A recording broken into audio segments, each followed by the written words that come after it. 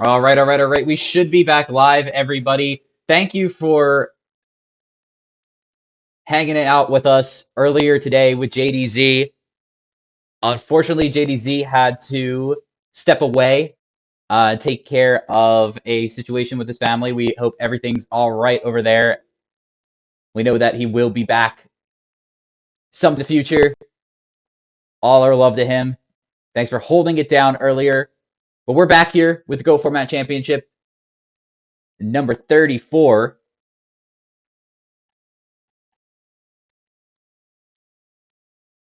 And we're live here. We got Pui down in the losers bracket against a new challenger, who we saw earlier today.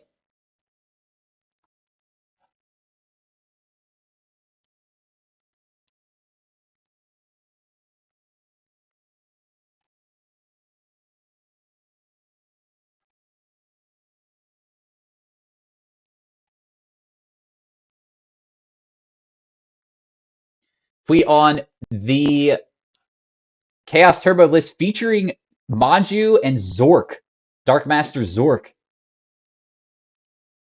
Effectively, their deck is sort of plays like gadgets. You guys are familiar with the gadget strategy. Every monster that you get just replaces itself. Is the whole idea of the deck, and is a more aggressive version of Chaos Turbo. And it's done her pretty well so far in the tournament. Made it pretty far into the winner side of the bracket, but unfortunately took a loss to Jacksworn and is now back in the loser side. That's all right, not out of the tournament because this is a double elimination bracket for those unfamiliar.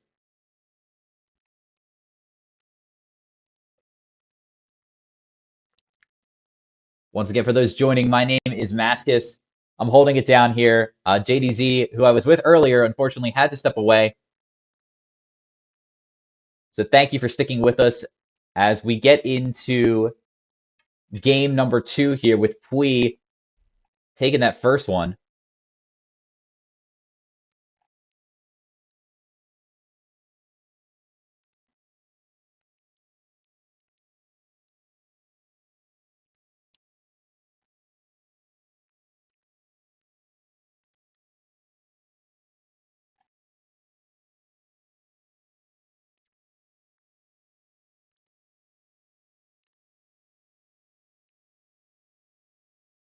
New challenger we saw earlier today on a more standard-ish Chaos Turbo list.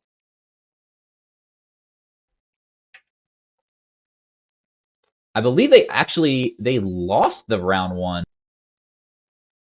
Double check that.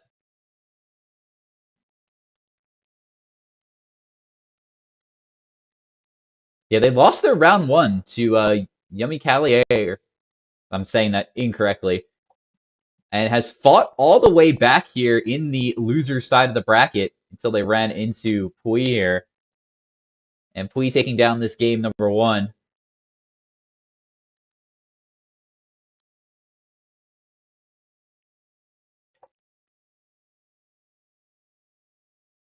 Question from the chat. Will the 25th anniversary reprints have the modern erratas? That is not a question that I have the answer to, unfortunately. I would hope not, but they may.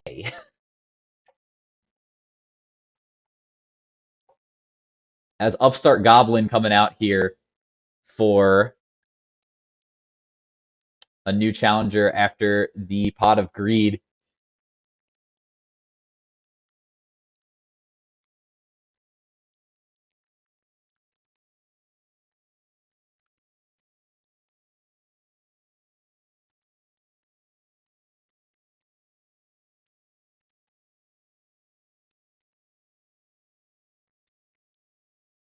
Trapdoor Shoot, gonna take a peek at the hand. Sees Blackluster Soldier, Tribe Infecting Virus, Graceful, Mirror Force, Ring of Destruction, and Phoenix Wing Wind Blast. Gonna get rid of the Blackluster Soldier. I would say that's a good pick. Pui's probably gonna fire off the Graceful here now that their hand has been revealed.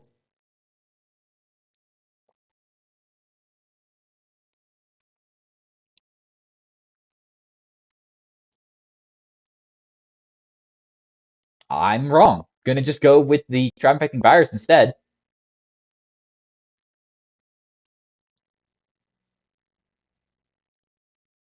Which is fine. You don't have to fire up the Graceful. Especially with Pui's deck, they know that their deck is a lot stronger when they can convert pluses that they get into new cards. So being able to maybe normal summon like a Manju later on, or if they draw the Thunder Dragon, and just being able to use that in combination, draw a couple cards and then discard the cards that they drew into.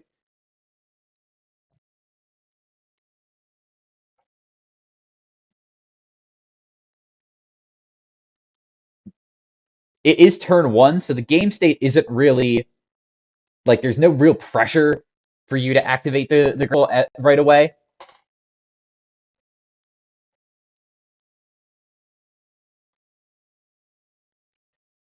Both players passing the prio here. Gonna normal summon Breaker the Magical Warrior. This could prompt a response here. You might want to just ring it if it is Ring of Destruction face down. It was Mirror Force.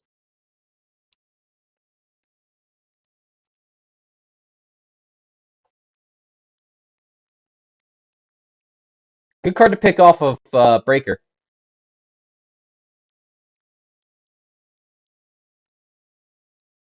The awkward situation here now is that they're both 1600, so it's do you crash your Breaker into the Tribe Infecting Virus?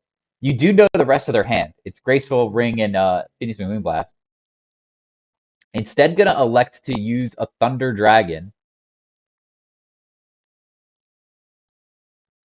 And Pui just writing down what they know in the hand. 2 Thunder Dragons and a Magician of Fate that was picked up from the Sangan. And now here comes a Chaos Monster. That's the big one, Black Soldier. This is going to be 14, 3k, a lot of damage coming through, 6,000 in total. And now Pui may need to fire off that Graceful Charity that's in their hand.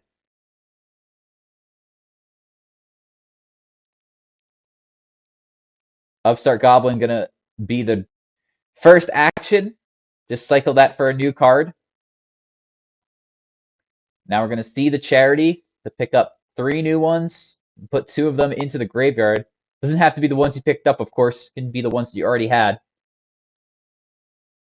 Sinister Serpent, that's a new card that was added.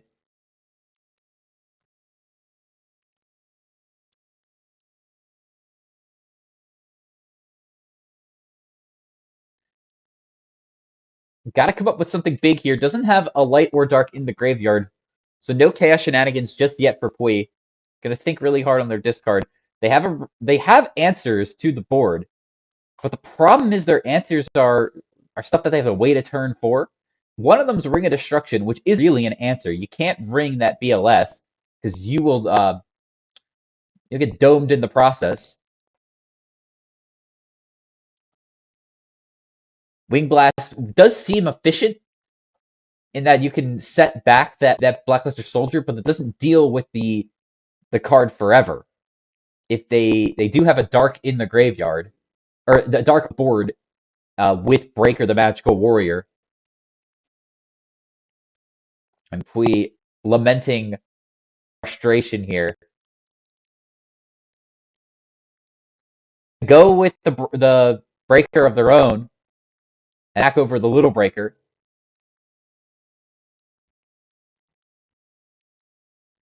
Hey, year 2001. Thanks for joining us here in the chat. Hope you're having a good day. Enjoying some goats with all of us here in the Premium World Championship Qualifier number 34.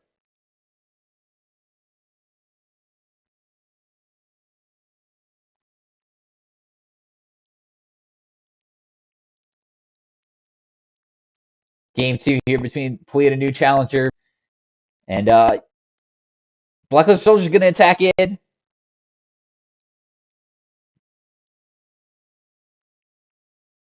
Yeah, Pui's not really happy about this.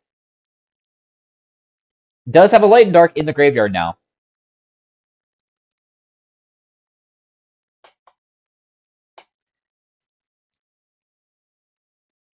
Something that is a bit of a drawback for this deck that Pui is playing is that the I'll just put it bluntly, all the real pool in GOAT format is not very good. The cards themselves don't really work as a single card, so drawing them is not just doesn't do anything. So when you get into a situation like this, drawing a ritual monster just won't really help you at all. And Pui thanking Cece for a top deck Kaiko, but may have been to bite butt a little bit here because they just ran themselves right into a Grapekeeper Spy. Thankfully, the Kaiko is going to be able to ward off the Blackluster Soldier that is hanging out in a new challenger's hand. Pui probably thinking that the set card was the Magician of Faith that they know about. Magician of Faith would have been powerful, though, being able to get back a Pot of Greed, and it's probably going to get set here now. Unless a new challenger is going to get really tricky here. Switch things up on.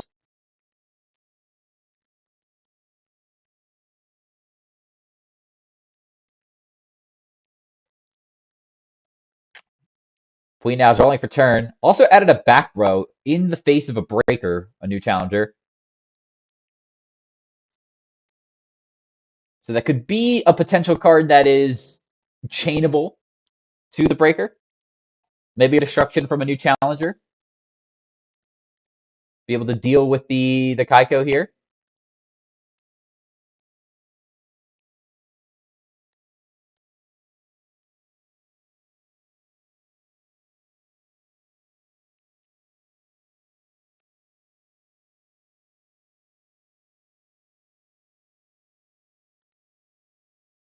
And Magician of Faith is going to be the pickup.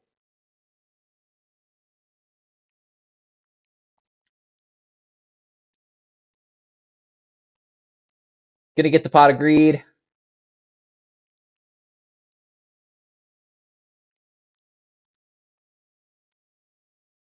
Into the Graceful Charity.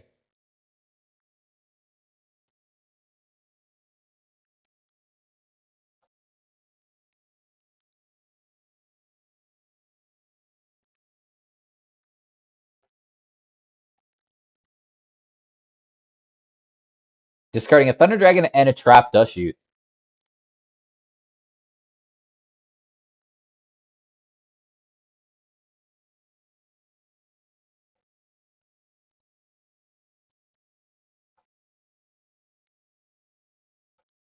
Michael Gray, this is game number 2. Pui is up a game, as you can tell by the scorecard on the right. And also, I think you are right. The Blackluster Soldier that was wing blasted to the top may be gone thanks to the attacking into the Spy and the Spy finding another copy of itself. And a Ring of Destruction finally coming out, being forced by a wing blast of a new challenger's own. Pui elected to not use the breaker into that Phoenix Wing Blast. And now it looks like that the Tribe Infecting Virus is going to wrap up the game here. And we're going into game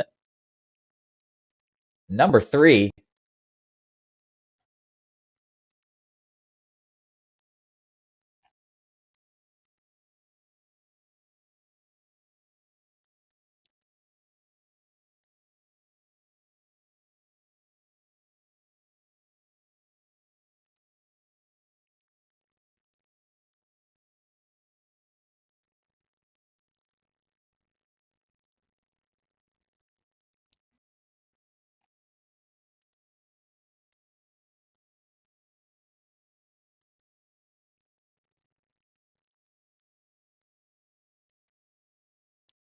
Thanks again, everybody, for tuning in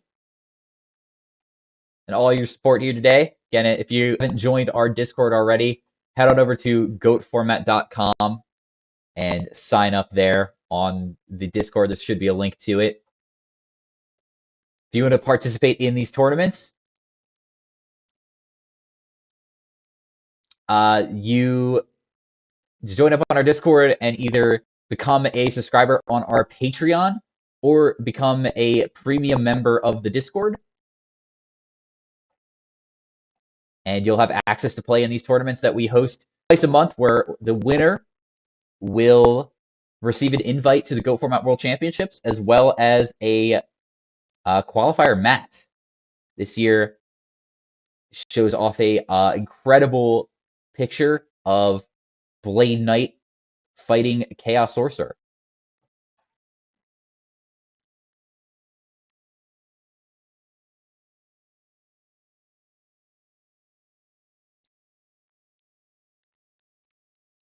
As we get on into game number 3 here, Pui and a new challenger. Pui on the Chaos Turbo Zork variant. Yeah, you heard me right. Dark Masters.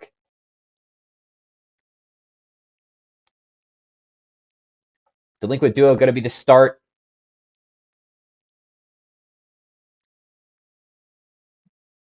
Popping off with a Thunder Dragon here.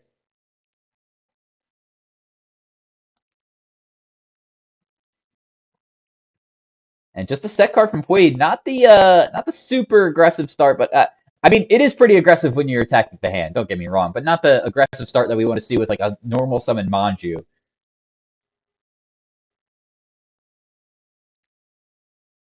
Looks like Breaker is the pick. We have Sork Faith and Movement of Crossout. So not a very active hand here. There's nothing in the grave to get back for a new challenger. And now here's the aggro with Kaiko being added to the board. And Kaiko not even going to get rid of the Thunder Dragon.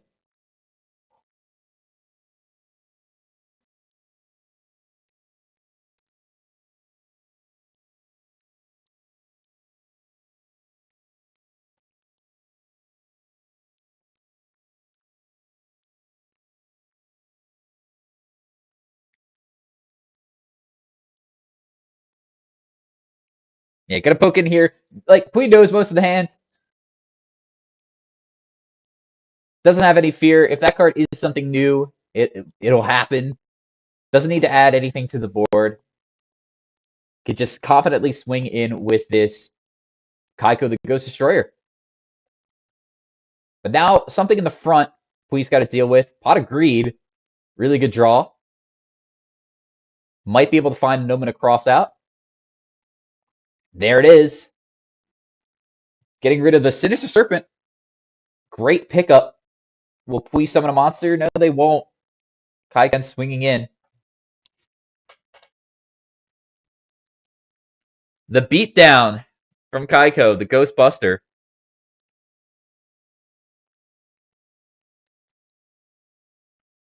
Another Thunder Dragon. That first one was discarded from Pui's Delinquent Duo. So going to only add the one here.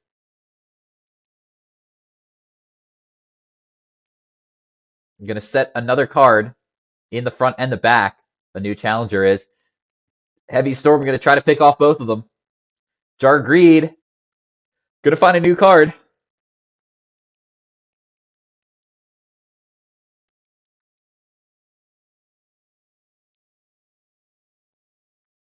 And yeah, Phoenix from Wing Blast here. Didn't give a chance to respond. Phoenix from Wing Blast here will now lock this draw out. And clarifying which set. So gonna redraw whatever set that is. Thanks to the Jar of Greed effect. So effectively locking them out here. No other monster, though, to push for game. I mean, they're just going to get the card anyway back from the thing, but Heavy Storm doing its job. Please say Zork has officially done something, yeah, by being discard fodder for that Phoenix from Wind Blast.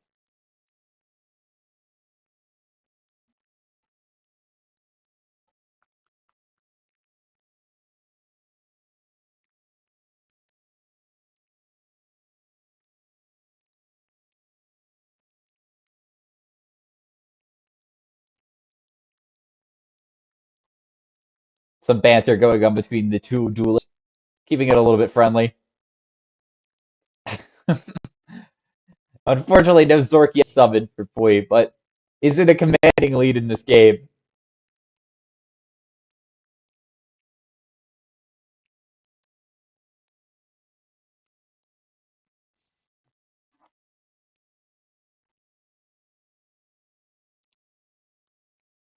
Kaiko now gonna be the summon. This will turn on Light and Dark if uh if a new challenger is able to clear the Kaiko, and looks like they are. So now your hand is Faith, Thunder Dragon, this is Chaos Sorcerer. You just finally were able to clear against Kaiko. I think you kinda have to summon the Chaos Sorcerer, maybe?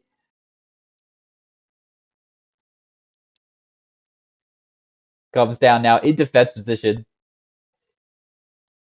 If you don't, you use normal summon to clear, so you don't have a defender. But here's a Blackluster Soldier on Please End. There's no light in the graveyard, so I don't know how they're going to be summoning this card.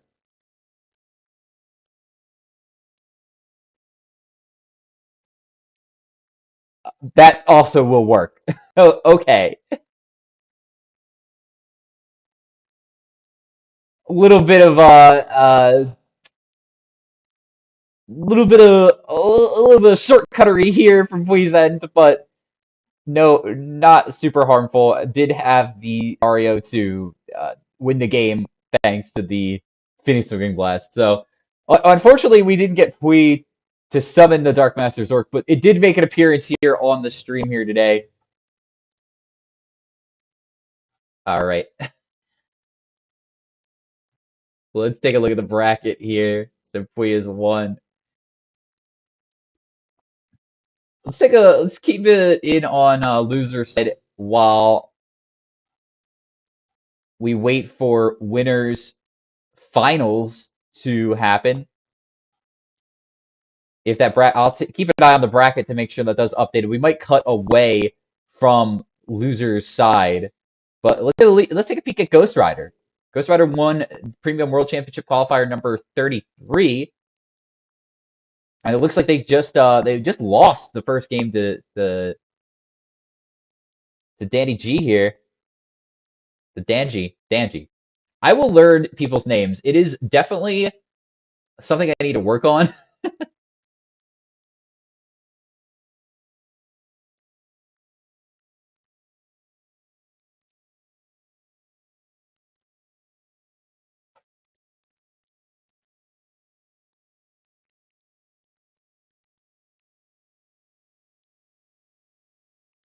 Yeah, still loser side here.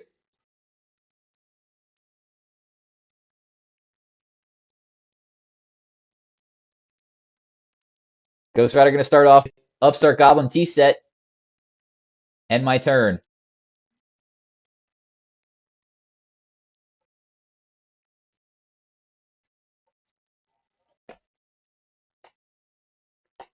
Danji having a bit of a think with his totally awesome sleeves.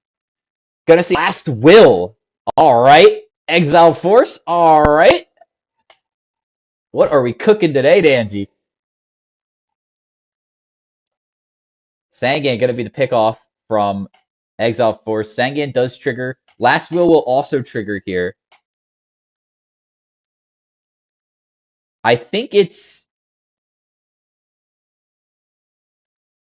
technically it's Sangan first as the mandatory, and then Last Will would have to chain because it happened at the same time.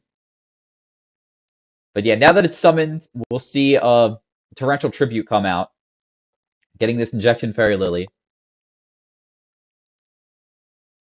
And that does matter a little bit, because Ghost Rider could change what he wants to add off of Sangan based off of Lily coming out, right?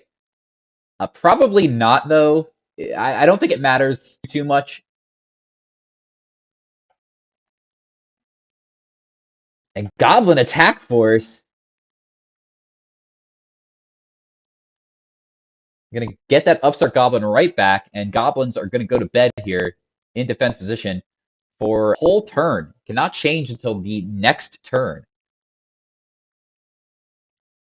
Well, technically the end phase of your next turn. So if you go to end phase and have like a like an effect to change a position, you can do that.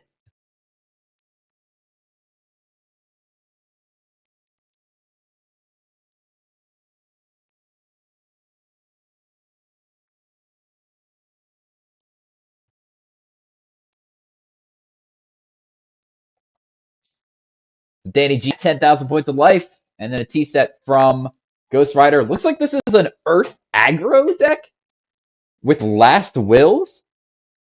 Maybe there could be Cat somewhere in there.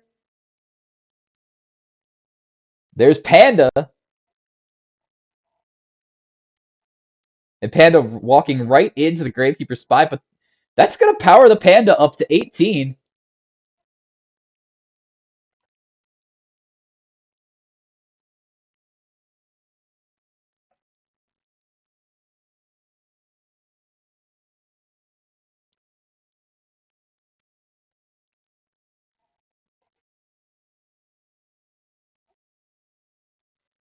Ghost Rider has a lot of cards to work with.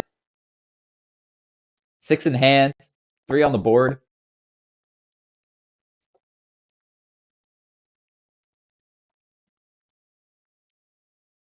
Tribe Infecting Virus come down. Gonna be able to pick up the whole board here.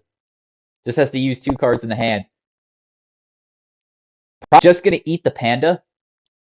This way they can just attack over the Goblin attack force. But instead it's gonna elect to get rid of it because they have a Knight Assailant. So this is essentially a free kill. And now switching his monsters to attack position, understands that you got to get the beatdown deck dead. That's 4,000 swinging in. Going to drop Danny G down to 53.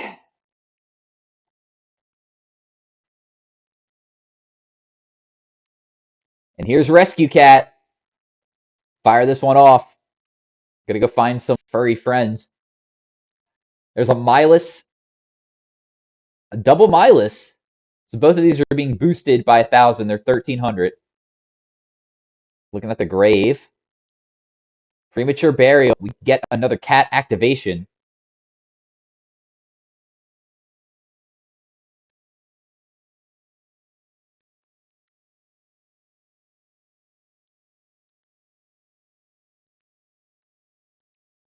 Third Milas Radiant coming out. And a Panda. So this is, I'm so bad at math. Oh, and there's a Gigantes on the board as well. So that Gigantes is getting, these are all boosted by 1,500. And then the Panda gets boosted up by another 15. Thanks to that, there's the 3,800 Panda on the board currently. Everything else is at 18 for the Milases. And Gigantes is at 34. So what can we accomplish? I don't know if this is game. I think a Panda has to attack the tribe. And then 2 Milas can get over the Gravekeeper spies.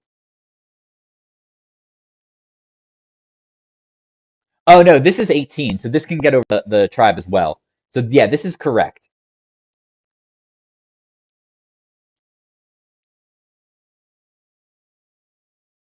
So it's going to take 40, not 40, 26 from this attack. We'll take another 230 or 28, and then another 634, and then 34 for the Gigantes, so 68, and then 15. That should be enough. Oh, he has to attack that way. Oh no. Wait, no, he did. He messed up. Is that the messed up attack order? Wait a minute.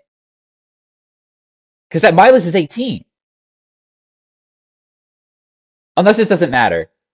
Oh, it's exactly lethal. Oh my gosh.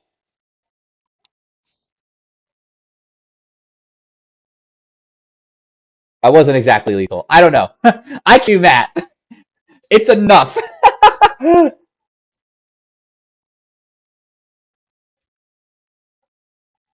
Unless it's a book of moon face down, then you have to book this last attack. Ghost Rider looking at the graveyard.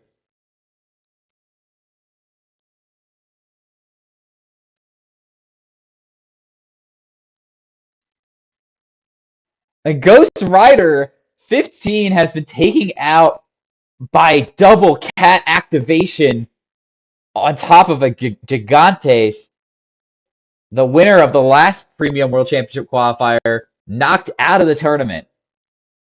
Wow. I did not expect to see double cat resolve today. Honestly, I did not.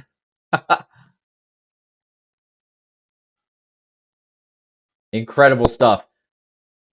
Take a look here at the bracket.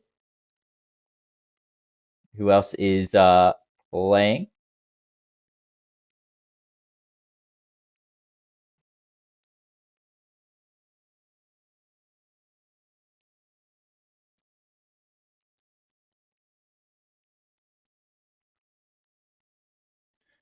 Move on over to Alefia's side. Still in losers here. Alefia on the zombie deck as Tupai is on the warrior.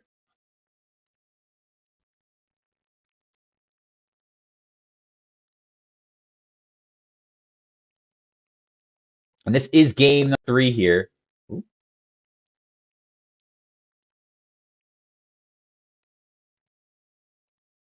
Oh gosh, I'm clicking all the wrong ones. I love streaming. There we go. I think I'm good now. I'm not good. Oh my gosh.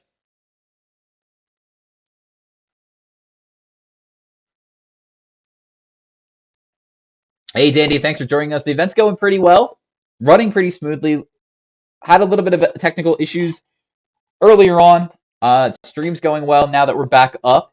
And saw some spice. We're seeing zombies here from Alefia. Zork coming out from Pui.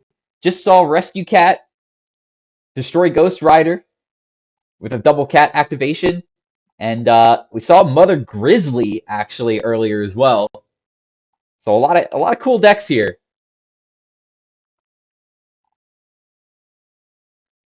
As we're now seeing Alefia take control of a Blackluster Soldier by the effect of Snatch Steel. Going to try to swing in here for 5,000 points of damage. And it looks like it's successful.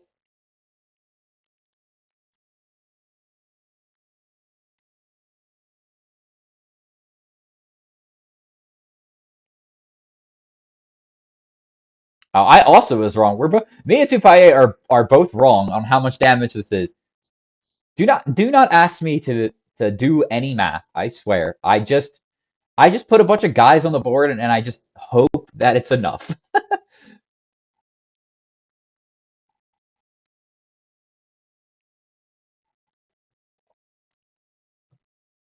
Tupaye with the snatch deal is going to bring him back up to 31, and now has a snatch steal of his own. Alefia, give me that, and Tupaye said, "Give me that back." Now he's got control. See what he wants to do with it. You can just banish here. You could also try to attack. The attack might hit into a pure turtle from Alefia's end.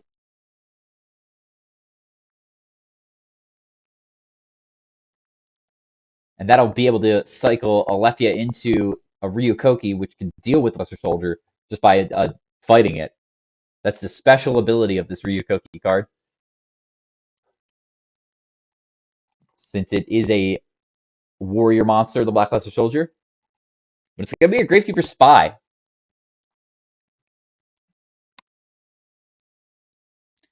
And that looks like it could be the turn for Tupaye.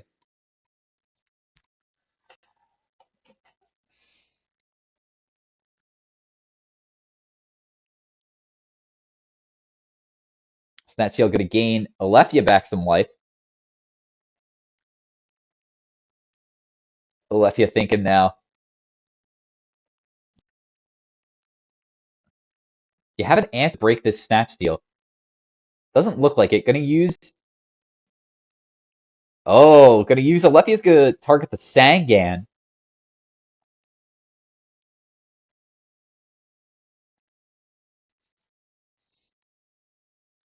Might see a tribute off here.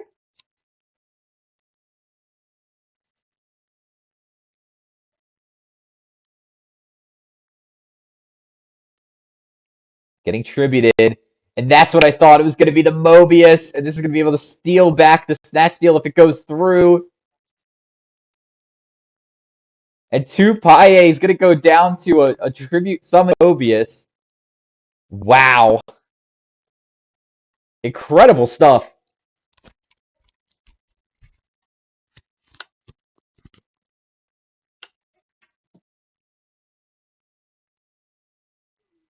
Seemed like a very close game 3.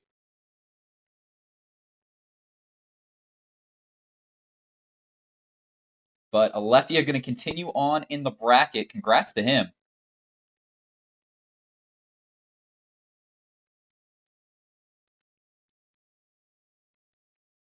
Not a ton of duels to spy in on going on right now. We're going to drop back down. We saw Rabbit a bit earlier, but he is playing the ever formidable Ivan Rosito. We could find his game. If I can find his game. If I can find his game.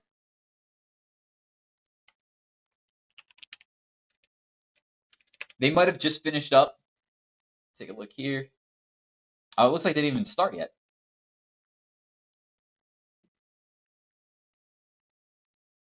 My deck's not allowed in GOAT format, usually. It's usually what happens. Still keeping an eye on the bracket here. We've got Lucas sitting in winners finals. We'll get winners finals as soon as that is ready. In the meantime, we're just going to keep an eye on the loser side of the bracket. We still have Alefia and Danny G actually playing together. Jack Sworn here in the loser side. Pui still in the loser side. LaBouncy and Rabbit and Ivan Rosito. This tournament's going along pretty fast and pretty smooth.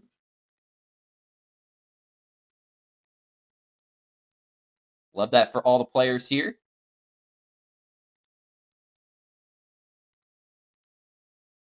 Rabbit we saw earlier on the Warrior.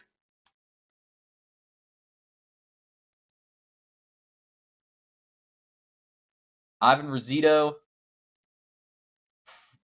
Not sure. Maybe there's going to be a Chaos Monster in Ivan Rosito's deck. Probably a couple Thunder Dragons. Usually that's what he's on, but if he switched it up, all power to him. Going to start with a Delinquent Duo. It's a very popular GOAT format card. There's 2 little imps on the artwork. They got little bows on their tails. I think that's pretty cute. And they are definitely delinquents, as they can take cards from your opponent's hands and put them into the graveyard. Sometimes that's a detriment. Sometimes it's backbreaking. And it seems pretty good here versus the Warrior matchup, just giving them less cards to play with. First duo is going to get rid of the Reinforcements of the Army, and the second one's going to hit the Don Zalug. The Knife Don. I like the knives. I know we're fans of the guns, but I'm a knife connoisseur here for the Don Zalug at least. And Ivan just going to set a couple of cards, 1 in the front, 2 in the back, and say, go ahead. Rabid, draw for turn. What you going to do, brother?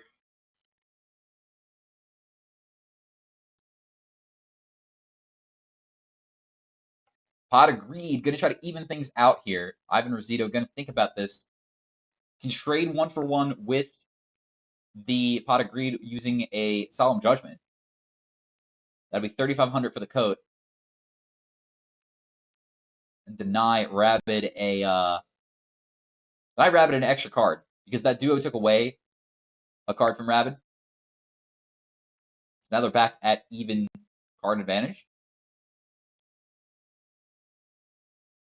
Heavy Storm going to be the pickup from Rabid's side. Going to hit a jar. Nobin a cross out now. Probably wishing he still held on to that Don. Would have been able to rip a card out of Ivan's hand and simplify the game a lot more. But Nobin a cross out is going to take out a Dekoichi. Triumphing Virus is going to come down. Probably drew one of those cards like Nobin or and just wasn't expecting to get that far. But if you got a Trap Dust Shoot, that's pretty good too. I guess that's if you knew that you had the Trap Dust Shoot instead, then you get better knowledge. So discarding the Don is fine because you're not tempted to summon it and walk into anything. And I'm Rosito clarifying if anything else is going to get chained here. You could do another Dust Shoot if you'd like.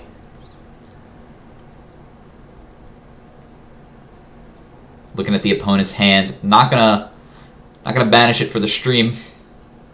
Poor us.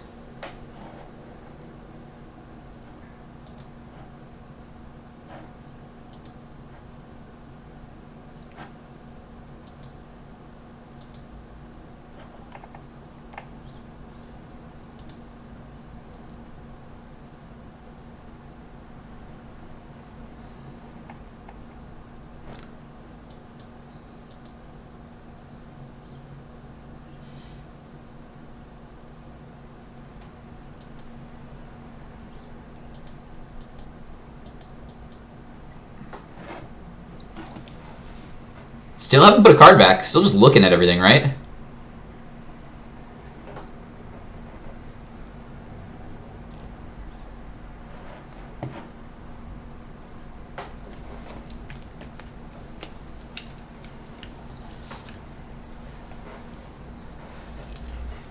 And it looks like Magician of Faith is going to get sent back. Now I'm Rosito got to think.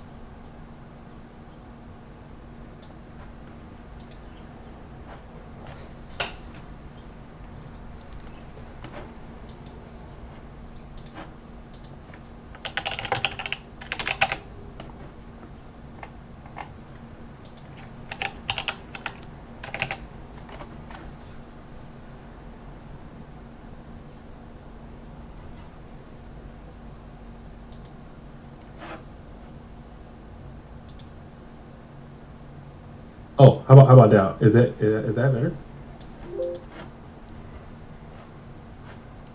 I don't know. Sometimes it's that weird Discord thing, man. Discord's all jacked up sometimes. I can't hear you if you can't hear me. How about now? How about now? I can hear you. Oh, you can hear me now. But the stream can't hear me. Oh, damn. Okay. Play my end. How about now?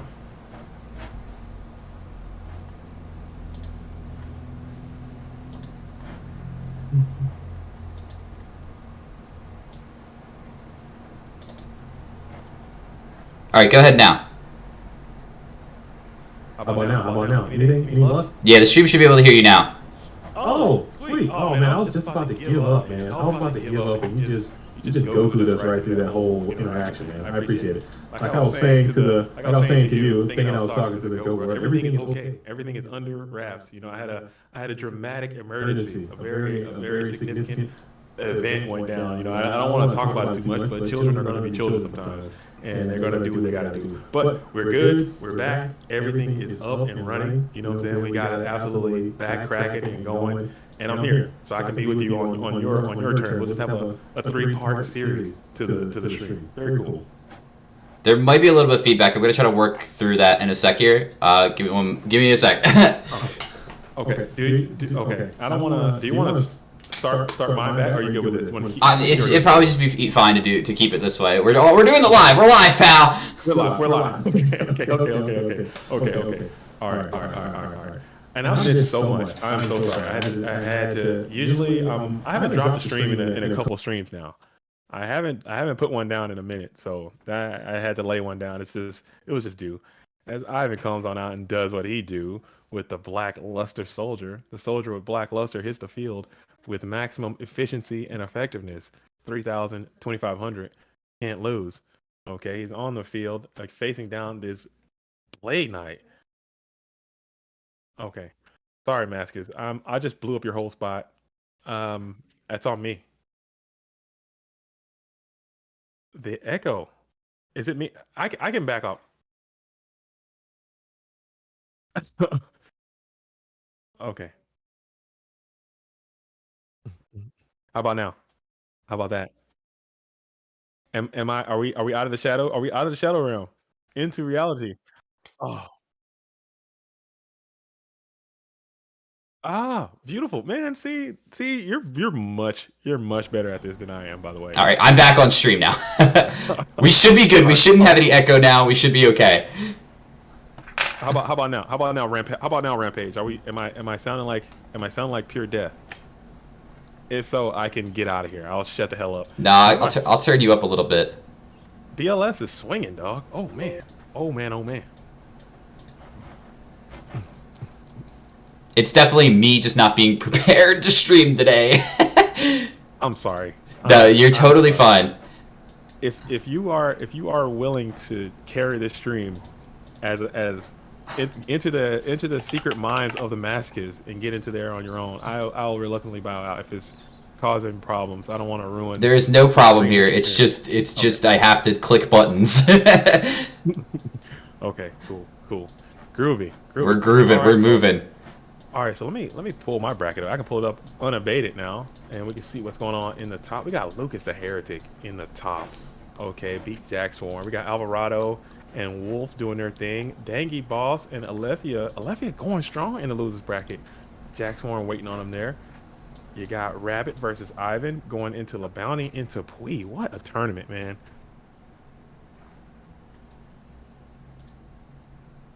Your audio doesn't sound good today, but your shirt is fire. Oh, I think it's I don't know, because this is not my setup. I'm not sure what's going on. Oh man. I'm trying to boost you. Oh, bass boost. Oh man. I'm sorry guys. I had a significant life event that just went down. Worked it out and now I came back, but it appears as if I might not be able to continue on.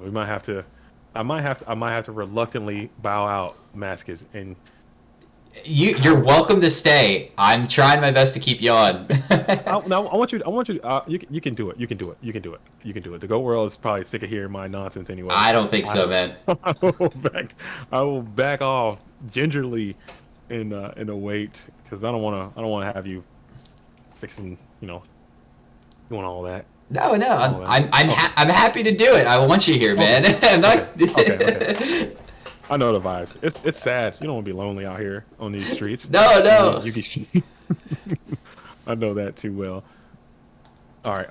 All As long as the people can hear you, we're good to go. We're fine. Okay. We're riding. All right. So we're chilling. We're chilling with it. And DD Warrior Lady's gonna come on out, clear that effect, banish the black luster to the outer reaches of the universe. And now we have Ivan, who's up 2 cards. Then his servant being one of those cards, he's gonna ponder, usually thinking about the trap does shoot in this exact same position as it often goes down.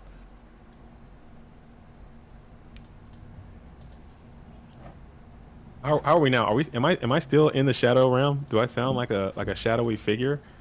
Let me listen to this. I think you're fine on my end. I don't know what the people hear, unfortunately.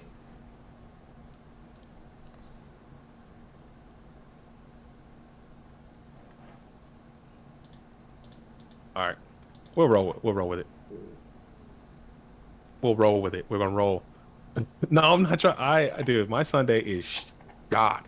My Sunday is it's not shot. It's fine. It's fine. We're good. We're so good. We're so good. All right. We're here. Okay. So he's gonna set up the Mon in defense position, passing it back over to Rabbit, drawing up to one card in hand, one set spell trap on the field. Could be anything. Probably not. The trap does shoot, as you know, it did not get played. That'd been a good time to get your dust on, if you can. Okay. This is a Masochist production. So we have like the latency is a little high. I like to keep my latency on 0. You know, I like to be live in the moment, you know what I'm saying, with the viewers as well as myself, you know what I'm saying? But Masochists like to keep a little delay on you guys, so I can't read what you're saying in the same time. You know, it's gonna be a little buff, so I'll just have to keep that in mind. As we're going to the first main phase, Ivan thinking about it, 5 bountiful cards in hand, 2 of which you know to be Thunder Dragon, 1 of which could potentially be that Sinister Servant, unless it is defense position on the field right now. I got a call from Pui, and she said that this PWCQ is full of spice. This one is the spice of life. You got some actual spice gods in the building, as Ivan is still trying to get on in there. So this one might be the one. We might need to make a spice report on this one. Oh, nice. Okay. The Shadow Realm has passed. Good. And I'm free. Nice. I love that. We got you out of there. We got you out of the TV. You're no longer stuck in the TV. Grandpa, no. Okay. Thank you so much, Maskis, for doing that, man. I know you weren't prepared to stream it today, but I dropped the ball. I fumbled the bag. You did not fumble anything, my guy. I fumbled the bag. We had it, and I had to do it, but now we're back. This is Goat World. We all take care of each other. We're all one team, one fight, one family. Fast and Furious 10, you know, family. It's all about family, you know. That's the moral of the story. Vin Diesel taught me that. That's what I was about to say. What is this, Fast and Furious? Vin Diesel taught me that. It's all about family. If you're playing Turbo, it feels like Fast and Furious. That's what I was thinking with like your typical Turbo player is like you in like a sports car like drifting.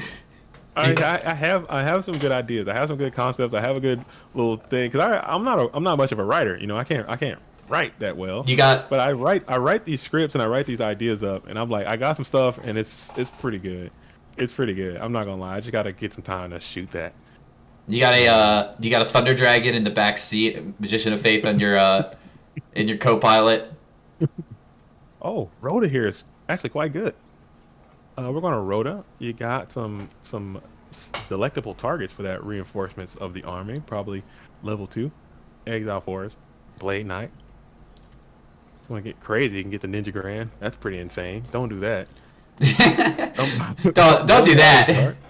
Unless he flips Light of Intervention right now, then yeah, do that. Let's see it. So he's going to reinforcements of the army. And that's going to allow appreciate it, Nate Dogg. Yeah, everything resolved without a hitch. So we're good to go. We're good to hook. And it's gonna bring out the Exile Force, go into battle phase, attack over what it believes to be the Sinister Serpent, and it is in fact Sinister Serpent. And then we're gonna go second main phase, pop is Tsukiyomi. Yeah, getting that man out of here. Get out of there. Tsukiyomi is a man. Okay. Is a man. All right.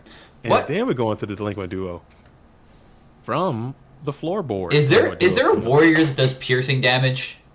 There is that. Not that I can think of. There should be. So Rabbit is a multi-roller. Okay. Don't love that. Yeah, not a good look. Don't love the multi-roller. Could be honest with you, not a good look. Rabbit the multi-roller. Okay. You learn something about people all the time. The multi-roller is not that guy. So we're gonna one light, one dark that you just set up with the delinquent dude with the exile play. And then we're gonna just punch on in for the end of the game. Yikes, baby. Very yikes. All right. So cool.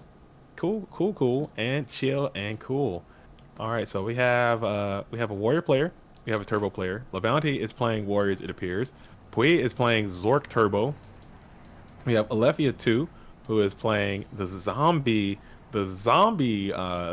deck, I would call that. Dangy Boss, I'm not sure what Dangy Boss is. Dangy Boss is playing Rescue Cat OTK. Ooh, with nice. With Gigantes and Goblin Attack Force in the main deck, it looked like. Maybe at least on the side. And then we have Jacksworn. Did you see Jacksworn at all? Did not get a chance to see Jacksworn. I don't know what Wolf 73 is on either. They're fighting Alvarado at the moment. We're gonna try to. We may cut into the winners finals when Lucas and the winner of Alvarado and Wolf 73 play. But okay. Yeah, we're still waiting on that to finish up. Unfortunately, I have not seen either Jacksworn or Wolf 73 today. But they did defeat Alefia earlier on. Oh, okay. Jacksworn typically plays a lot of the Warriors decks as well. So a lot of aggro decks coming out to kind of counter this turbo meta that has kind of befallen us. Pui from Pui's Card Academy. Again, all of you guys should go like and subscribe to the Pui's Card Academy. She puts out some fantastic GOAT format videos and other videos as well. Killing the game over there. And Pui says that Tsukiyomi is in fact trans. Perhaps. I don't know. I don't know how to make that. I don't know how. They definitely say trans rights. I agree with that, but I don't know if the card itself is. I think it's up to debate. I think it's up to debate. There could be a debate because we always do that. We always say, hey, you look at cards and you assume their gender, based on what the card looks like. But we never assume if that person is in transition. I don't want to. There's a lot of political stuff. I don't want to get into the political politics of it. I don't want to go down that road too much. Yeah. Possibly. We'll walk that line between being canceled and not. What we do know is that Tsukiyomi loves to put stuff face down. Yep. And we're happy that they're in the format and doing it for us. Because thank you. I do want my Magician of Face to go face down every once in a while so I can flip them face up. Tsukiyomi definitely helps out with that. I like that. That was a very good answer. I don't care what gender they identify as long as they do their damn job. I think that's what's most important. And Persevere asks, what is spice? Okay. Spice, in my opinion, is something that is off beat. It's off base. It's something different. It's something your own technique, your own way of cooking. Like if you cook the same dish but you throw your own spices in there, just make it a little bit different. That's the spice, in my opinion. People have their own interpretations of what's spice and what's not. I mean, and Zambira comes on out. It's something that tastes spicy. What do you mean? It should be easy for you to figure out. Yeah, that's what Persevere was asking. What is spice in the comments there? And because I'm addicted to spice, like I'm addicted to playing low percentage cards that aren't played often. You are you're like Paul Atreides in Dune. You got that spice flowing through you. Yeah, your eyes are all blue.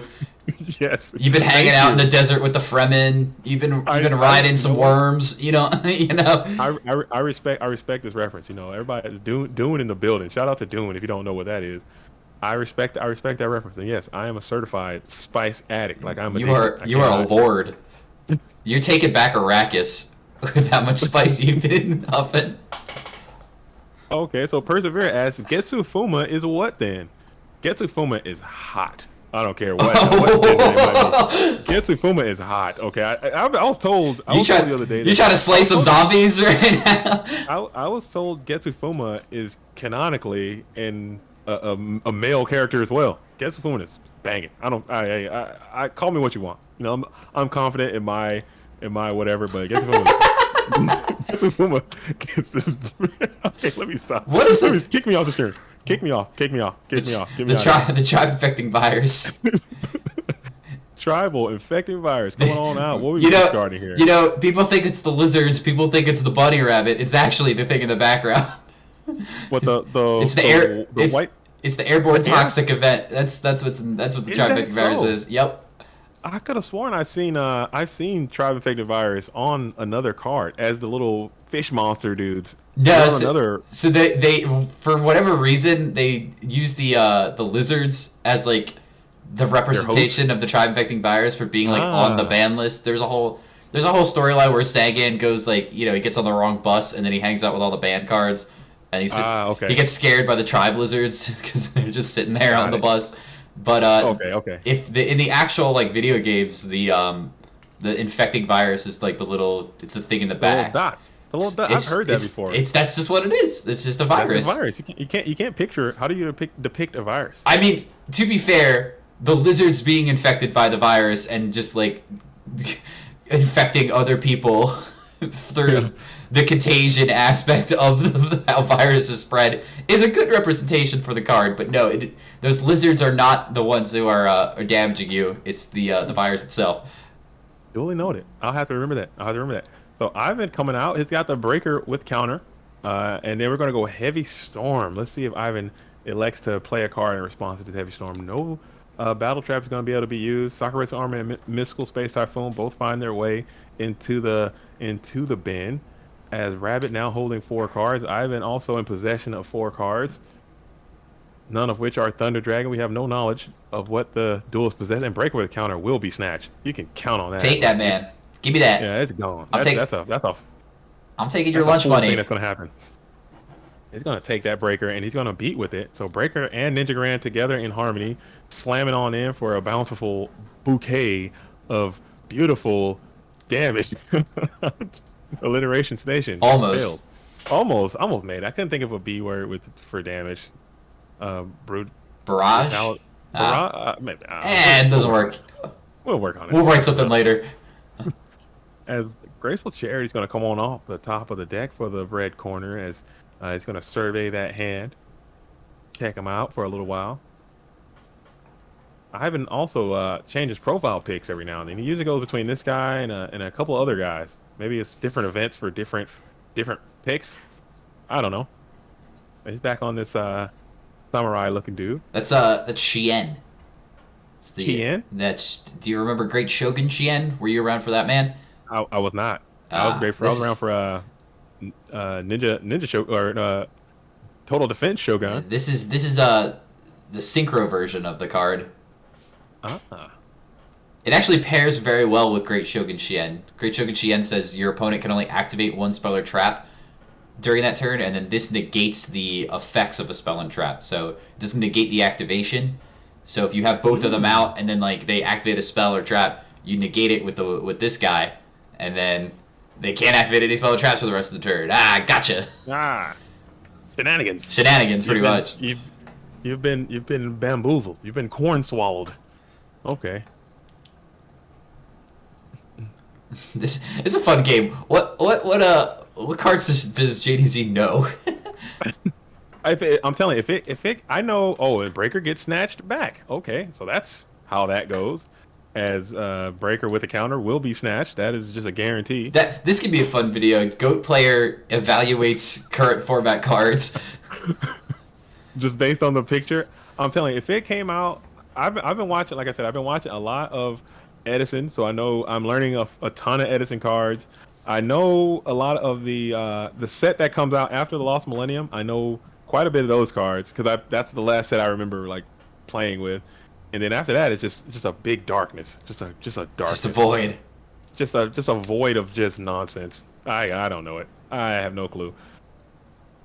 I don't know. It's just the way those cards look now. They just don't. Everything in the current game, it just seems so sharp and so like daggery and so metallic. I don't know. It just seems that's like different. No, they're all just anime girls now. I don't know. It's strange. It's a strange thing how how they design those cards now versus how they used to be Well, designed so like in DM. the it used to just be like the cards were made, and it was like this is what cards would look like if like anime people were playing them, right? Like this is what like the anime people would play if like Magic the Gathering existed in this anime world, right? But now we've evolved into just the cards themselves are anime. Like it's just what they look like. I don't know. It's just everything just seems like it just seems so Gundam Wing 40,000. It's not. It's absolutely not. There's like literally there's a new archetype that's like it's just a cat and it remembers when it was like happy and it just like it does something when it has that memory and then it becomes like a different cat. That's all it is. That's all it does. Well, it's gonna ring up the breaker instead of allowing it to get snatched. That breaker was going all over the place, back and forth, and we're gonna slam the BK Blade Knight, and then we're going to smack in for what could be game, and it is not. It is in fact going to be the Mirror Force. I've been holding one card in hand. True Michigander. Show JDZ as Shizu tier elements. I don't want to break that man's brain. I would love to, but we wouldn't have a JDZ. Listen. I might not know the game, but I'm a fan of Yu-Gi-Oh in all varieties, all formats. So whenever there's like a YCS and it's being streamed, I will tune in. I will watch it. I have no idea what's going on. I just listen to the commentators and I watch the cards, and I'm just lost. But I'm just like, right on. Oh, he played Solemn Judgment. I know that card. All right.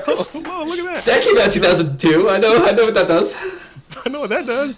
So I have fun with it that way, but I don't know what the hell's going people on. are still playing stuff from. That's just so beautiful about this game. I think obviously with Go format that people still are so invested into playing a format from almost like 15 years ago, over 15 years ago, all right. But that people even in 2023, it's like like Solemn Judgment, we're still playing it. Like people still use polymerization as like a real card. Wow. It's incredible. Regeki is at 3. Like you can just play 3 Regeki if you want to. Dude. I don't know. It seems like a lot. I want to get into it, but it just seems like it's a lot. No, it's definitely a lot, but it's a lot of fun if you love Yu-Gi-Oh. I recommend it. But also, obviously if you're here you love GOAT format, and I think that there's so much replay value you can get at a GOAT format as well. And this is why we're here. This is why we're covering the Premium World Championship Qualifier number 34. All right, so we got the Swords of Villain Light again showing its absolute merit. If you're not playing Swords of Villain Light in some capacity, and you're playing the Turbo deck or Control deck or whatever deck you're playing, I think Swords of Villain Light is worthy of a spot because of situations exactly as being demonstrated right now. It is just so good.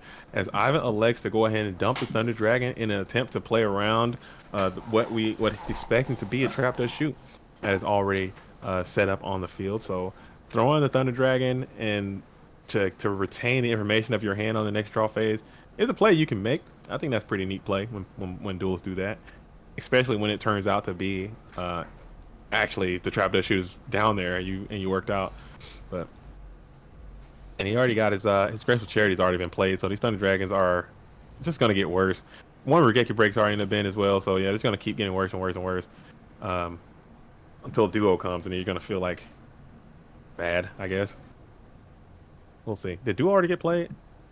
No, that was last game. Okay, cool beans. So we're gonna go ahead and reinforcements of the army right now instead of waiting a little bit. We're gonna go ahead and play it now. Get that Mon to the hand now, early and often. There's no breaker effect, unfortunately, for Warrior.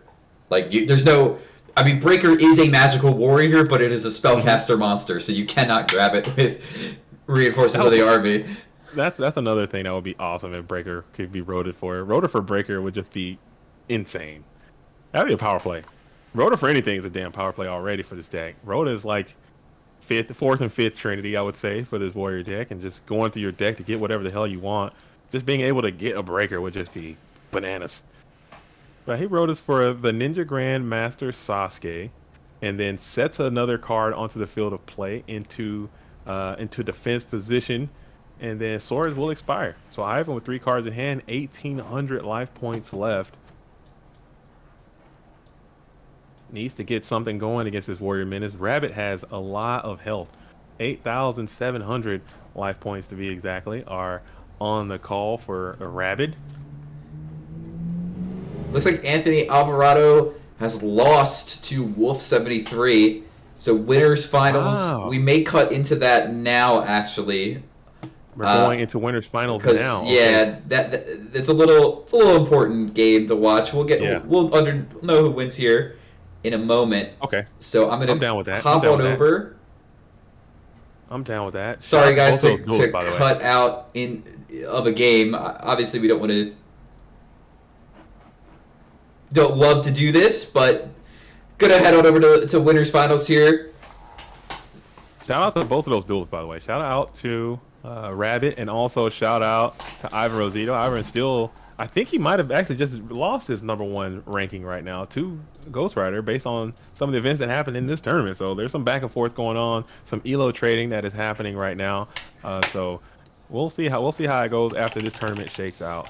But the Wing Blast is going to come on down. It appears as if Lucas the Heretic, 2021's Player of the Year, is on the Warrior strategy. Perhaps he made this deck very popular. He had a lot of great success playing the Warrior strategy throughout that entire dueling season, and now it appears as if he's back on his stuff, doing his thing. Now MVP of the Go Format War League for Season 2.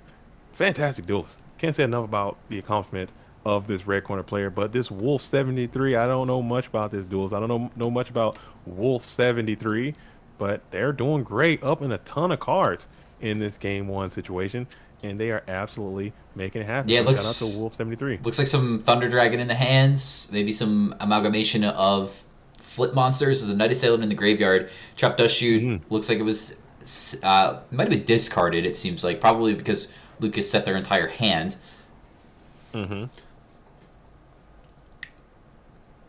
Yeah, but playing the defense now. Can't fight over this Blade Knight, but Lucas doesn't have an answer to the spies just yet.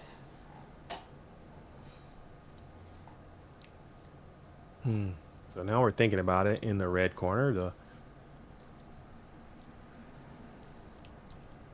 Mention all the accomplishments of Lucas the Heretic. Also a GOAT Grand Prix winner, GOAT Grand Prix Philadelphia, which is coming up next month again. Ooh. If you're in the area or feel like traveling out, you can head on over to in the GOATformat.com Discord. There is an events tab, and you can check out all the GOAT Grand Prix that are coming up in your area. And more to be announced. Hopefully, we got a bunch coming up. I know there's one in New York City in June. And also there's one in Texas as well. Oh yeah, Texas as well coming up as well. Yep. So if you want to play some GOAT format in real life, and also have a chance to earn or invite to the World Championships as well as one of the qualifier mats, take a look and see if there's anything in your area or anything that you may want to travel out to, and can try to earn your way there. As we see 5 monsters here for Wolf 73. 5 mons, a lot of spellcasters. How crazy is Tribe Infected Virus right now? I mean, it would go really hard, but it doesn't look like Lucas has a Tribe early on here. Another spellcaster, and it's going to negate that effect due to the effect of the Blade Knight. Let's see. Yep, no spell being able to. Yeah, no Grace of Charity, unfortunately. I wonder if he was tempting Lucas to put a Tribe Infecting Virus down so they could finally clear the Gravekeepers and the spellcaster on the board in Breaker, just so he could get the Magician of Faith to resolve. Man, if there is a tribe, oh my goodness, Lucas is probably dying for a tribe right now. That would just be insane. That would be a bulky tribe, man. That's a lot of materials on the board right now. Triple Spy, Breaker in defense position. Yeah, Sasuke is probably just licking his chops, ready to come on down. So we're going to switch this Breaker to attack position. That's always a sign that something is about to go down. And we're going to try to crash. Yeah, Lucas didn't set anything, didn't put a monster on the board, so that Blade Knight is small. Year 2001 Bluetooth. We got to get busy on that. Bluetooth out there. Shout out to Year 2001 as well. We go to the same locals together. We need to get something happening with our Tacoma, Seattle Go Grand Prix. I don't know what I'm doing. I'm supposed to be this ambassador to the format. I was supposed to be helping with this YouTube thing. I was supposed to be out here doing my thing. We still haven't got a GGP in the PNW just yet. No Northwest GGP. We're slacking. I'm blaming you, Bluetooth. That's both of us. Both of our problems. Yeah, that's Bluetooth's problem. Yeah, that's Bluetooth problem, not just me. All right, so it is Rota for the Ninja, and the Ninja's going to try to come on in and start clearing up some of these spies, and that's about as good a play as you can make if you're in this red corner. You're just kind of sitting here waiting, forcing your opponent to do something about this 4-star 1800 attacking warrior as it clears all your defenses. So you got to figure out a way to get this guy out the board and take the pressure back from this warrior player, as they often do it. And now you have your own tribe infected virus. Let's see if Lucas lets this go through, and he does. There's a thumbs up. So you're passing that ability to use your solemn judgment, and let's see if everyone gets in for attack. No. Just the tribe's going to poke on in for a little 16. Yeah, I'm fine with that. I don't think you need to press. You know that you're playing against warriors, so you know how valuable these spies are in walling. Mm-hmm.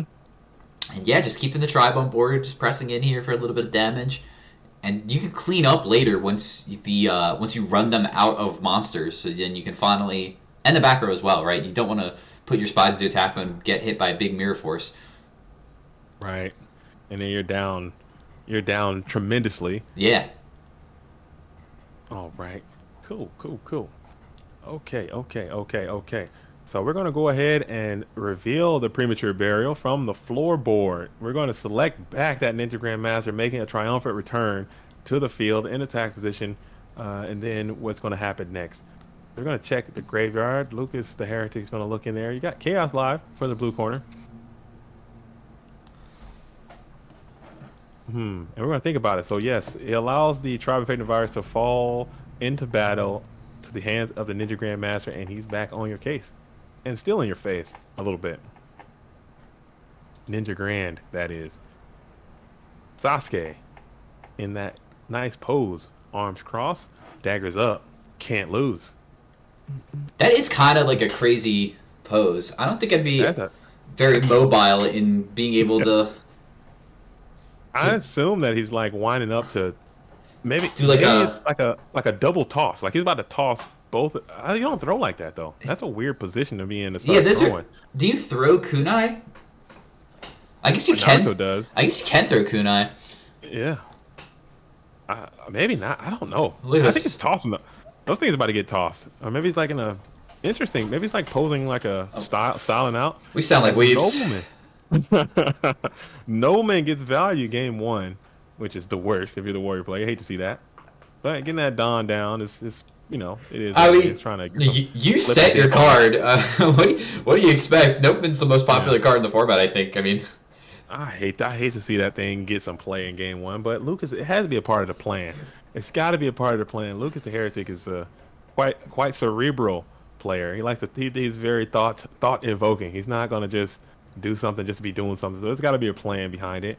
As Ninja Grand is going to come on down and then eat the Mirror Force. Let's see if that Mirror Force goes through. Let's see if that goes through as the red thinks about it. And no, it will not. It will meet the Solemn Judgment, and Solemn Judgment will not find another Solemn Judgment. So Ninja Grand is going to clear yet another Gravekeeper spy. That's 2 spies. That is going to drop. Single-handedly. That's going to drop Lucas down to 28. There is an abundance of light and darks in the graveyard for Wolf 73. So Chaos Monster could be looming. And looming? Putting a Chaos Monster on the board with such low life. I mean, Lucas probably prepared. He's got 2 back row and another one in the front as well. So won't just, straight up get destroyed, but it definitely is a precarious situation to be in. But now that Upstart Goblin is going to come on out, add 1,000 life points to kind of relieve some of the same thing we were talking about. Kind of being over 3K in this position is always going to be better, I would suppose, because BLS just getting ringed for everything he's got in the game kind of sucks. But now you're kind of insulated a little bit, so Upstart Goblin give you that 1,000 kind of helped out. Yeah. So now Lucas did set again in this warrior deck. So he set the Dawn, got him knocked, and then got a set through. What was the set? It is the Blade Knight reveals himself, coming up into attack position. Ninja Grand on the right side, Blade Knight in the middle, and then we're going to summon the Kiko the Ghost Destroyer. So we're like, okay, all systems go, everybody attack. Mirror Force is gone. You don't have to worry about that. And then we'll clean up the Gravekeeper Spy, attack the Setmon, which is Sin Serpent, and then Kiko comes on in for a beefy, I would say, 1,800, and then declare that bead shake. We're going to hit the Serpent, and then we're going to probably hit the Yeah, there's no Mirror Force was so excellent, for Lucas. Get all these monsters through. Still thinking on the next one to get rid of, though. Getting rid of Magician of Faith. I can see that. I probably grab Night Assailant there. Well, maybe Magician of Faith, because you go Night Assailant, get back Magician of Faith. Yeah. As a whole. My first inclination was to get rid of the Night Assailant, but I think it makes sense to get back Magician of Faith, because then you're forcing them to either cycle the Night Assailant there, which is still pretty powerful, but you getting the Faith out of there, you're going to target the lights down anyway, because it's just easier on the next poke with Kaiko. Still has a light in the hands with the Thunder Dragon, but yeah, Snatch Steel coming out. Going to try to take that Kaiko. And we'll just say no to that as well. Oh, wow. So now your life is no. We're going to say no to your no. No. Wow, so that's a bingo. If my bingo, we'll save that for the next one, too. We'll bingo next time. My state of the game. Solemn on the solemn. So now this is really scary because, as you mentioned before, it could be macaroni time. Now Kaiko is working for the enemy, as he always does, by the way. This guy enjoys being a unloyal deceiver. Okay? He enjoys working for the opposition. He loves it. Makes him happy. He is an op. I'm going to bring... Interesting play here. I don't know about that one. Yeah, because now you got the Sork in defense position. If he answers this Kaiko in any way, you're down horrendous. You're totally right. You're totally right. That Sork should not be in the position that it's in. I don't know, but now we got to answer something from the Wolfinator. So Wolf is going to get Sakuretsu armored, and I don't like that one at all. The thing about it is maybe he's thinking that you I'll put it in defense to play around Mirror Force. But it's more likely for Lucas to have a Sakuretsu armor than it is a Mirror Force. And the thing that is on the board to out the thing in defense, it's already there. Yeah. It's just already there, and you're not banishing it because you want to try to crash. If you feel that strongly about it, just snatch and then banish that guy, and then whatever, if he dies, you can just banish the break blade next time. I'm not sure about that one. Maybe I'm wrong. I could be wrong. I could be wrong. I'm often wrong about these kind of things. No, I don't think you're wrong. I think the play would have just worked out better if he put the Chaos Sorcerer in attack position. Yes. Or if you're so bent on the defense position, let's go ahead and banish the damn Ninja Grand, and then keep the blade there, and then the blade kills Kaiko. You're fine with that because you could just banish the blade next turn and you got your value back. Well, then you're giving him an extra 1,000 with the snatch deal if you keep it. So I think True. I think I just like the play better because if he has Mirror Force, he has Mirror Force. But if he has Sakuretsu armor, he's gonna Sakuretsu armor you anyway. You're not attacking with the Chaos Sorcerer this turn. Yeah, or you can come out in main phase 2. You come out main phase 2 and do it. Maybe try to attack. You're playing a percentages game, and it's just more likely that they don't have it than they have it. Okay. But I mean, that's the decisions you got to live with. You got to make your decisions, and you got to live with them. You rig it, you ride it, as they often say. So Graceful Charity is going to come on down.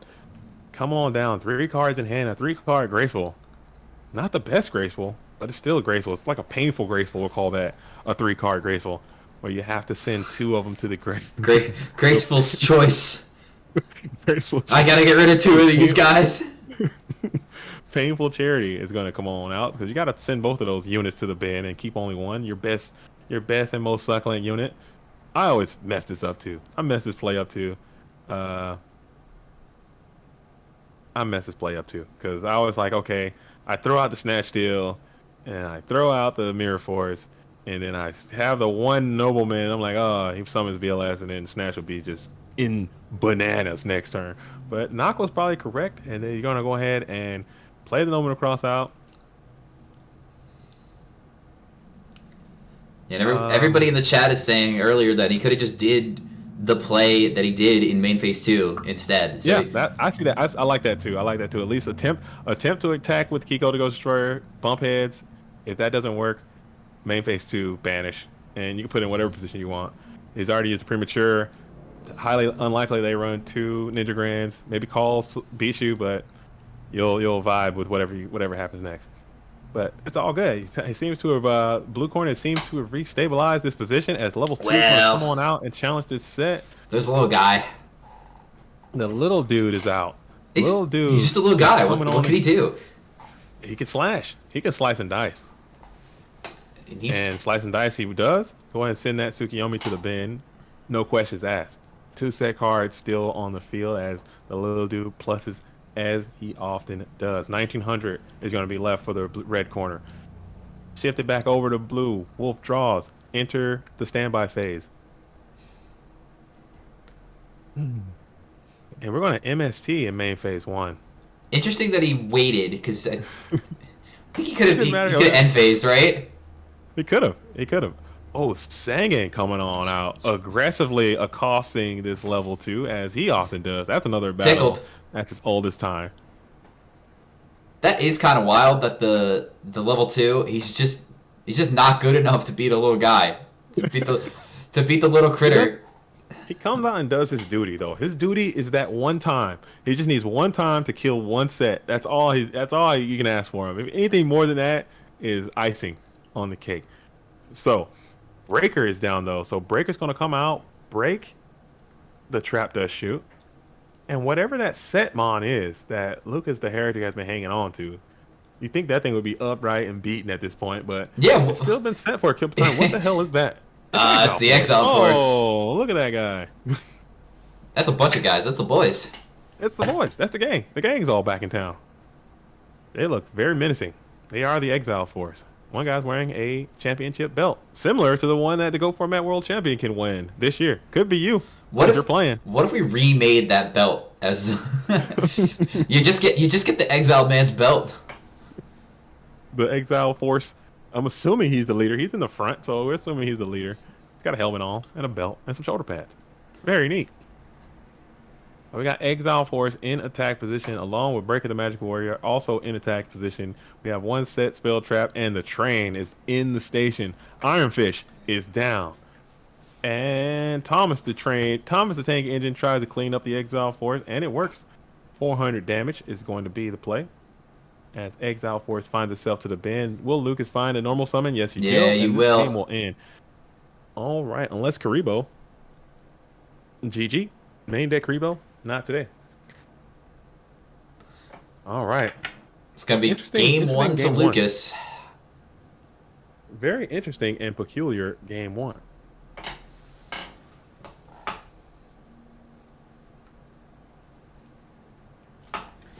All right. Let's check in on the bracket, see if there's any updates.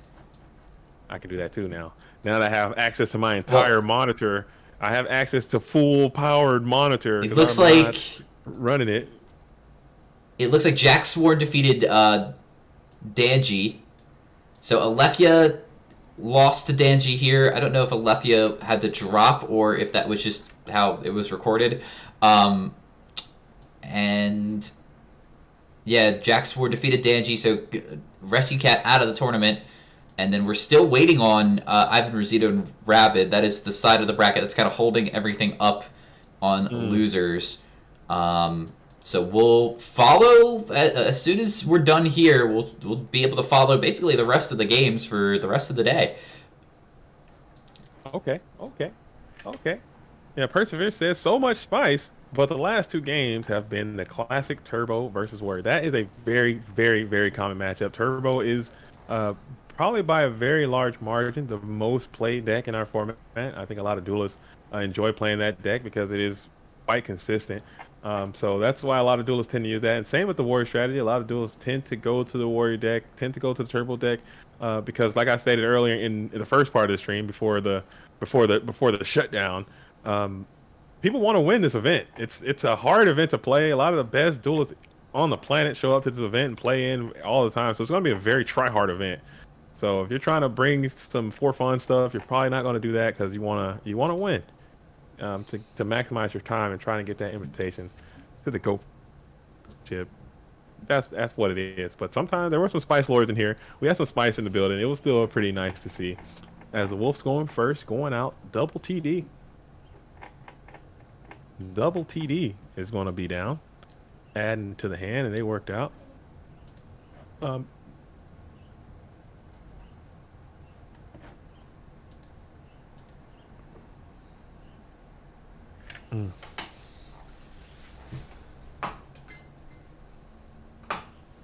All right. T set, go. Little T set pass. Pot of greed. A little pot of greeters. Get greedy up in here. Give me those cards. I need them. I need them. I want them. I need them. Oh man. Nate Dogg says Ivan's games all have been taking forever today. Take my head. Is he slow playing? Do we need to call the judge? Is that it? Ivan's just another cerebral player. You know, he plays. You know. Yeah, that's what we like to call it. Cerebral play, eh? Cerebral. I don't say. That's it. I'm not. That's it. I think he uses his nugget a lot. There's a lot of thoughts in there. Me, I just slam, cram, and ram. I just send it. Misplays go up. Speed goes up or down. However you want to do that. However you want to measure your speed. I think, yeah. So Sangan is going to be the set. Sangan flip and on the attack. Are we attacking with this Sangan? Keeping noblemans in game 2 is weird activity. But I guess that's the meta. I guess it worked out. I guess it worked out. It's 2015 all over again. I swear. I say this every time. These warrior players, they think they're smart, and they think that like everybody's, gonna side out their noblemans. They think they're slick. They could get away with Great Peeper spies. No. Nope. He's here. Yeah, I wouldn't. I personally can sit there, and a warrior player can be like, all right, look, here is my Grave Keeper spy. Notice as I add my Grave Keeper spy to my deck, I still wouldn't put the nobleman back in. I'd leave it out. Because it's so many times that thing could just be a pain, be a detriment to you versus actually getting value. But it's only crazy if it doesn't work, and when it works, it's great. And it just worked right there, so it's good. Well, something to notice, I believe Wolf plays 3 spy, and they nobody crossed out Lucas's spies and only banished 1 from their deck. That is definitely quite peculiar. That leads you to believe that this is in fact another spy down. I mean, it leads me to believe that 2 Great Peeper spies were in the hand. That was the Koichi. That's going to get sliced and diced by the Mystic Swordsman level 2. So we're thinking about it. Reports are coming in that Rabbit is about to beat Ivan. I don't know. I'm not watching that game. Let us know in the comment section as we have any field reporters out there. As Mystic Swordsman level 2 is going to be accosted by this Sangan again, as this battle is another battle that's as old as time. Sangan killing Mystic Swordsman level 2.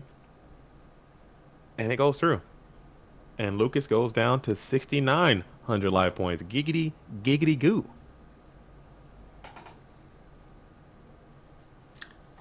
And it sounds like Rabbit has defeated Ivan Rosito from reports.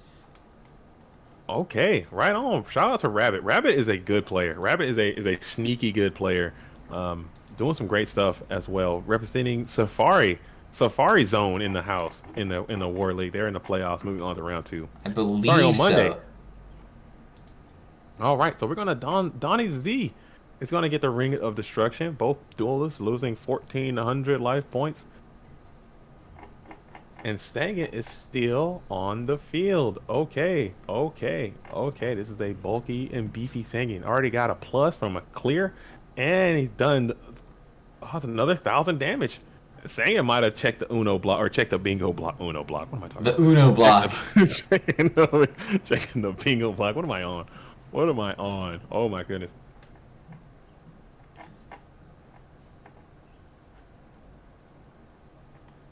I don't really like Uno. Uno's a game where drawing cards is bad. Yeah. That's like my favorite thing to do is draw cards. Oh man, Uno. I think Uno is crazy too because everywhere you go, everyone has their own interpretation of how to play the game. You know, there's a set rules and people kind of do their own thing. Kind of like Monopoly. Yeah, I hate that when people make up the rules in Monopoly. Okay. Oh, Nate Dog 29 says Ivan went 2-2 and Ludo went 0-1 drop. Are we getting a soft obelisk bracket? Not a chance. You might be getting a soft obelisk bracket because I'm skipping that obelisk. I'm not gonna play it. I'm not gonna play it. All right. All right. I'm skipping that. Sangin is coming on in, so that's Sangin beats. That's 3,000 from Sangin. That would definitely be a Uno. Or now you got me saying Uno. Damn it, man. That would definitely be a bingo from the Sangin. All right. So now double Noman. So he had both of the, no, it's the same Noman he got back from the fan. I'm sorry. That was the same one. And getting more value again. So maybe he might be onto something, as Lucas the Heretic has just said, you know what? I've had absolutely enough of this. I'm just gonna DQ. I'm gonna disconnect. Never mind. He's back in the game. All right. Perseverance says, who is a bad player? Who is a bad player? I don't think I would never call anyone a bad player. I only say that people are good players because I don't like saying negative things about people, about their especially for a format like GOAT format. I won't say anyone's a bad player. I say people sometimes play badly. Some people make mistakes and people don't do the most optimal thing. That doesn't mean they're a bad player. They just, people make mistakes. And the players who make the least amount of mistakes in this format are typically the better players. So I wouldn't say anyone's bad. As Kiko the Ghost Destroyer is going to come on out and clean up this Magician of Faith for some bulky damage, banishing both of the Dark Mons from the bin.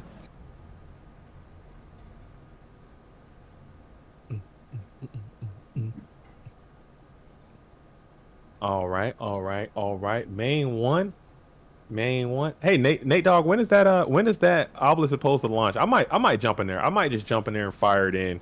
I might play. I might just come in there and play and do my best. I've been trying to hang on to that obelisk ticket for a while. I just like being obelisk, man. I don't want to get in there and just lose it so fast. Yeah, for those those wondering what the hell JDZ's talking about, if you head on over to the GOAT format Europe server, you can join in the Academy League, another way to earn a invite to the World Championships. Once you work your way through the Academy League system and get into the what is it? The obelisk bracket. Yeah. Get to the obelisk bracket. You're probably right. People probably think I'm a psychopath talking about I'm going to become an obelisk. Like, I'm going to be an obelisk. No, it's the Academy League. It's pretty cool. If you don't have a lot of time, especially if you're a lot of people say I don't have a lot of time to play. But they still want to play GO format Yu-Gi-Oh at a high level. Then the Academy League is perfect for you. So check it out. You start as a Slifer, then you get promoted to a Raw, then you get promoted to obelisk. And then if you win your obelisk, you get granted access to the GO format World Championship. I'm currently an obelisk right now. By some, a broken clock is wrong at least twice a day, or the saying goes. So my broken clock was right, and I found my way into obelisk. But these things are really hard to win those obelisks. As Trap Dust Shoot is going to come on out and hit the hand of Wolf 73, the 73rd Wolf. Not to be confused with 72 or even 73.5. This is Wolf number 73, and we're going to see what's in that hand. And I think that's another interesting thing about people's dueling handles and their dueling names. Usually it's the name and then the last two digits. If it's a number, chances are it's their date of birth. I would love to see if Wolf is actually born in 1973. That would be amazing if that were the case. I would be interested to know if this is Wolf 73 because I'm sure that can't be the case. You'd be like 50 or something. That'd be neat as hell. I would love to meet a 50-year-old Go Format player. You're just looking for a friend, right? I'm looking for a friend. I'm not gonna lie to you. I'm old, man. Dude, I am old. All right, I am old as hell, and it's lonely. It's lonely here being so old, trying to do this. Lightning Vortex. This duelist is just in the sauce bag. Oh my goodness. Oh my goodness. Oh my goodness. That's a new one. The sauce Vortex. bag. The sauce bag. All up in the freaking spice cabinet as Wolf 73 comes out with a Lightning Vortex. Game 2, Nobleman of Crossouts. Zombie the Dark. Coming on in with the... You gotta deal with the face downs and the face ups. Like, what do you want? That's another one of my many JDZ theories. I have hundreds and hundreds of theories. You know, I should write a book and put all of my Go Format JDZ theories in there. But one of my theories is if you want to beat like these really good players, you got to just start doing weird stuff, man. You got to start because they know what all the cards are. Okay, they know what all the competitive cards are. They know how the game flow should go. And if you're just playing the game that they know, you're going to be at a disadvantage. So you need to start just doing wild and crazy things that they don't know. Like, there's no way in hell Lucas the Heretic saw this Lightning Vortex coming. I mean, it could have been Smashing Ground, but it's Lightning Vortex. There's no way he saw Nobleman Crossout coming in game 2 because it's not supposed to happen. When you start doing things that aren't supposed to happen, you're going to, that's the way it goes. All right. All right. So we're going to go Pot of Greed. Okay, Pot of Greed will find its way off the deck into the hand of the blue corner, adding 2. All right. 73 would literally be 50, maybe 49, depending on the month. That would be so sick if we had a 50-year-old playing Go Format Yu-Gi-Oh! I'm old as hell. I'm not 50. I joke about being 50. I could be 50. Maybe I am 50. I'm not 50, but I could be. That'd be sick. So we're going to Sakuretsu the Spy, flip Faith, main phase 2 to get back the Pot of Greed. Interesting. Yeah, I'm probably flipping that. I don't know. He had game on board, so I guess you got to try to swing. Yeah. And see if we can get a dub. But there was no normal summon. Maybe he could have pot first and then get to some spell destruction and then try to swing. I don't know what the hell. I don't know what reality I'm in. I'm lost. I'm so confused. I'm not sure about that play either, brother. But it's working. Whatever it is, keep doing it. Do you? It's working. It's absolutely working. Exile Force is back again, doing its thing, attacking. They're out of their element when they're attacking. See, they can't fight straight up. They like to jump on people and like assault people when they're not looking, when they're set face down. But that is why they're the Exiled Force, by the way. It's because they fight dirty. Exactly. They're not an honorable force. They were exiled from their country for being too I don't know how to say it. Too barbaric. They're a bunch of barbarians. Okay, that makes sense. They are the Exile Force, and now we have some Chaos Maneuver coming up in the first main phase, I'm sorry, and we still have a battle phase. Let's see if Wolf is going to elect to swing on in, and I think he will. Wolf will attack, and we might have to do something about this. We're thinking about that, and we're just going to end it up there. We're thinking about going to game 3. Probably checking the graveyard, seeing what the opponent brought in, what the opponent left out. Notice those Nobleman Crossouts actually kind of got some value out of there. Maybe Wolf is a gamer.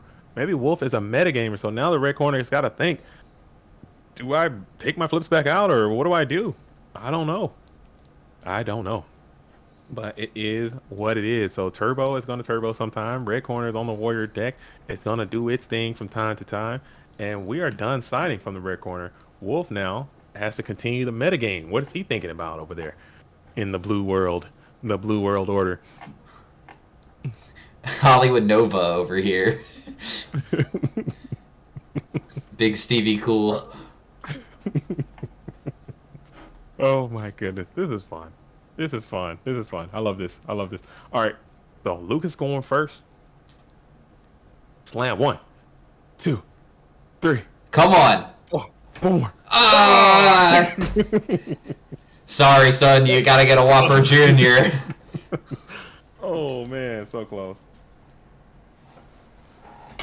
At least he's got some cheese on it, though. I mean, with this trap does shoot, we're getting real cheesy, some extra cheese.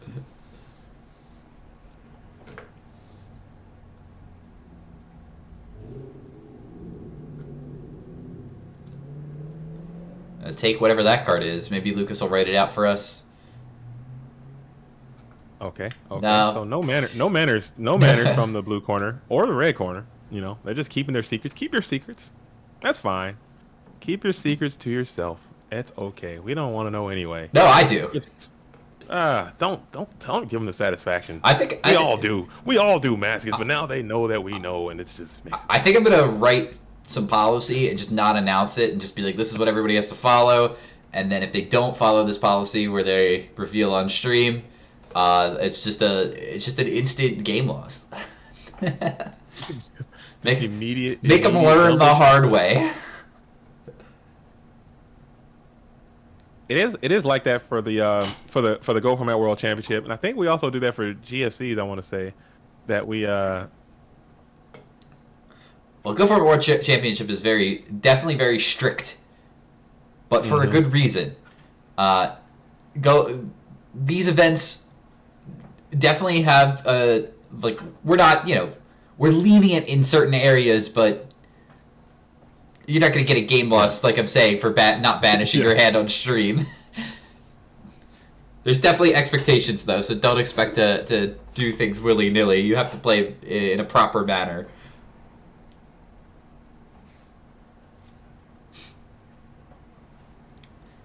But Blade Knight here, going to stay a little blade, and only get in for 16 here in the face of 3 back rows. Now Wolf added a monster to the front.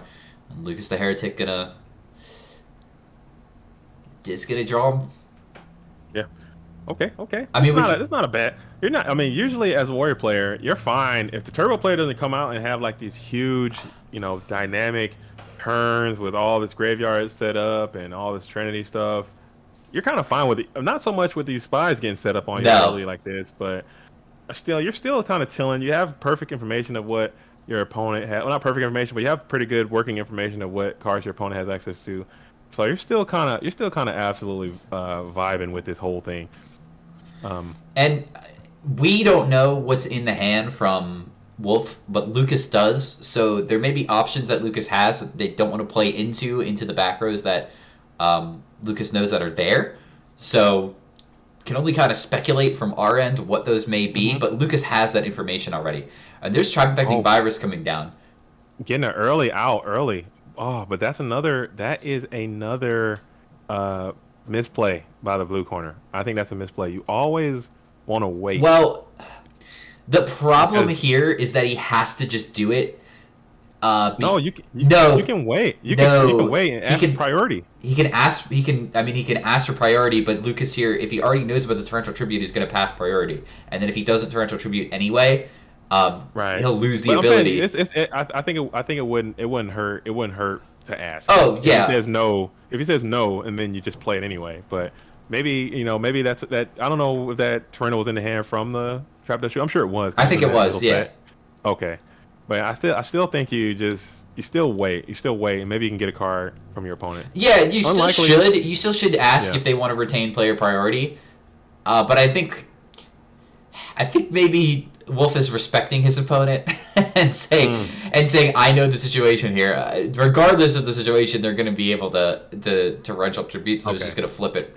It's just going to say, oh, do I want to get this extra card out of their hand and try for it? And I think Lucas knows what's up. So. Okay. But you are right. He probably should have asked. Doesn't hurt. Don't hurt none. And the Kaiku is going to find his way to the graveyard. And 3 cards still on the field. Lucas the Heretic is up in cards. Okay, that's definitely the opposite of where you want to be when you're playing Turbo deck. Turbo's whole idea is generating a mass amount of card advantage When you find yourself behind the curveball against the warrior deck, that's kind of the opposite of your strategy. He's kind of implementing their game plan better than you are right now, based on the cards they've drawn. You know, duo and dust shoot just Yeah, the duo. They're busted cards. The duo really killed some of the momentum that Wolf actually had because they were stalling the game out for a little while. The Torrential Tribute kind of had to come out at that point, but they did have the Tribe Infecting Virus to back themselves up so they could summon that, try to attack in. They do have 3 back rows to play with. But now, you know, it did enough here with the duo combination to kind of just swing the game into Lucas's favor. Okay, but we're going to get the Ring of Destruction to go ahead and just send that breaker to the bin, simplifying the game, going 1 for 1. Yeah. You're 1 for 1. You're fine with that if you're the warrior player. Lucas elected to pick that card because that was a new set. He probably knows what the 2 sets are, so they might be bluffs or they just might be cards that don't interact well with breaker. Mm-hmm. So he just wanted to take one off that he didn't know.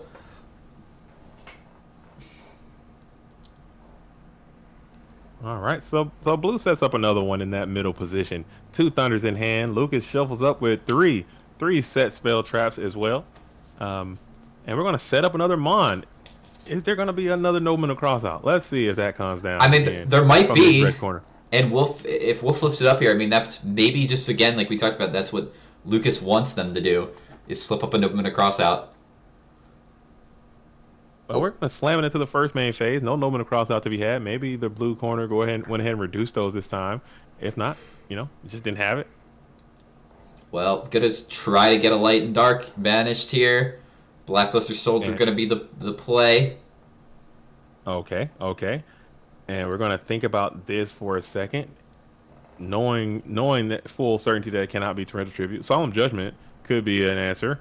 And it was the Solemn Judgment that was answered. But let's see if this is risky because you have to think that with so many back rows that there's a Solemn back there. I mean, if you don't have an answer, you have double Solemn.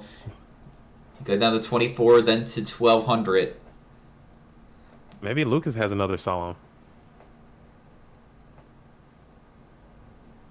No, he does not. No, he does not.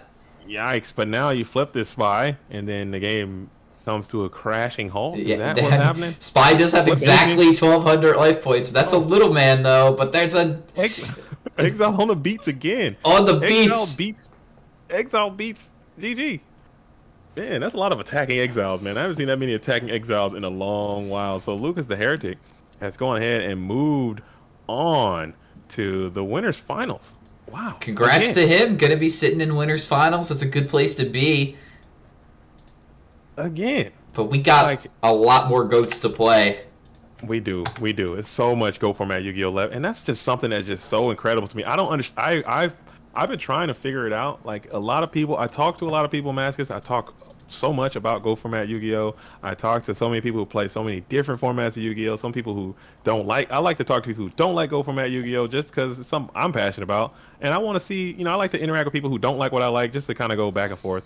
But one thing I always say is like, hey, it's all luck. It's all luck. How in the hell do these same people just keep winning over and over and over and over and over and over and over and over? It might be more than just luck. It's gotta be, right? Am I insane?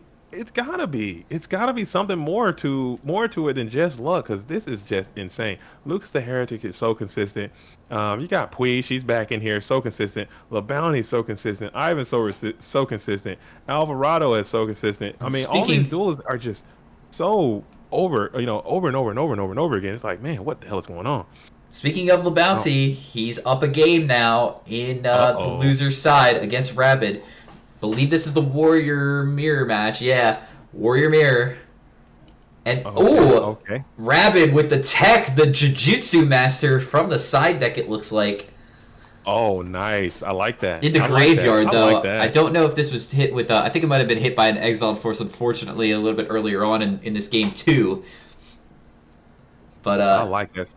The Warrior matchup in the mirror is a slugfest. It's just who can punch better than the other one a lot of times. I mean, there's definitely skill involved. Obviously, there's, like we just were saying, there's skill involved in this format. A lot of the same people who play it are just do so well, even in the bigger fields. right? Like we had a lot of names here in this tournament that we weren't particularly familiar with. Like I'm not familiar with Wolf 73, but I mean they, from what I saw, they're very competent and powerful duelists. They're sitting in losers finals right now. But I'm saying it's something about it. It's something about it. Like I can't recall. I don't know what it is. I think maybe if you just got the skills, if you have those deduction skills, if you have those abilities to read cards and understand statistics and all that kind of stuff, and you're able to apply those techniques to this format, you can have success. You know, and that's not just two GOAT. I think that's a lot of different formats as well. Oh, for sure. Oh yeah, I think it's just you got a Yu-Gi-Oh brain. All right. All right, so he's got the Ninja Grand. We're going to go ahead and Solemn Judgment to Donzaloo to protect that hand, keeping that card advantage. You want to stay up for as long as you can, even though you know you're about to get plussed on by this Ninja Grand. And now you're going to pass. Zumbira is going to slam to the field with speed and presence. All right, but will there be a premature of your own? Is there a premature burial to bring this Donzaloo back to the field? Is Don even the best one to get back in this scenario? I mean, yeah, it is. I'm just I had to take a look at the grave. I'm grabbing and I'm ripping and I'm dipping, but there's nothing. So the Ninja Grand is going to get walled out by this Zumbira the Dark. Yeah, showing another the attack position spy. Yeah, the attack position spy. You can. I've seen duelists run him down though, because you can't crash him and lower his attack. I've seen that happen quite a few times, but he can just sit there and wall up. Yeah, that is a strategy that is very like. I don't think people figured that out right away. That you could do that. Man, you gotta solve that, right? You have to solve that. Yeah, so that's 2,100 coming off of the health. That Mobius was about to go absolutely bananas. You had to do that. So the bounty comes on out, slams this tribe, doing its best. Amazon is huntress impersonation, and comes on in for what appears to be the end of that match. Shout out to LeBounty. Shout out to Rabbit. Rabbit is on his way. I'm telling you. I believe in this duelist. I believe in this duelist. Rabbit is a name I'm familiar with from back in the Duelist Ground days, actually. Yeah, he's an old school player coming back. Old school player coming back to the Go format scene and is making an impact. Is definitely up there and has forced himself up there with the upper echelon of the top players. He's 100%. He's gonna get a win. Like it's just an absolute at this point. He's just got to keep grinding.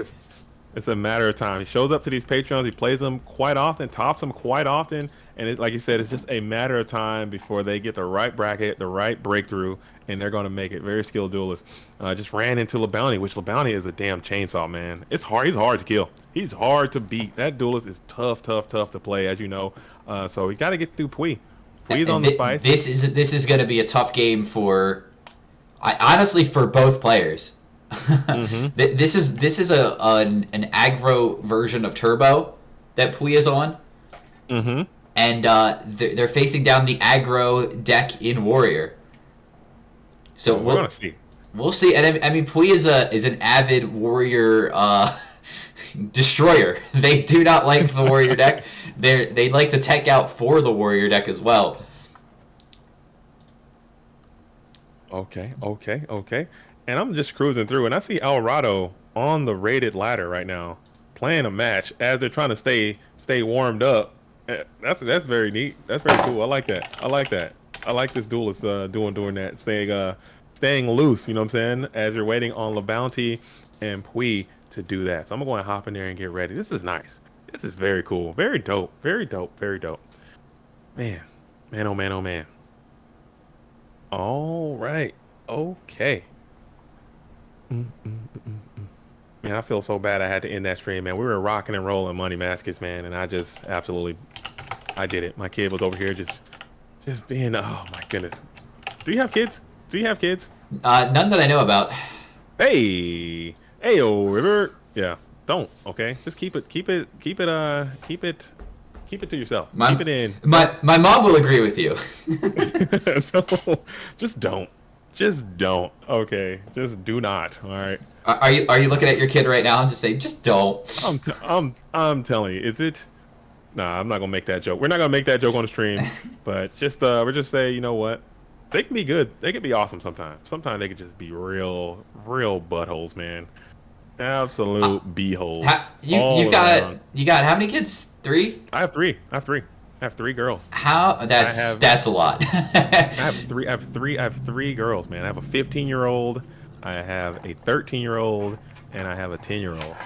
Oh Yeah. man, It's rough. Those are some It's tough rough, ages dude. too. Oh, it's the worst. It's literally, I can't think of a worse thing. I really can't. I really can't think of a worse thing. Life is happening. You know, as I mentioned before in a few of my other streams and a few of my other publications. You know, life is the #1 ranked player ever.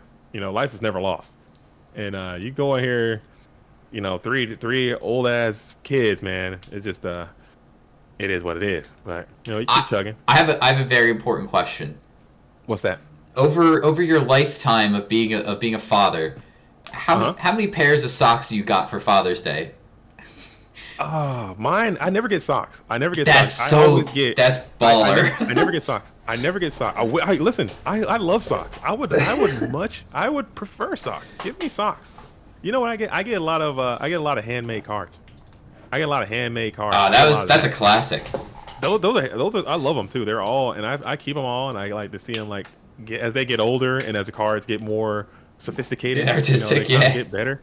They start getting better. You know, they start off as like, you know, level 1. I still as time goes on. I gave my mom a coupon for Mother's Day, I think, for like I have to do something like whatever she wants and I can't like complain about it, and she still has that, and she's like she like uses it to threaten me. She's like I will she's like, I have this coupon and I will cash this in at some point in my life. I love that.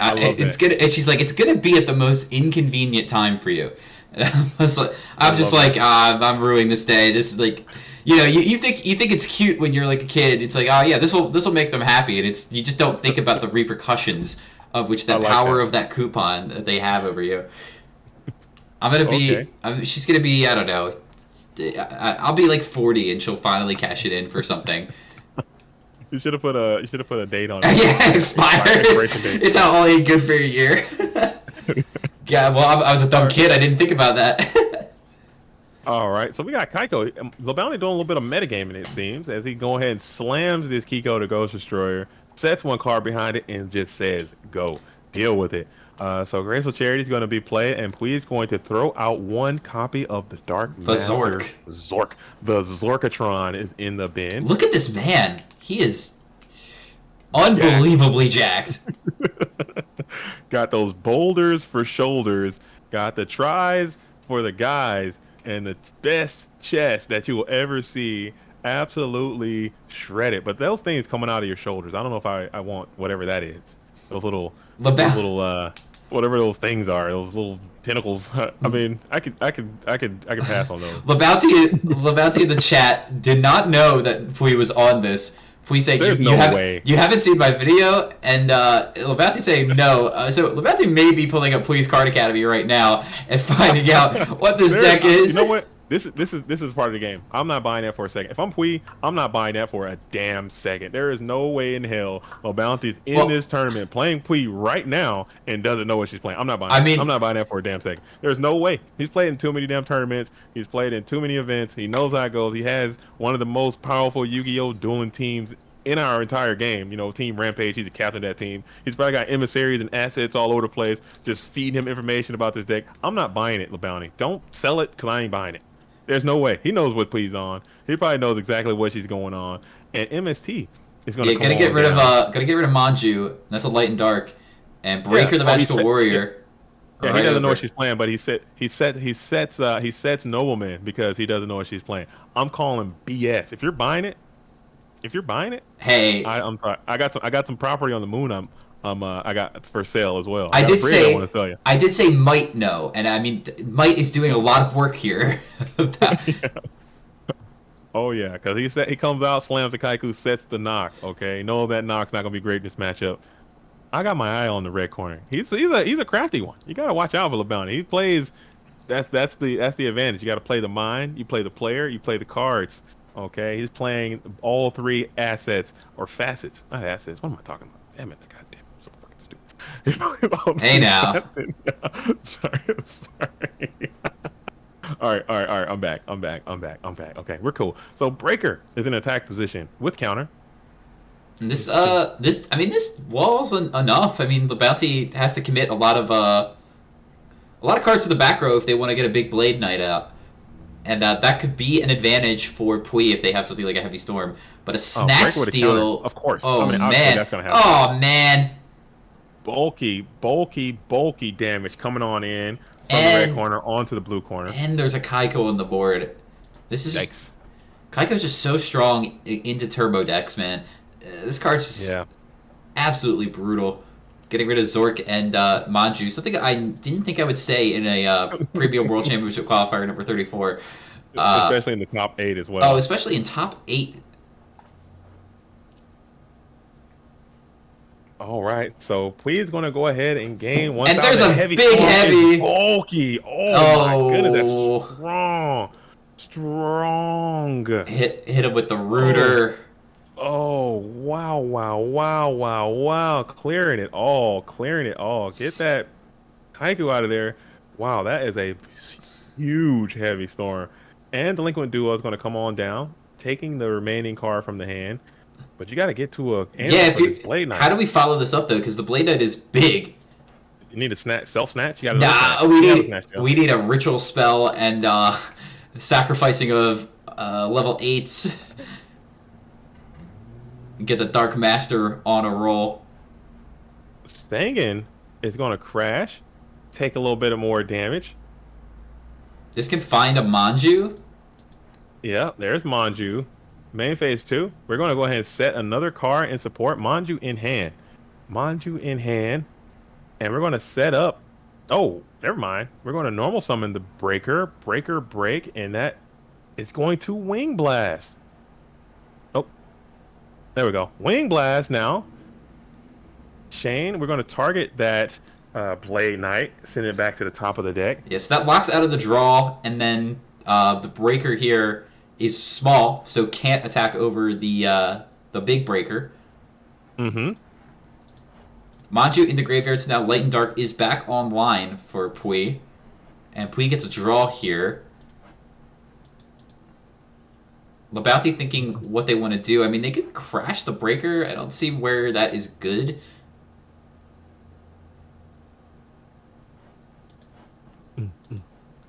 Michael Gray said that's one thing I worry about joining these tournaments. So many teams, they will know what I am, and I probably won't. Yeah, that is a slight advantage. We do collect replays right now, so you can go back in and look at those replays. We're kind of thinking about reducing that policy, but that's something that we currently do. And BLS, I knew that BLS was coming. So Pui played it absolutely correct. I knew that thing was coming. Held it and found the light monster. And is taking game 1 here with the Zork Chaos Turbo beats. That heavy storm was probably the most robust heavy storm I've seen. The duo too, because in a year.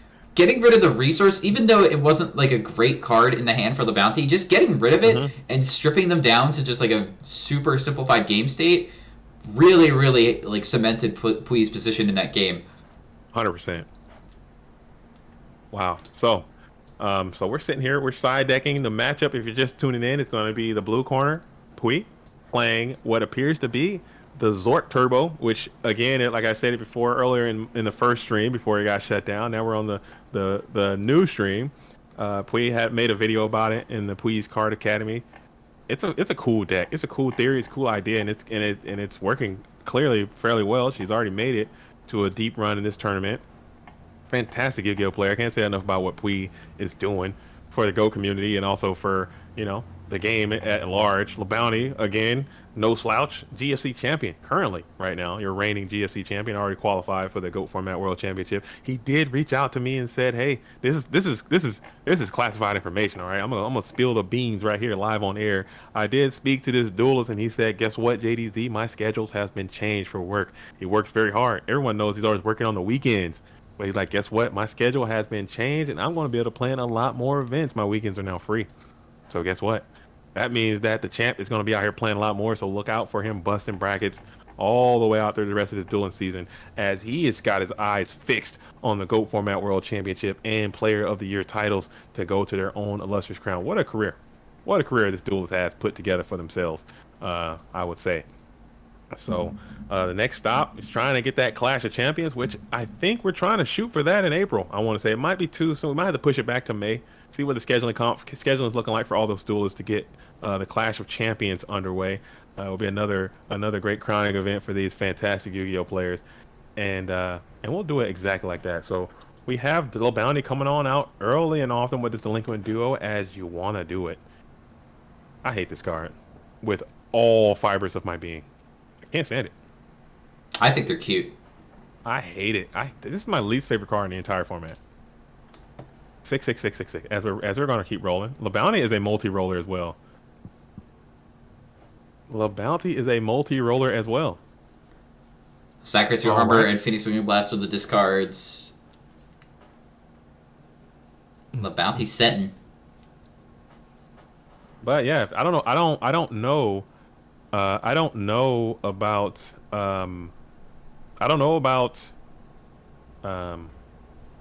statistics as well as I wish I could.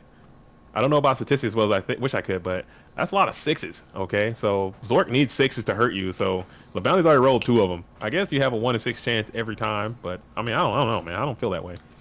It's 1/6 times 1/6, I think. To just keep getting sixes, maybe. All right.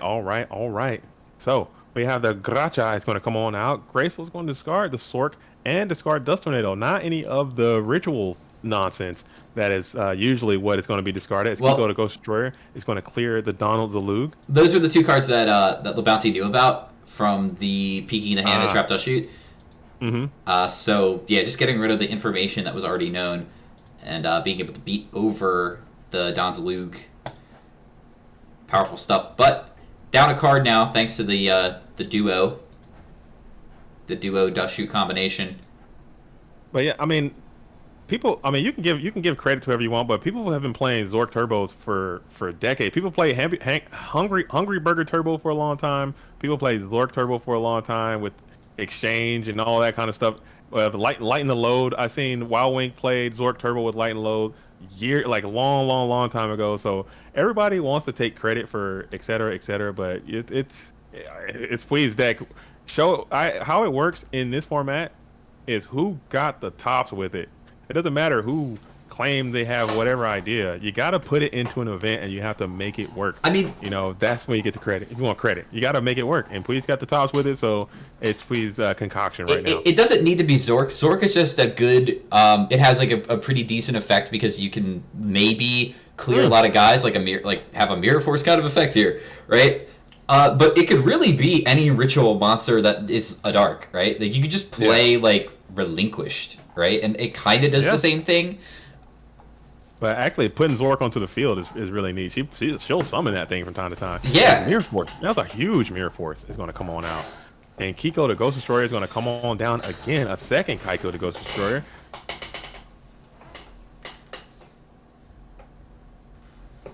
And let's see if LeBounty lets that go through as the 18 comes on in. And yes, it connects. So 18 is going to reduce both of those Dark Mons from the graveyard. And we're going to pass back over.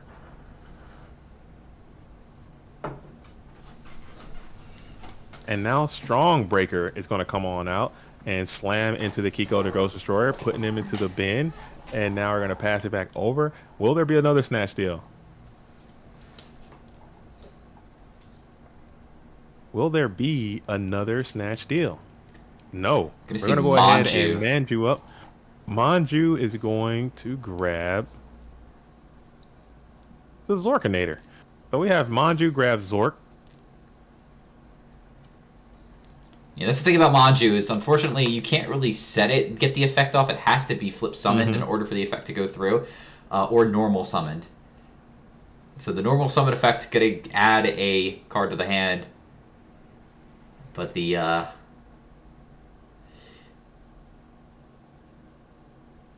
life is messed up. It looks like for LeBounty's end, the visual glitch that DB unfortunately has sometimes, but for us it looks fine. She's at 27, okay. LeBounty at 44. It does happen. That does happen. Shogun says, or you can just play the Time Wizard and flip that coin. Man, just flip that coin and go for the Popski?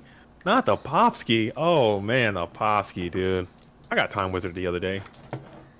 I've been Time Wizard quite a bit. I don't know what's going on. Did somebody Why? make a video about Time Wizard? Yeah, why did Is that maybe everyone is just like if we see JDZ, we have to play Time Wizard. I don't know. I've been Time Wizard multiple times this week, like more than once, and they've all hit. By the way, I'm telling you, it's because shout out to everyone out in the GOAT world. There's a lot of GOAT format YouTube creators out there who are doing some fantastic GOAT format related content and videos. I think that is fantastic. I try to watch as many as I can. If someone sends me videos, I'll watch them. That works a lot better. If you are an up and coming person and you want to do a collaboration and you want to make some videos, reach out to me. I'm more than willing to try to do that because I'm all about spreading, GOAT love out here. But did somebody make a Time Wizard Turbo? Because I've been Time Wizard more times this week than I care to remember. Maybe there's something about that. But cool. All right. Apprentice into Time Wizard because they knocked your faith. Okay, that could be a technique. Oh man, I have no idea what LeBounty is saying. He's saying something about. I think he's having issues with the life points right now. I would like someone to write in full sentences. They're trying to get a call to clear up what's going down. Yes, because I thought it was gonna be Lady going into Manju, but thanks. So it would be the same amount of damage. It would not. There would be no difference in the damage.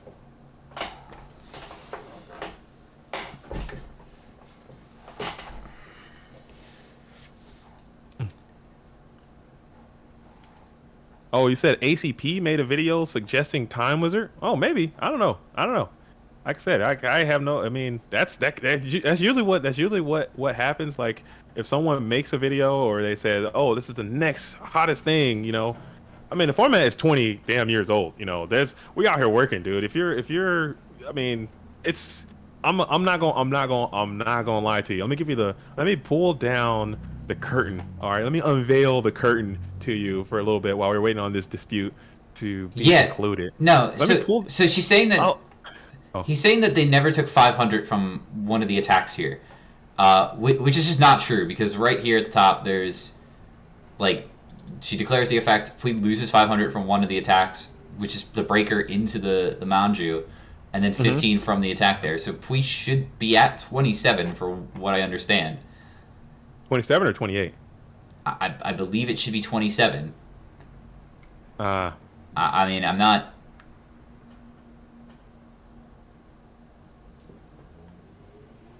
Okay.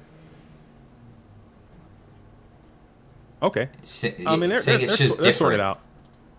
They're sorting it out. But like I was saying before, as they're sorting this out, I'll unveil the curtain. In GOAT format, this format is very, very old. There is a metagame. There is some ideas and things like that. Things can rotate, but everything that you think you can do has already been done. Everything. It's 20 years old. It's 20 years old, and it's been through the grinder. Everything you think you thought you possibly could do, someone has already possibly done that. But things rotate. It's very circular. It happens over time. So try new things. Get out there and see if you can bring new things back into it. That's how the game grows. Because people can come in and rediscover old ideas, rehab old ideas into new ideas, and make your own theories and concepts based on amalgamations of new things. But as far as like saying, oh, this is the new, you can't, because all the cards have already been explored until their utmost. You can rehash old things or try to make it new now based on the newest metagame, but there's no. That's what they mean by new. It's just new in regards to what other people are playing. It's that, okay, here's the new development. Right. Like a but it's already like a like if someone's like, okay, I'm going to okay, so they're going to rehost. They're having some serious technological indifferences coming in from that match. So they're going to go out, rehost, come back in.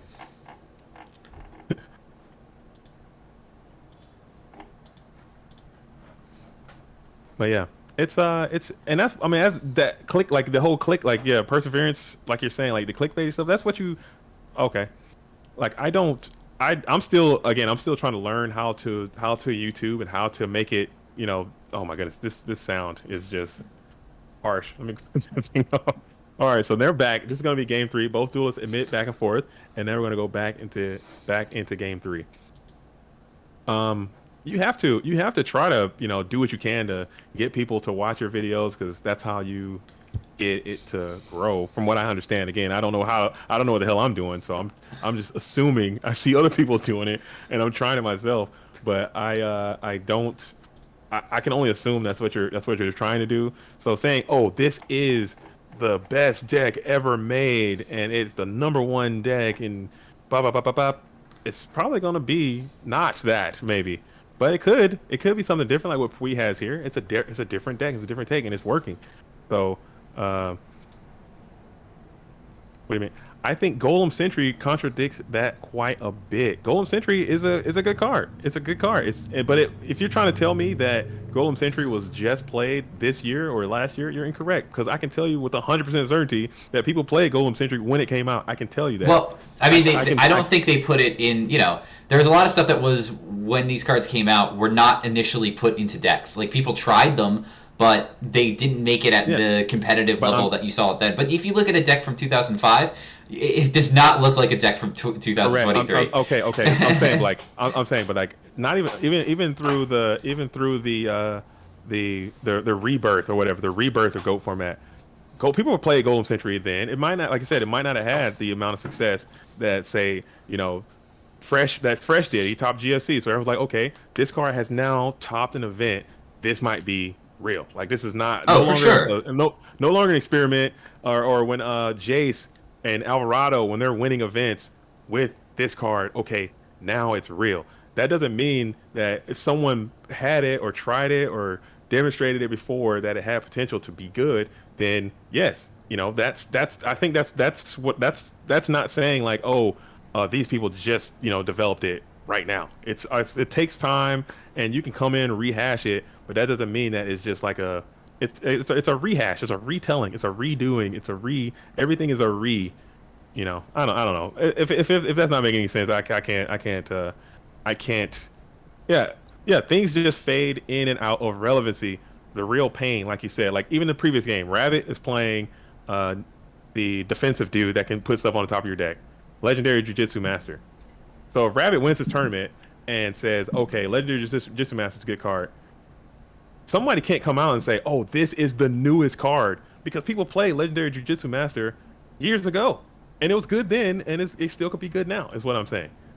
That's the idea. What happens is we have these long gaps of duelists just playing very similar 55 cards. People play the same turbo deck, they play the same warrior deck, they play the same turbo deck, they play the same warrior deck over and over and over again, and all these cards that are actually decent cards get kind of flushed to the side, and they aren't played nearly as often. So then someone takes the chance to go back and readdress some of these old cards that were decent, and now they're like, okay, this card is actually quite good, and then they use it and they have success. That doesn't mean that it's a new card. It's a rehash of a card that had potential. Okay, cool. All right, so Don Zalug is going to come on in with 1400 and attack, and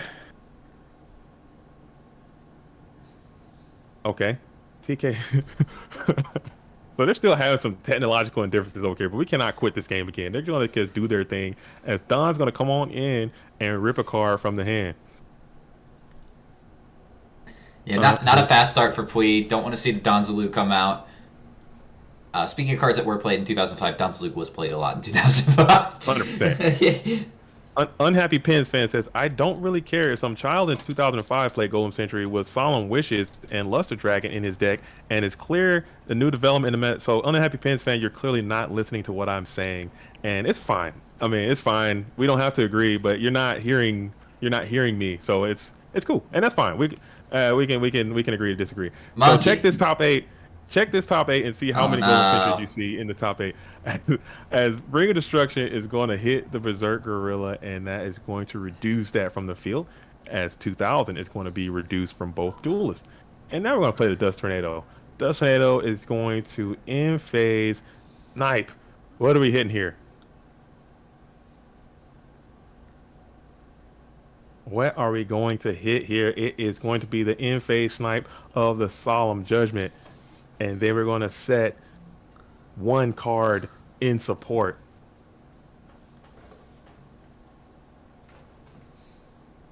Just like in the previous last 2 weeks ago, we had PWCQ 33.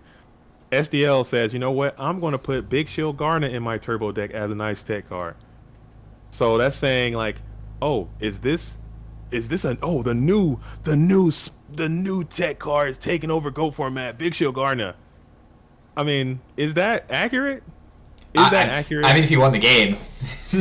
he did. He won. He made a top with Big Steel Garnet in the side deck, and it was actually doing great work. It's a good card. I mean, there's like a famous old article from like a couple. It's a while ago, but there was like someone lost a bet and had to side deck Magician or Dark Magician, which is a bad card, right? Because it's just a bad vanilla monster at the time, and I mean, still kind of is, but. You know, they just had to lose a bet and were siding this silly card, and actually in a feature match won the game because they tribute summoned it and attacked. So like, I mean, it's stuff of like, yeah, they're gonna play this card even though it might be suboptimal in the long run, but they think that there's either a niche in the meta or, like I said, they think it's funny and lost a bet, right? Yeah. So like, it does it mean it's the best card ever? It could be, right? We don't. Yeah. It depends on the meta trends and the contextuality of everything. But I like that. More or less, it usually is not. That's just the facts on stuff. But sometimes it is. Sometimes it becomes the standard. That goes without saying. Like me personally, I'm always looking for if you correspond with me in Discord at all, if you're part of the War League, shout out to the War League. If you correspond with me there, or if you correspond with me at GoFormat.com Discord, I'm always searching. It's like me chasing the dragon. I'm always searching for the next thing that could be the next meta breaking thing. I'm always looking for it. And we're seeing right now, Pui is sitting in top 8 with Dark Master Zork, right? Like. Right. People do not initially would not think that this is a good idea because of how poor of a design ritual cards basically just are. You just don't get a lot of value out of using 3 cards for 1. I mean, you get a lot of value when you take a 3-for-1 with a big Mirror Force here. Oh my goodness, that is a robust and bulky Mirror Force. But now your graveyard is saturated with light and dark. Yeah, it's definitely saturated. I don't think so. But Pui here, I mean, is proving that this strategy has viability. Just being able to normal summon a monster that just floats you into another monster instantly, like the gadget type effect, is super strong. I mean, gadgets were around in the OCG version of GOAT format. They're not in this version, but you know, you might even look into the well to be like, okay, why were gadgets good? Because they could summon and +1 themselves, but they also had access to Ultimate Offering. What if you had like Ultimate Offering in this deck? That's another layer. I'm not saying that Pui is going to do that. But it's a legal card. You could just summon 2 Manju and there you go. You already have Zork set up. You find something someone does, or you find a theory someone has, and you try to build upon it, and that's how you force the meta to evolve, and you force the meta to rotate.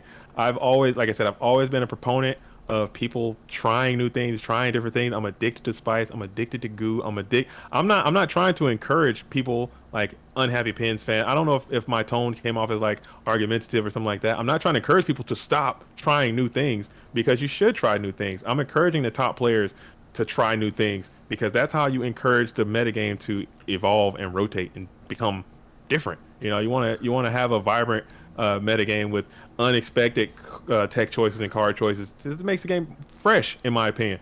But at the same time, the reason why Turbo does so well so consistently, the reason why the Warrior deck does so well so consistently, because they have been analyzed over and over and over again through refined countless matches and improvised and streamlined and tested over countless. People play hundreds of matches, thousands of matches through a dueling season to streamline these decks, to get these ratios just correct. And sorry, I'm on a rant, but that's we're back now. But Graceful found the BLS, and it looks like it's Oh, Compulse coming out. See, that's another card. Oh, Compulse, new best card in the meta that ever existed. Compulsory active. You know, you see what I'm saying? This card has been around. People play it. People just don't use it. But it comes out now, and it's like, hey, maybe you see someone playing Compulsory, and you're like, oh, what? Maybe that's a good card to play. I see LeBounty playing Compulsory. Think about it in this matchup specifically. If she ever puts a Zork on the board, and you just compulse that thing, you are screwed. You're screwed. You're screwed. So so now if a content creator comes out and he's like, oh man, look at the newest, hottest, craziest card, compulsory evacuation device. Oh, it's the best card ever that just been discovered. I think that can happen, but is that reality? Maybe not. I don't know. Oh man, but we got a dream matchup. We got a dream matchup coming your way. Oh my goodness, I can't believe it. The dueling gods have favored us. The dueling gods, the GOAT format dueling gods have favored us as what is going on? What is happening here? As LeBounty and Alvarado are going to be playing. But if you notice, Alvarado's hosting up for Pui. Why is he hosting up for Pui? Is that an insult? That is an insult. That a slight? That is a is slight. That a slight? These duelists go way back. We have two. Tune in for this one, folks. Tune in for this one. We have two Shonen Jump champions. All right, two FLC champions, two duelists who are in the leadership positions of two of the best Go format Yu-Gi-Oh dueling teams. We have Overdose in the building versus Rampage in the building.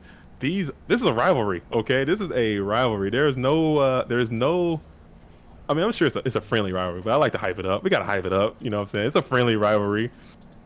It's a friendly rivalry, but they're rivals. You know, they don't. They're gonna want to win this one. So tune in for this. Should be a very, very good game. Very good match.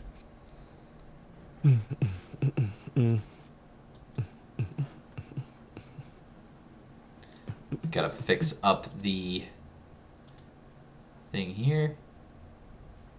Okay, so yeah, Pui does go down in that, but that was a fantastic performance by Pui, making a very deep run with a very cool, unique deck, which is something I love to see.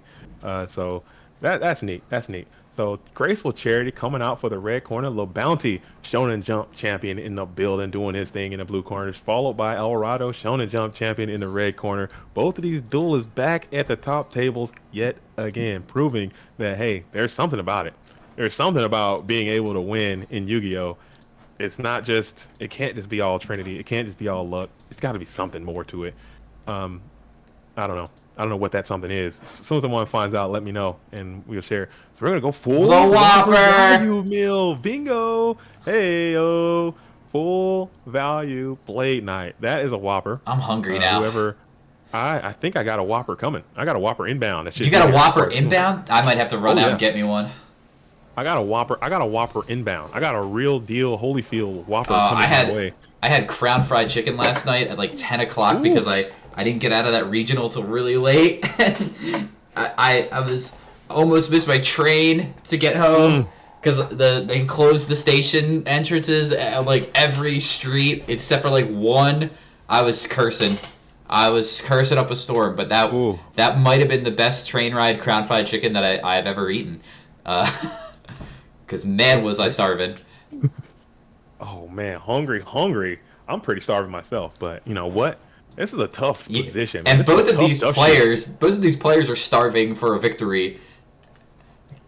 Alvarado has already won this event multiple times. LeBounty has never won a PWCQ. He's never won. He doesn't get to play. He's never won, but he also hasn't played them that many times. That's right. He's working. Yeah. He's working on the weekends, so he doesn't get to play in too many events, but find his way into this one, find his way back to the top tables. So the hand is going to be Thunder Dragon, Tsukiyomi, Pot of Greed, Night Assailant, Heavy Storm, and Solemn. So really thinking about how we're going to get through this board. You're probably going to have to rip that heavy, get it negated, and then play your pot. I don't know how you break this down. So he's left the Thunder Dragon in hand as well.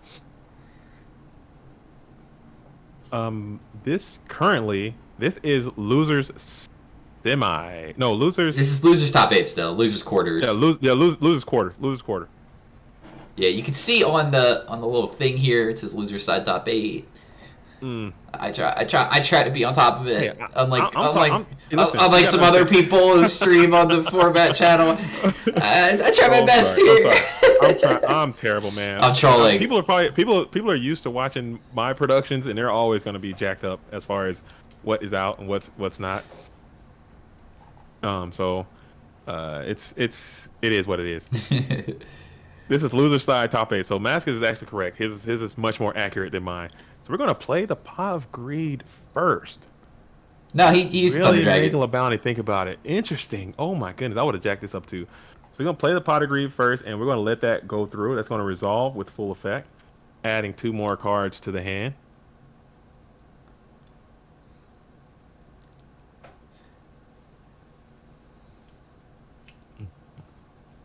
What was the card that Alvarado put back? I think I missed it. Put back the Tsukiyomi.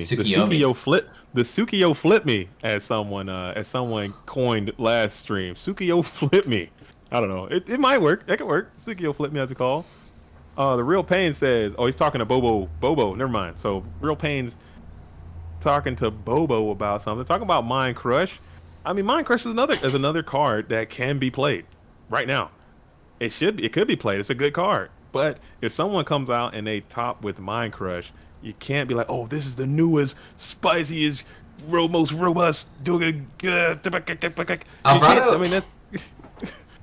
didn't take the 1-for-1 on the Solemn Judgment with the Heavy Storm. Wants to try to find a value play out of it. It's something that a lot of players don't typically do. A lot of players will just slam that Heavy Storm into the Solemn Judgment because they figure, okay, I'll take a 1-for-1 here. And just drop them down to 4,000. But usually if your hand is just not suitable for fighting through the rest of the back rows, it's just not an optimal play at all.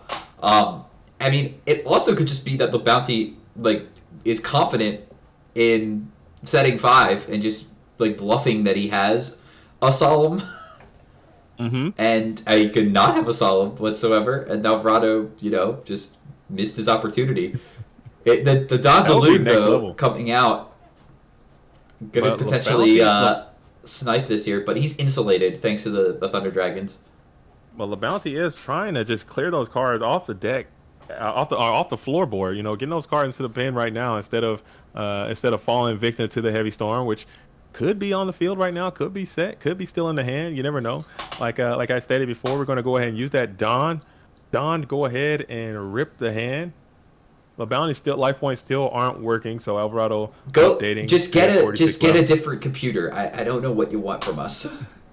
The website sometimes messes up, but I feel like some things can be avoided if you just had a more powerful operating system and we're playing on your iPad. Is this iPad? Are we iPad pimping right now? I don't know. I'm just messing around.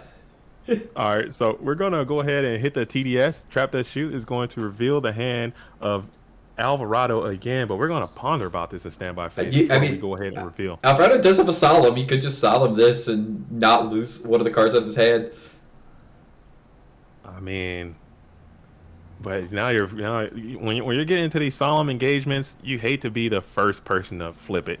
That's also the first person to flip it. You want to be the second person to flip it. I mean, yeah, that's also the reason probably why he didn't solemn, or why he didn't go for the Heavy Storm, is because he had the solemn backup, so he wanted it to resolve. But the bounty just used most of his hand. The bounty saying tricky. Let's see what's in the rest of the hand. Jay Bluna ASMR says, man, I love GOAT format. I recently got into it because Modern right now is boring a bit. But looks like fun duels are happening. Yeah, it's fun. Come on in. The water is fine. I welcome you.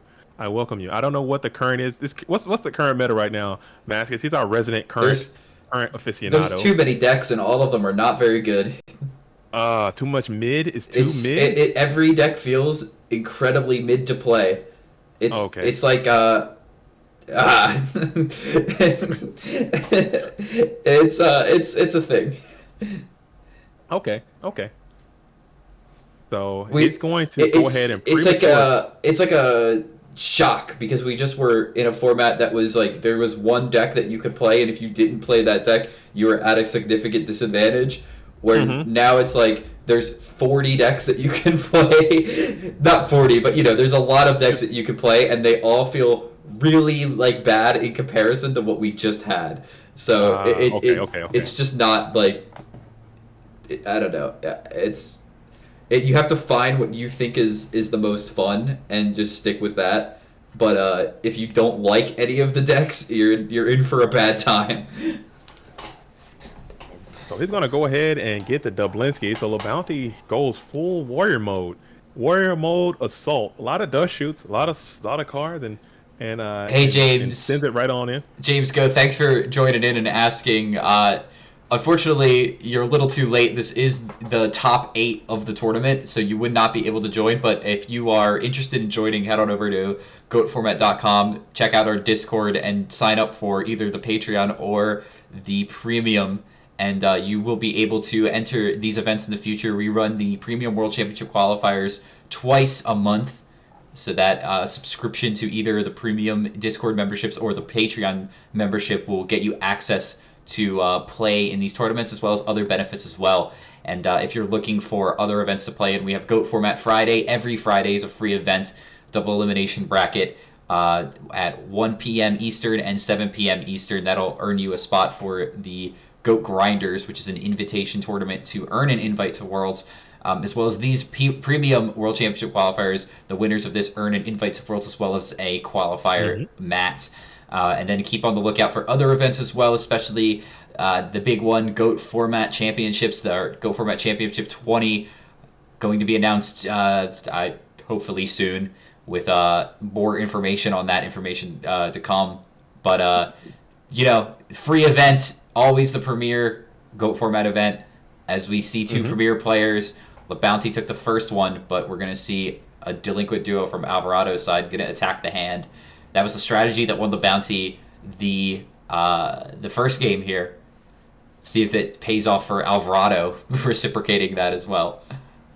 Right on. Like you said, those Friday events are a good way to get your beak wet. Come on in if you're just finding the online scene. You gotta get your beak wet. You gotta get your beak wet, dude. You can't come out here jumping right into the. Again, this is me being biased. Obviously, I want these tournaments to be as big and as fruitful as they could be. As Sangan does his best Blade Knight impersonation, slam Sangan into attack, set 4, pass is going to be the play. Playing around all those trap dust shoots as they may be. But I of course, I want these tournaments to be as big as they possibly can be. But these ones, I would suggest starting with those Fridays. Play a couple of those just to get the feel for it, how to report, how to submit the decks, how to vibe out with the thing, and just figuring all that out, and then come on into this event just to, because this is kind of hard. These events are really hard, and I don't want people to come on in and, get discouraged right away and never come back because, they're getting beaten by some of these players are not going to be your friend. Some of these players are going to be just trying to take you out with extreme prejudice, so it's gonna be tough. But if you're coming in on a Friday, they're a little bit more laid back, a little bit more chill. People kind of guide you through the process a little bit. So I would do that. I would do that. And Critter was the play through Alvarado after setting a whole bunch of cards, but can't really get in here because LeBounty presented a monster in the front. I like that. So yeah, on the comments, if you guys are having anything other than peace, love, and positivity in those comment section, go ahead and throw them up and just say it's all good, it's all good, it's all good, it's all love. So whatever you got going on over there, I'm sorry if I had anything to do with this with my own comments, but I will go ahead and end that. Let's go ahead and end the. A lot of y'all just be passionate about GOAT Format and Yu-Gi-Oh. It's okay as long as we're being respectful to one another, of course. 100%. It's all love. It's all love. It's all love. It's always gonna be love. All right, cool. And Thunder Dragon now tribute summoning. Sangan looking for a friend. There's this little stake. A point of pressure as well. Thunder Dragon at 1600 can get there sometimes. I've had my back kicked in by Thunder Dragon more times than I care to admit, and he hits the Exile Force, who was doing his thing in defense position. I've been drop kicked off the top rope by Exile Force. I've been elbow dropped off the top rope by a Thunder Dragon a few times. It doesn't feel good. The Exile Force is like the NWO. Like it's just all of them are coming out at for you. You're just Sting. You're just trying to be nice and everything, and then just like 15 guys to show up and just pummel you. You're done. And there it is. So Trogdor himself, 5-star, 1600 attack, 1500 defense, in attack position, slamming in. What he does, man. What a good vanilla monster, huh? This guy will beat the hell out of you, man. I'm telling you, that 1600 goes long. It goes long sometimes. It got legs. You gotta put a. He doesn't have legs. He's got legs. He doesn't have any legs. It's just a snake with wings. I mean, he might not have actual legs. He's got metaphorical legs. He probably got. I bet he's probably got little bitty baby legs in the back, like little nubblins in the back for grabbing little eggs or something, or scooching along the sandy beach. You know, Thunder Dragon in National Geographic's The Thunder Dragon edition. Reinforces. Why are the Thunder Dragons at the beach? I thought they'd be like in the clouds somewhere. They're chilling with the thunderstorm. They lay their eggs on the beach. On the beach, yeah. In the sandy beaches, they lay their eggs. In the sandy dunes. Oh man! Oh, thank you so much. I got some BK in the building. That is on brand for this matchup.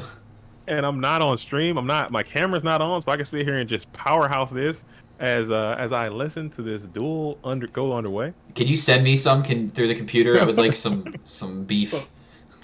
Some digital BK. I can't do it. I'm sorry. I would if I could. Oh man, we need to be We need to talk to Burger King, see if we can get some type of Burger King. I used to work for them. I could have. It's a misplay by me. Did you used to work at the BK Lounge? I used to do IT work for the BK Lounge. Yeah. Oh, okay. Man, I thought you were in the drive-through handing out burgers. No. I was fixing their drive-through computer. Oh man, that's cool though too. I used to work at McDonald's as an employee, handing out burgers at Mickey D's way back. But now you switched up on them because now you got. I switched up on them. The BK. I switched up on them. You switched, man. I can't believe you. I changed. You changed. I'm telling you, as Wayne, I'm a BK man now. McDonald's is an op, dude. I'm all BK. They are. You're right though. Have you seen the latest McDonald's buildings? They're soulless. They're just utilitarian paradises. They're so gross. I hate it. Yeah. Fun fact: I actually got fired from McDonald's. Believe it or not, they canned me. They tossed me out of there. It wasn't even my fault, but I got fired. Me and another guy got fired for malfeasance. Malfeasance. This was peak JD Yu-Gi-Oh. I was a Yu-Gi-Oh player at the time, working at McDonald's buying Yu-Gi-Oh cards. What was this still back when they sold the ball pits? They were just phasing out the ball pits during my employment. They were just fading them out. They were just phasing out the ball pits. Those things are disgusting, by the way. Have you ever cleaned out a ball pit? I remember jumping in them. Oh, dude. I will never let my kids go anywhere near a ball pit for as long as I live. Okay. It's repulsive. There was a McDonald's that had it wasn't just a ball pit. They had a whole ginormous jungle gym system indoors. And I would beg my mom if we were going to go to McDonald's to take me to that one. And it was 30 minutes away from our house. So it was I was like, if we're going, we have to go to this one because I want to play in this ball pit. Not the ball pit, the giant jungle gym. Right, the playhouse, the play place. It was incredible. Sorry, I'm over here absolutely obliterating this cuisine I have before me. Yeah, I do apologize. Alvarado looks like he's in the driver's seat, obliterating, much like JDZ's burger. LaBounty. LaBounty's in it. It's just no real action. Alvarado has a guy on the board and is putting the pressure on. It's just up to Alvarado to find a way to seal through it here because you have to presume that one of these face downs can answer the Thunder Dragon. It's just a question of when will it answer the Thunder Dragon. But we see a DD Warrior Lady, which is kind of good for the bounty because it will wall out this Thunder Dragon, and also represents the ability to remove the Thunder Dragon whenever they want to. Mm-hmm. Okay, DD Warrior Lady showing its value and its versatility. I mean, listen, you know I had to get that Whopper, dude. You know, with no question, Whopper Chi had to do it. Had to do it to him. Whopper is in the building. J Double D with the Whopper is in the hand. Had to do it to him. This Thunder Dragon has been on the field for a year and a half. That's a strong Thunder, and we're gonna ring it up. We're gonna ring the DD Warrior Lady. Ring, ring, ring. Hello. Hello. Anybody there? Avon calling. Oh, no, not Avon. Hang up immediately. 15 to the face on both sides.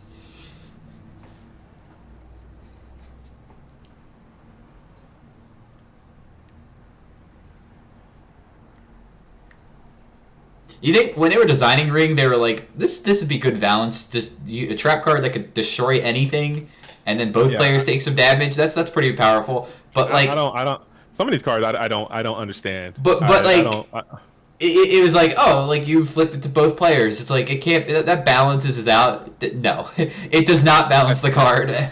Ring of Destruction probably also should have been banned. That's a feature of the card. That is so dumb. How strong this card is, man. And people don't talk about it when they're talking about. People talk about Graceful all the time in Pottery and Delinquent Duo. Obviously, the Trinity. Ring of Destruction is like up there, man. That card is insane what it can do and how flexible it is and how jammable it is to every deck. Just doing that oh my goodness. I hate Ring of Destruction too. Get it out of here. I've lost so many times to Ring of Destruction. If it's just crazy. If it's just an opponent's monster instead, I think actually that would be the more balanced version of the card. Where you could just, like, you can't target your own thing, therefore you wouldn't be able to set up, like, weird game shots with BLS. Because that's what's the craziest thing about it, is that, like, as soon as you get to BLS, like, you could just be dead if they have Ring. Like, from 8,000 life. And that's just not fun. Didn't they nerf it and then re-release it or something like that? So they had a design philosophy, a number of years ago where they errated a lot of banned cards to try to make them be able to be played in Modern. And what ended up happening is that a lot of cards got super overcorrected into unplayability. So stuff like Sangan, for example, it does the same thing, but you can't summon or use the effect of whatever you search that turn.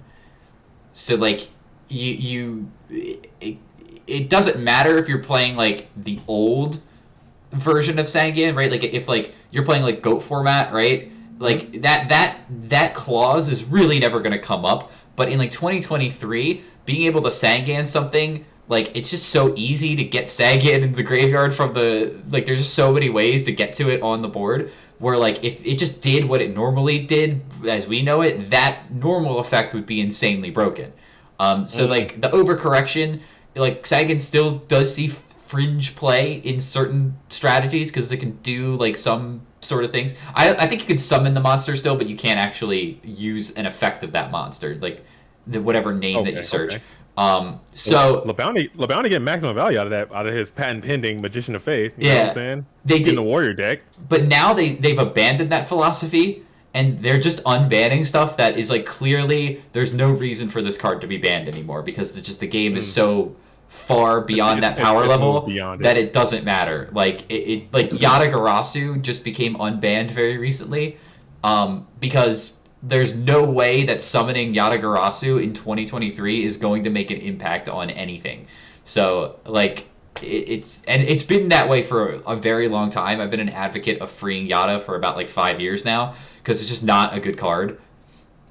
But that card caused me some serious psychological trauma. Well, I mean, in this format, in the older formats where everything is so slow, of course it's going to. That's when I was peak Yu-Gi-Oh. That was when I was peak Yu-Gi-Oh.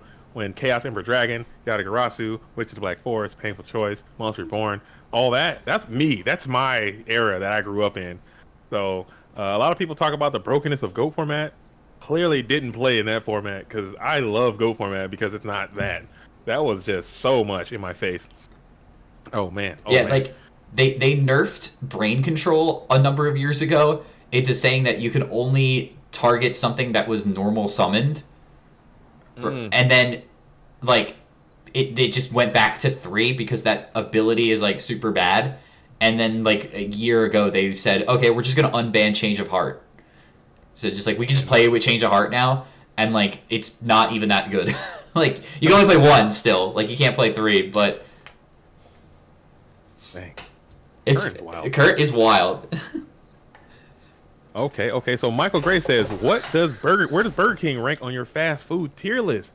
Fast food tier list, I probably put that at B. I put Burger King as a strong B for Burger King. I think it's D. I think it's good. I love Burger King. I have an affinity for Burger King. You know, McDonald's is an op, but I like it. McDonald's is the op, but like, you know, I find myself at McDonald's more frequently than I do at Burger King. Yeah. I think if I had to call it, I think I put Five Guys. Five Guys is like my S. I love Five Guys. I love me some Five Guys. It is quite expensive and it's not as fast. You know why? That's borderline restaurant at this point. You know why McDonald's is the op is because like I know it's terrible and it's not like it's definitely not good for you. It's very like poor quality food, but like there's some chemical in it that makes me want it. After a while, like I could go for like a couple months not eating it, but then like it always comes back. Like it's that creeping chemical that's imbalanced in my brain where I need to settle it by putting also, McDonald's in my stomach. I watched that movie they made about McDonald's with Michael Keaton called The Founder, and it just made me hate McDonald's even more because that guy was kind of a douche. He's kind of a jerk. He kind of stole those guys' idea and just made it his own idea. So I'm like, dude, get out of here, McDonald's, with your nonsense. But think about it this way: when there were cavemen, right? They were only living to like 30, right? Mm-hmm. Like in the 1400s, if you made it to 50, like that was considered old, right? And now people are living to like 100 years old, right? And it's because we got like stuff like McDonald's and Burger King, like. Everything is so more convenient, so people can live longer. Oh, we got Upstart into the trap does shoot. Upstart from the floorboard, mind you, coming off the ground, giving LaBounty 1,000, and then he's asking about a secondary chain to Upstart. So we're going to play the trap does shoot. Send back another card. I can't quite recall what that was, but another Upstart's going to come on out. 2 Zumbira and Upstart. We're going to come on in with a Thunder Dragon who's still on the field. This Thunder Dragon has been on the field for a year. So there's 2 Zumbira just chilling in Alvarado's hand, not able to do anything because LaBounty just doesn't have a monster to put on the board. I'm telling you, that's why I'm a big Skilled Dark believer. Okay, I think Skilled Dark is that guy. Make a video about that. That's the new ultimate best card ever created. Skilled Dark, you know, whatever you want to do. That's the thing, man. I mean, you got to take it to another level, and you have to put in Dark Magician if you want the Skilled Dark to thrive. Heavy Storm coming from the floorboard. Bulky Heavy Storm. Let's see if this goes down. I mean, it quite possibly could. That or LaBounty definitely anticipates this to get solemned. He could sense the weakness maybe. If this gets solemn Judgment, it just drops him down to 2550, 2750. I can't do math. For the speed. I should just stop trying. For the speed, so we got Heavy Storm. It's going to meet the Solemn Judgment. Let's see if LaBounty follows up with a secondary with Solemn Judgment of his own. And yes, so we're going to drop this bad boy right on down. Both players using Solemn Judgment. 1,050 remain for the blue corner. And another Solemn Judgment being played, dropping him down. I'm not going to try that one. 1,375. Wow, quick math coming in from the red corner. And let's see if we get a fourth. Will we get a fourth Solemn Judgment here? The state of the game, indeed. State of the game? Will there be a fourth? Yes. There will be a fourth. Will we get a number 5? Oh. 1, 2, 3, 4, 5th. I plead the 5th. And thumbs up all around as this huge chain resolves. And a lot of life points and a lot of cards are being exchanged. State of the game. That would definitely be a bingo. And BLS is going to come on out and GG that whole situation. So it appears as if, and Soul Release coming in. As So the tech cards. I like it, Lebowski. I love me some Soul Release, man. That card needs to be. Now that is another one. So man, that's you see what I'm saying? It's a good card that people just aren't playing. That doesn't whatever. I'll get off my rant. Rant complete. I mean, more ranting on that. I play Soul Release, but not for its intended purpose. I play Soul Release all the time. I think it's a good card. That was on the bingo. That was definitely on the bingo. See, you're banishing your opponent's cards with Soul Release. I'm usually banishing my own cards with Soul Release. What are you playing? Are you playing Primal Seed? I'm putting a gun in my deck and I'm just shooting it. Oh, that's right. I forgot. All right. So, the SJC champion from DC gets the better of the SJC champion from Charlotte. And that's how it's going to be. Neither of these players are from that city. Performance. They just won in that city, just to clarify, everybody. What's that? Neither of those players are from that city. They just won in that city. They won in that city. Just qualifying. Just clarifying. Okay, clarifying. Okay. Both are Shonen Jump champ. Once you win the title in that city, you own that city. You own the city. That's it. Your city now belongs to you. That you. explains a lot about Washington, D.C. It belongs to you now. Okay, so we got LeBounty versus Jack Sworn. Finally get to see Jack Sworn on the stream. I don't believe we were able to catch what they were running before. Let me double check the bracket. I don't know if these players have played in the bracket yet or before, because Jack Sworn made it pretty far into the winner's side. No, Jack Sworn did not play LeBounty. They went up against Lucas after Lucas defeated LeBounty earlier in the tournament. Jack Sworn did defeat Pui, so no run back here. The only run back I believe that is possible at the moment is if Wolf73 is able to get back into the grand finals. So let me update the round here. We're going to go into the losers semifinals. All right. So Jack Sworn, I know, is another duelist in that World Championship Virginia. Qualified last year. In that Virginia cluster of duels, they got a pretty good scene over there. Duels, but it's not huge, but they definitely some quality players with Gary G and Jack Sworn and Eric G as well. The brothers over there coming on in. So that's cool. That's neat. I'm glad to see that these IRL duelists are finding their way into the online scene. I think that's really cool, and vice versa. When they go both ways, I think that's neat. There are some duelists who specifically only play IRL, and there are some duelists who specifically only play online. When those worlds start to merge, I think that's cool. That's how you start getting, like we were talking about earlier with Unhappy Pens fan. I think some of those duels having conversations in the chat.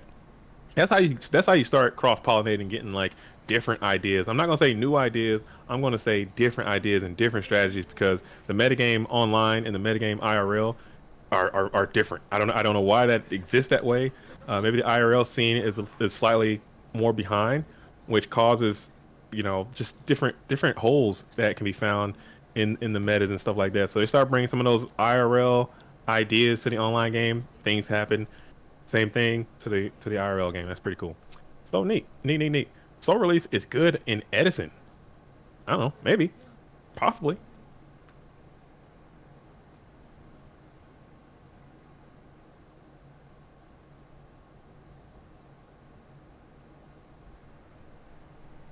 I believe we're in. Let's get our game on. I believe.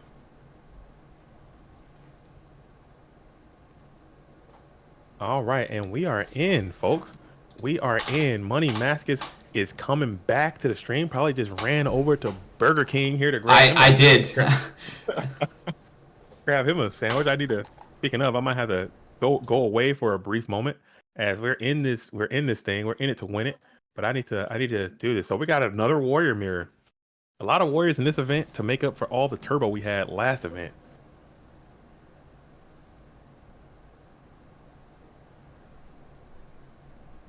Blade Knight versus Kaiku, another battle that is old as time, as Kaiku just comes on out and gets Sakuretsu armor, finding itself into the bin. I don't know if the game is up. Mascus, do you have the game up? Is the game up? The game's up. Jack Sword has Oh, okay. Sakurasu armor to Kaiku. Okay, I can see it. I didn't know if the people out in the world can see it. As we're going to trap dust shoot game 1. Love to see that getting value in this mirror match. Usually I say usually, not always, but most of the times the warrior player that gets their knocks and shoots lose. But it seems like LeBounty is breaking that stigma as trap dust shoot is going to be found, played, and resolved, which is power in this warrior match.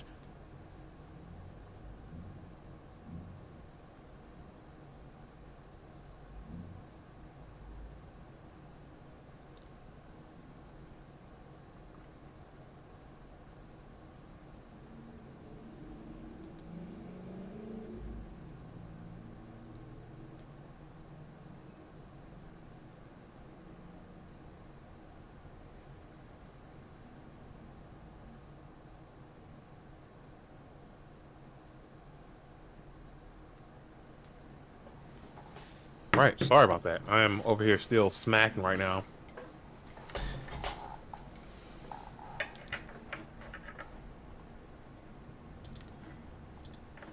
So it looks like the Warriors mirror match.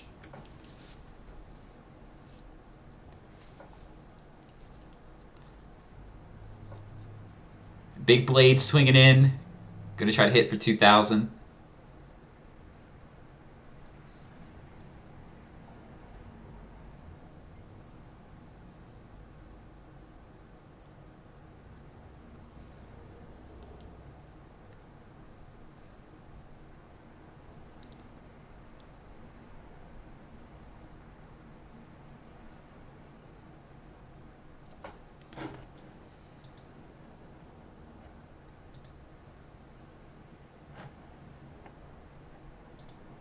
Hey, sorry.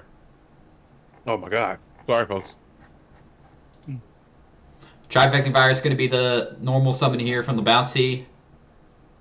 Asking if the summon is okay. Probably going to retain player priority. And use the ability.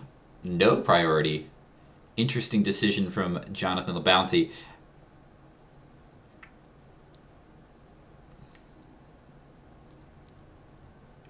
Oh yes, Christian, we did play the bingo, but my stream, I had a pretty significant family emergency that took place during the middle of my stream. I had to shut it down, and then Mascus picked up the helm and took over stream. Yeah, I did So not. the bingo game is connected to my stream. I do not have the bingo technology, unfortunately, but we've been playing mental bingo. I don't know if you can. I don't know if you can incorporate it. I can send you the card, Mascus, if you want it. And maybe you can incorporate that. It might just blow up the whole. It's gonna be too difficult. Okay, so we will keep it going. Every time I host a stream, I'll make sure the bingo, because that's really cool. I like doing that. That's lots of fun, and it keeps something for the viewership. But I had to shut mine down, and one of us is what it is. What we need to do is one of us needs to just get a Mac for so that could be like the stream computer for them, Right. and then this way it'll be easier for us to share those different overlays and everything between one another, so that we can get all that set up. Because we ran into that issue with the Windows and Mac. For whatever reason, they don't cross. They don't share. I don't like it. I don't understand why they wouldn't let us do that. But And me buying a Mac is probably one of the bigger mistakes I made in my life. well, I made a series of mistakes. Okay, my life is riddled with mistakes from every turn. Okay, I've made more mistakes than I care to admit, but I think using the Mac for trying to do this kind of thing is one of my bigger mistakes, because it's just a lot of the programs don't correspond with what Apple is trying to do. You say you made a lot of mistakes, but one mistake you didn't make was hanging out here with us at the Premium World Championship Qualifier number 34, here in the losers finals between Jack Sword and LeBounty, the Warrior Mirror match. Ring of Destruction taking out that Tribe-infecting virus, and now we have Jack Sword swinging in with this Blade Knight. This Blade Knight's done a ton of damage to LeBounty, and LeBounty has just eaten it, just like that burger. Is that the same blade that's been on the field since turn 1? I mean, it got brought No, back. he got premature. He brought it back. Okay, premature. But it's done a ton of damage. I've been absolutely maximizing this burger right here, man. I cannot seem to do two things at once. And I'm over here murder killing this burger, man. It's a shame. It's a shame. It didn't stand a chance. It really didn't. Not like it really had a fight, right? Unless someone put a tribe-infecting virus inside of your burger.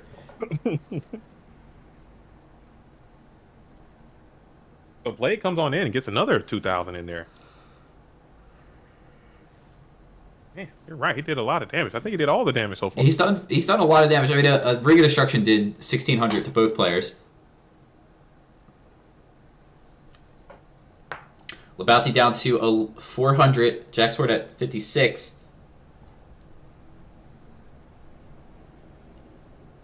I mean, we saw earlier in the day Anthony Alvarado come back from 50 life points, so it's not impossible. As long as you have a single point of life, you're still alive and you're still playing.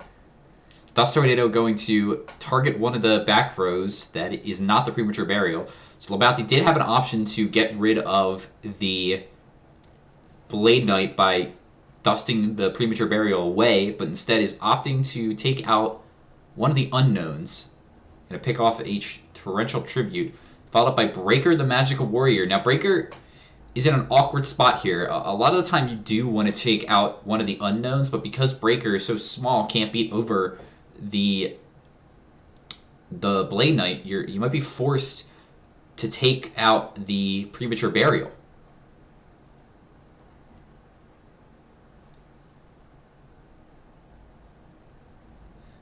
Jackson, we're going to let this Breaker go through. But the Bounty opting to take out one of the back rows again. Maybe has another Dust Tornado. Has a Blackluster Soldier. A Magician of Faith and a Kaiko in the graveyard. So it's just doing the task of taking out the unknowns. Trying to clear the way for Blackluster Soldier to get in there.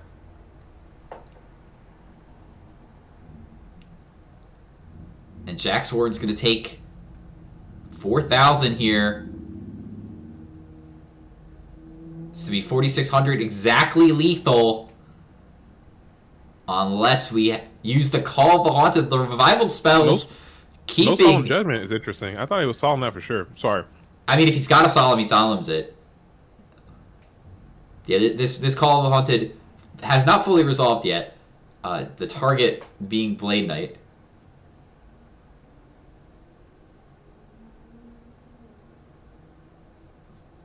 Lebowski making this play without verifying the life is very interesting.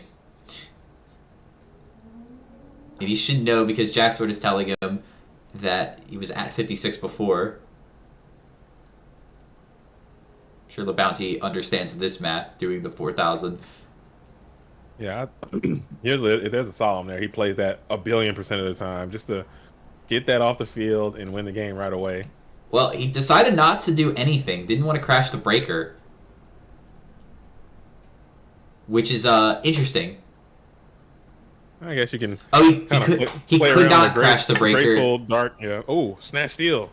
I apologize. I always forget that the Blade Knight is 2,000 in certain situations. Yeah. But yeah, couldn't. He's very bulky. You crash there, you just die in place. Exactly. But he's quite buff. He's a buff breaker. But now game is on board for the blue corner if he can manage to get through both of these set cards on the field, as Snatch Steel is going to take over the Blackluster Soldier. How are we going to do it? Jack Swarm's thinking about it. 2 set cards supporting this breaker. We're just going to attack into Mirror. I love that play. Ouch, baby. You love the attack there? I think because it clears the blade or the breaker. Oh, he had to call it all the while. Call of Haunted was down and flipped, brought back the Blackluster. So maybe. I mean, there could have been. You had game. I think. Looking back on, obviously you can check everything in the vacuum. And yeah. The booth. What the hell do I know? But I think maybe you play around Mirror Force there. Put that Blackluster into defense position. You got game on board with the blade. With the Blade Knight anyway. I don't only have 400 left. I think if you're not considering Call of the Haunted being there and you're thinking that it's something else, then you do this play so that you play around Sakuretsu armor because it doesn't matter. Like you have to Sakuretsu armor the thing that's going to kill you, and if he's got Mirror Force, then you're getting rid of the Blackluster Soldier.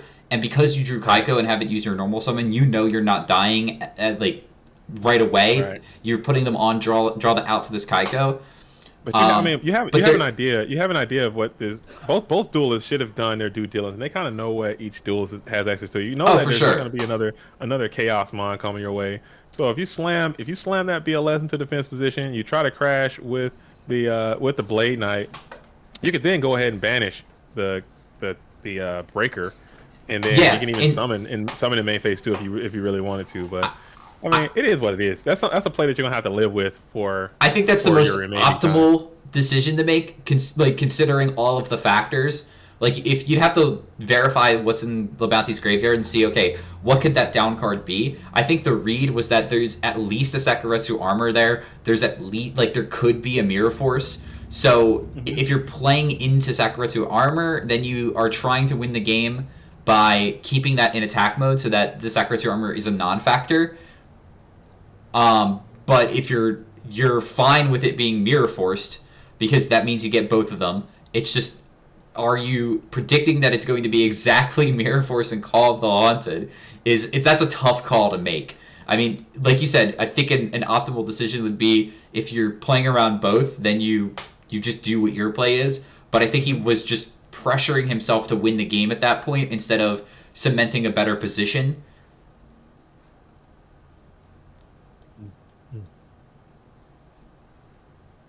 Because sometimes what happens is that you go for the path that will win the game if everything works out, but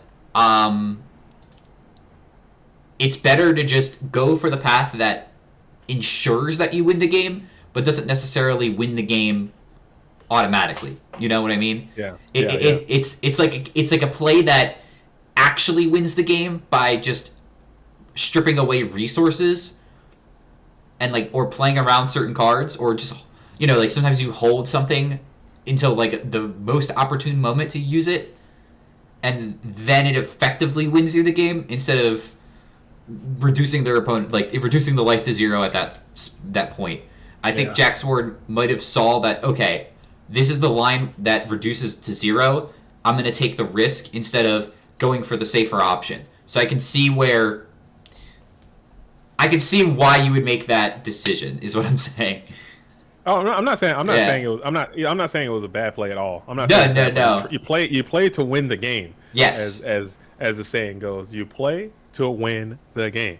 You don't play to drag it on. But these things happen as the bounty comes on out with some pot graceful situation. Love to see that, and to go headlong into a GK spy, as GK spy is going to grab spy perhaps. Let's see if a second spy comes on out of here. While they're searching, Joey in the chat asks, "Our GOAT Grand Prix are not Konami events, right?" So that will depend on the organizer of the GOAT Grand Prix. GOATformat.com is the sponsor, and sponsors, again, some additional prizing. But you'll have to contact the organizer to see if they are official Time Wizard events. If they are, then they would have to follow Konami policy and guidelines. If they are not, then the tournament organizer can provide you on the policies that are there. We also recommend that all rulings are used by GOATformat.com. Any sort of card rulings, for example, use GOATformat.com as the resource, as the site's intended purpose was to come up with the database for all of these rulings. But again, Joey, you'd have to ask your tournament organizer on if it was a Konami event or not. Speaking of entities that begin with the letter K, Kaiko the Ghost Destroyer coming down and gonna attack this little blade after a pot of greed into some draw power from for the bounty's end. Gonna be able to take out a DD Warrior Lady. That's a light, and one less light that Jackson has to worry about.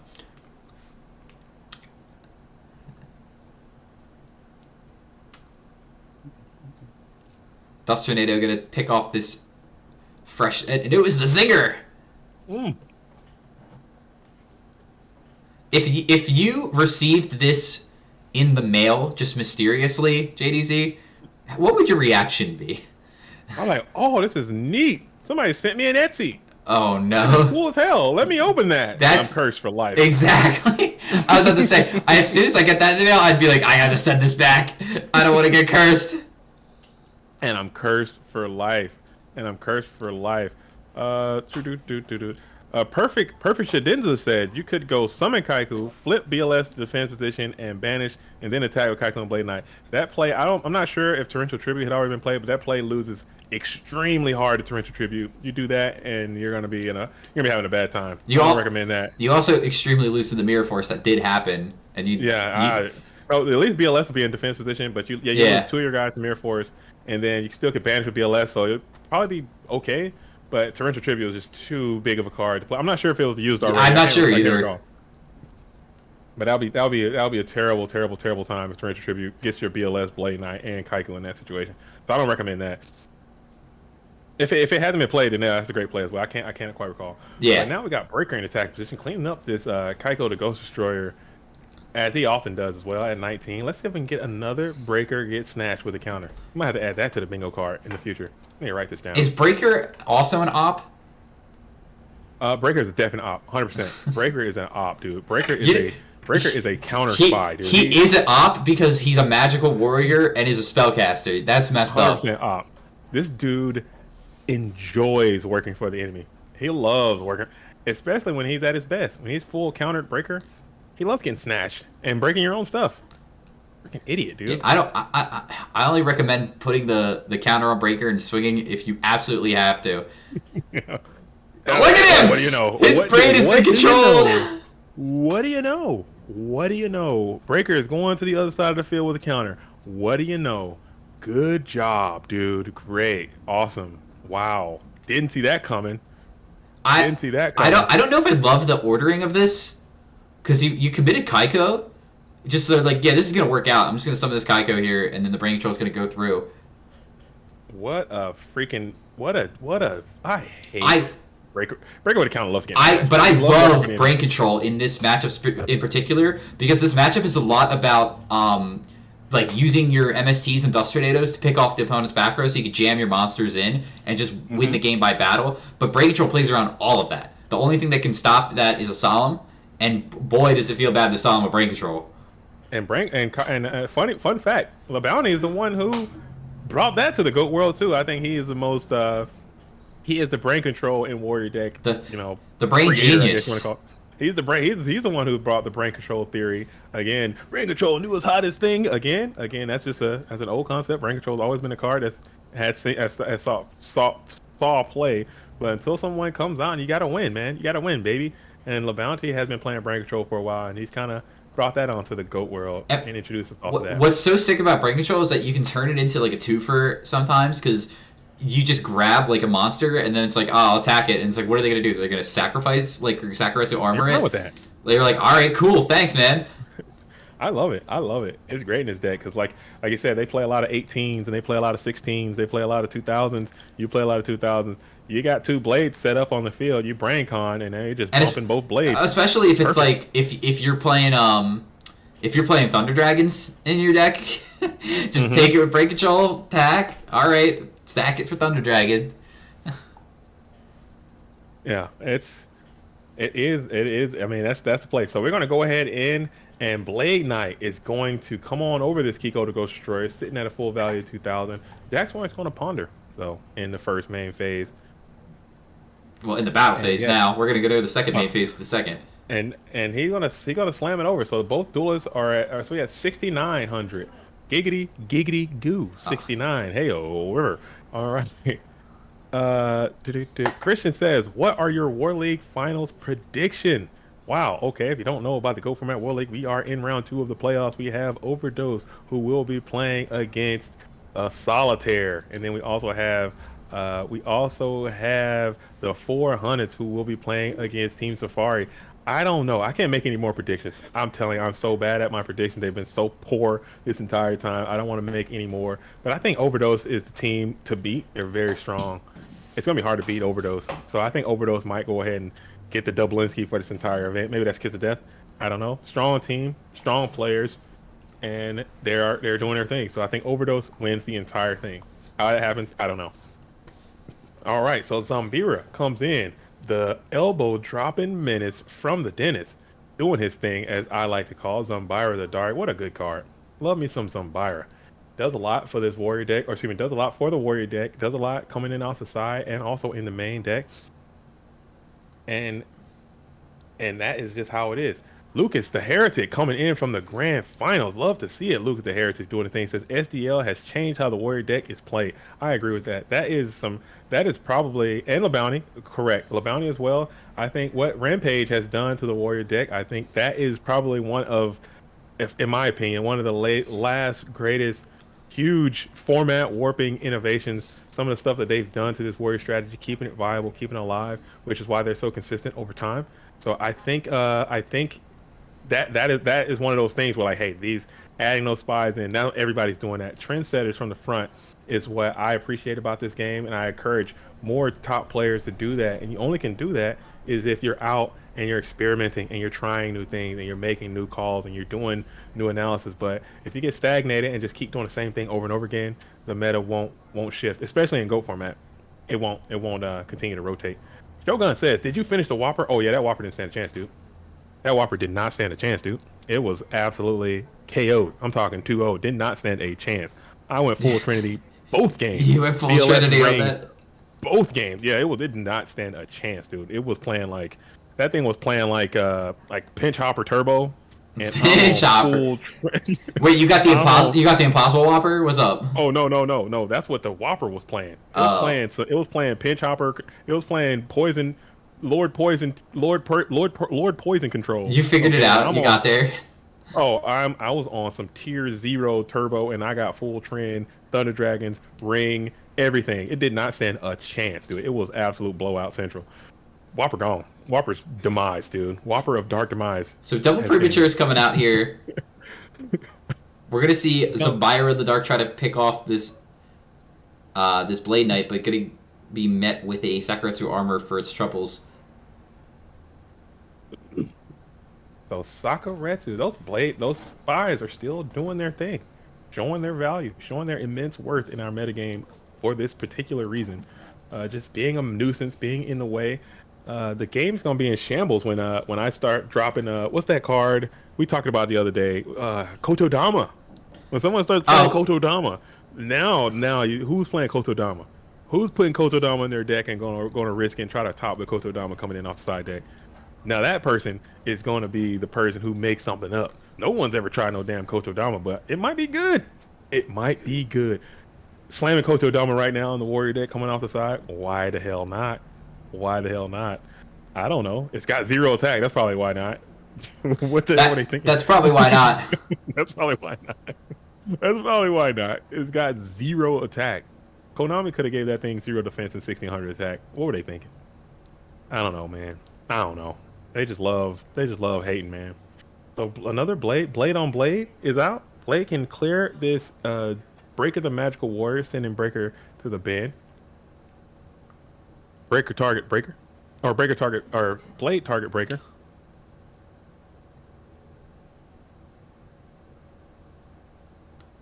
How is it that Mewtwo Strikes Back says, how is it that there is so much discussion of Whoppers and none of y'all on the stream have sang any of the Whopper song? There's a Whopper song? I can't recall. I've never heard a Whopper song. Yeah, Whopper. I know a lot of songs. That's news to me. I know a lot of songs. My brain, as you know, is in disrepair. Okay, I have a very, very, very bad brain. You guys, for some reason, your brain's actually on a card. My brain's on a card? Yeah, Tainted Wisdom. Hey, hey, my brain is bad. Okay, my brain is bad, but I can remember like theme songs from 20 years ago. I know a lot of songs, but I can't remember any Whopper jingle. Grave Robber would be Whopper's comeback against JDZ's Trinity. Oh man, we're gonna call no priority, and then we're going to torrential tribute a massive, robust, bulky, thick value. Is that value? That's equal. That's a negative. Never mind. That's no value to tribute. Hey, what are we doing here? I can't count. I can't count cards, but that's a. We're both at 2. Well, Bounty's at 3 on the play, and then we're going to call 100. Probably bringing back the Donald. Bringing back the Donald J. Zalug might be coming on back in, or maybe the bulky beatdown Blade Knight for 2K. But let's go with the Donald J. Donald J. Donald J is going to crunch in for a rowdy ring of destruction. So now that's 1,400 more units of health coming off of both of these duelists, bringing the bounty down to a critical 1,300, while Jacksmore remains at 4,600. Okay. Y'all don't watch sports if you don't know the Whopper song. I watch a lot of sports. Maybe I don't watch as much sports as I used to. I don't watch commercials, is what it is. I can't tell you the last time I've seen a commercial. You know, I watch NFL Red Zone. Okay, that gets me through all those commercials. But Burger King. Let me look this up real quick. Let me see if I've heard this Burger King song, Whopper song. All right, let's see what we got here.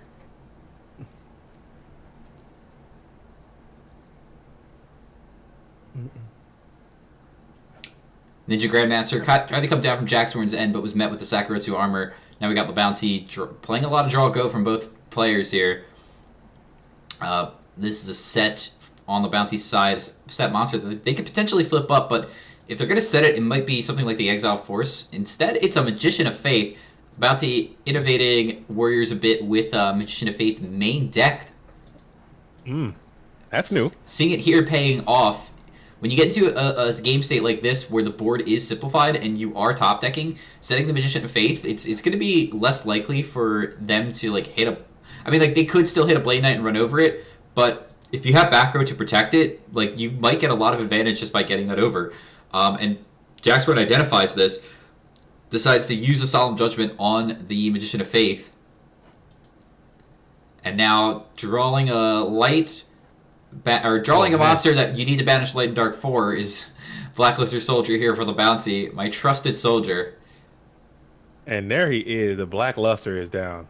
And that's start of BP. Start of the battle. What are we doing here, sir? Well, Dust, hopefully we're trying to snipe a Solemn Judgment. Yeah, try to snipe a Solemn. Is going to go through. And he does. Now attacking. Sakuretsu. Will we have another? No. There is no other. So great snipe there. Money Match says, I'm not even American and I know the Whopper song. Man, what is going on? I've never heard this Whopper song. I just listened to it. I was like, I've never heard a song before in my life. Exile Force on the attack again. Doing bulky 1,000. Now they're both at 13. These are the most attacking Exile Force I've seen in my life. We're going to pay the 800 and then we're going to then... tribute for Mobius. Oh, what a strong. You ever get to game 3 off of Mobius? Oh man, Mobius the Frost Monarch. Okay, and we're gonna get iced him out. There. LeBounty elected not to show that card, what it was, for the GOAT World. It's all good. Getting in and out of there as soon and as quickly as you possibly can. I saw the tribute and I was like, does he think he can tribute and target his own? Own guy? No, you have to have a legal target in order for you to activate the card. Huh. Yeah, you can't do an effect that does nothing. That's bull. Do you know what format we're playing, sir? You could definitely do effects and do nothing and go for it. You cannot just like heavy storm for 0. Oh, okay. It has to be destroying a card. You can rotor. So you mean to tell me we can rotor for nothing? We can thunder dragon for nothing. We can't heavy for nothing. That's different because I hate it. I hate it. You like need to verify the cards in deck or something, right? Like that's something that's like not verifiable or whatever. I forget the reasoning and the logic behind it, but it's different than something like an Exile Force that you need to like tribute and target as cost. So like you can't pay the cost for it. It makes sense. It makes sense to me. I don't know. I don't mind it, but it definitely makes sense. But that is just interesting that you cannot do that. Very cool. But he does tribute. He did have the Mobius, the Frost Monarch, in his hand, and he just cracked the set and then bounced on in. So he's on that Mobius Gravekeeper Spy BrainCon package, which is super popular in the Warrior decks. That's kind of hard to beat for Warrior players because all those cards on their own, like you stated earlier, Spy is good by itself. Brain Control is good by itself. Mobius is decent by itself. Not as good as the others. But when you get them all three rocking together in harmony, those cards are super good. Spy gets Spy, Sack Spy for Mobius. Pop 2, Swing 24. Warrior players have a hard time with that play. And then you also have Brain Control. Brain Control, Snatch Monster, Crash into other monster. Warrior decks have issues with that too. So having access to both of those cards in your side deck is a great thing for Jaxmorn. LeBounty, I think, had some of those same cards, but at what ratio and quantities, that's up to you. Because now you have to add more cards to go into this damn Turbo Menace, which is all over the place. So you're sacrificing more cards that you could potentially have for the mirror. And that's, again, how the meta rotates. When those Go Control players come back, when those Chaos Control players come back, then we'll get a full revolution, you know. But right now we're still kind of in this Warrior Turbo thing that we got going on, which I just, you know, it is what it is. I love it either way, but I like it when there's three powerful decks that are playing at a high level. It just takes a lot. Chaos Control is kind of falling down in favor because that deck is really hard to play. When you're a really good Chaos Control player, you're in rare supply these days because it's hard to That's play. The thing is that a lot of the better players in the format are going to gravitate towards the better decks and the ones that are easier to play, because if they don't have to make super critical decisions as often as they do with a control style deck like Go Control or Chaos Turbo, or not Chaos Turbo, sorry, Chaos Control, right, then they're just they don't need to think as hard. There's less room for error. Where, I mean, it's not like with Warrior and Chaos Turbo that these are decks that just like ultimately play themselves. It may feel like they do sometimes, but there are definitely crucial decisions that turn players who are that are, you know, better than others, right? Like, there just are decision points within any game of Yu-Gi-Oh! That if the better player makes the correct decision, they're ultimately going to win that matchup, or they're more likely to win that matchup, obviously, because there's still luck involved in the game. And yeah, it's just playing a control deck like that it gives you that room for error a lot more, where if you're not super sharp with it in every decision, then you just lose to yourself a lot of the time than it is to another player. Exactly. You're gonna lose a lot to your, like, as because I'm still, like I said, I play a lot of Chaos Control, I play a lot of Go Control, and I've lost, like you said, I've lost a lot of games that were very winnable. I go back and I show the film to better players, I show the film to other players, and like, oh, if you'd have did this, then you could have done that, and then you could have probably won or been in a better spot. And I'm like, damn it. Whereas, you know, in Turbo is like, oh well, you know, you just it's I'm not gonna say it's easier deck to play, but it's definitely not as difficult. You almost have to think of like Goat Control or Chaos Control sometimes as like a 2023 combo deck, where like you see like Scapegoat and Meta, right? And you have to like see all the permutations of what Scapegoat and Meta could do based off of what your opponent has, which isn't something like a combo deck that in like modern format where you like build to be like, okay, I get these two cards and then my end board is this, right? Like it's like an equation and you have to like show the proof of how you get to that end board. Instead, it's like, how do I win the game from like seeing this combination of cards in my hand and just seeing all the permutations in there, right? And knowing the flow of how it's going to be, because it's only going to play out that certain way, right? Because you only have the access of that certain combo. Whereas with these other decks, I think like Warrior and Chaos Turbo, there are definitely aspects of that thought, but a lot of the time it's sort of just setting up like a flow, right? Where like LeBounty here, he set up a wall with his Gravekeeper Spies. So now he's gonna like try to determine and feel out based off of what the back rows are, how he's gonna get through. Jaxmorn's already used a Solemn, so he's gonna be able to find maybe try to nickel and dime and get through here, somehow win the game off of a single push after he strips all the resources. I mean, but this also could happen, yeah. Both players could be going for like a Mobius too. A Mobius come down and absolutely throw this game right on his head as Mirror Force. Ooh, big, strong robust mirror force has just been blowing people wide open all day long. We've been seeing big mirror forces on stream a lot. Yeah, huge mirror forces. And so we have Nate Dogg saying, "Wait, LeBounty is playing both Faith and Spy. I got to keep my Nox in at that point. That's tough. How many flips do you think?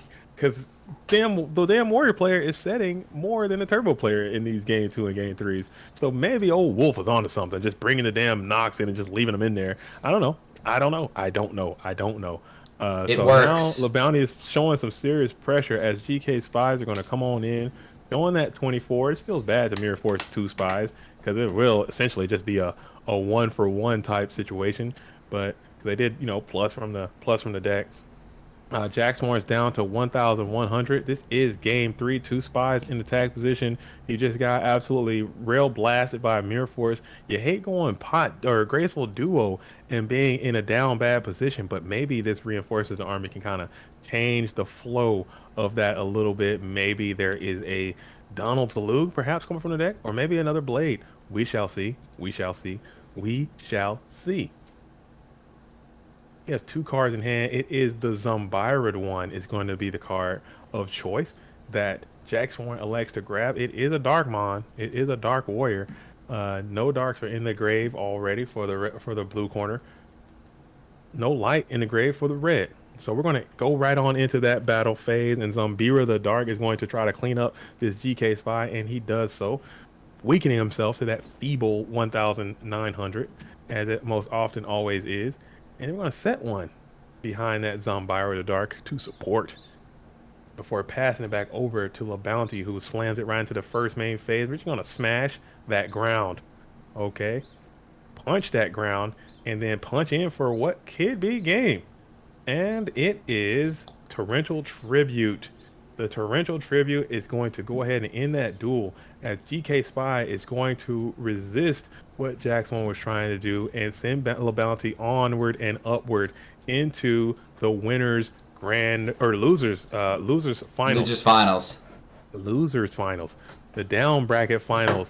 Smashing Ground. Whenever I see Smashing Ground, I think of Manticore of Darkness, because that is the card that is pictured on the artwork, if you did not know. It was recently confirmed, yes. This was a recent development. There was some debate for a while on whose fist it was, but it does in fact belong to the Manticore.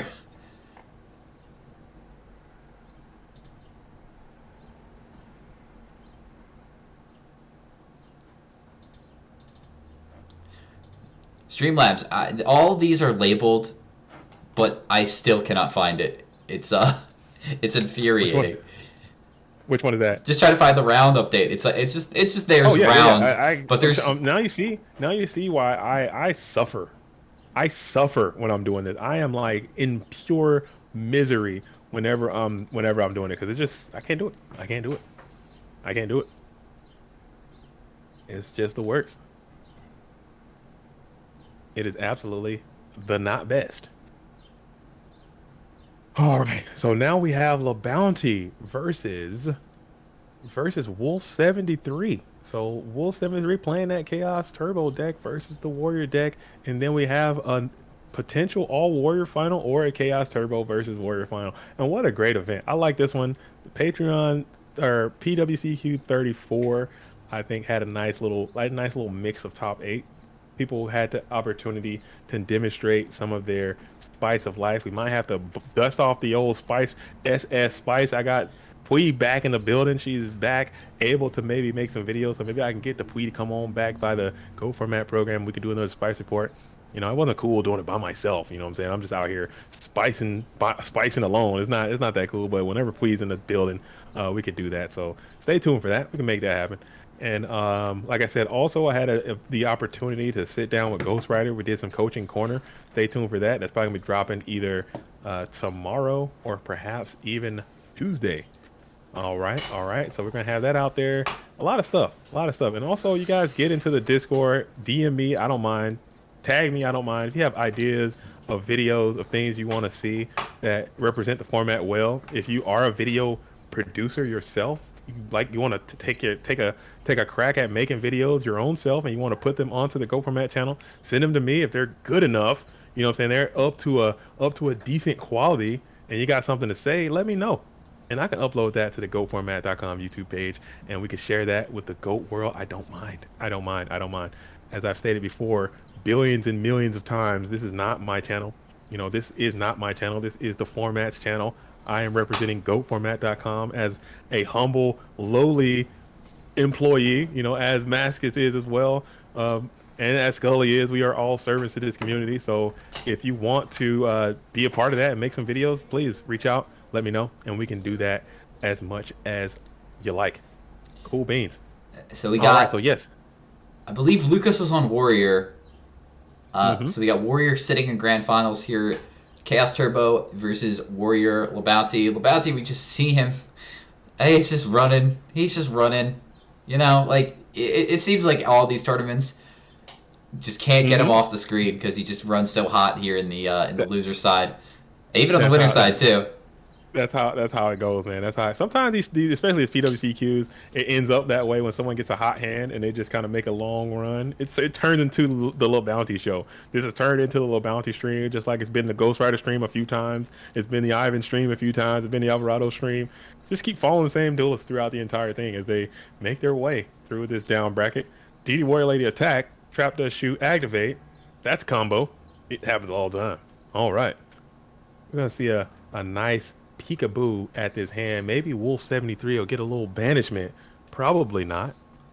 Probably not. Probably not. You know what I'm saying? They hate everything we got going on. They don't like us. But it is what it is.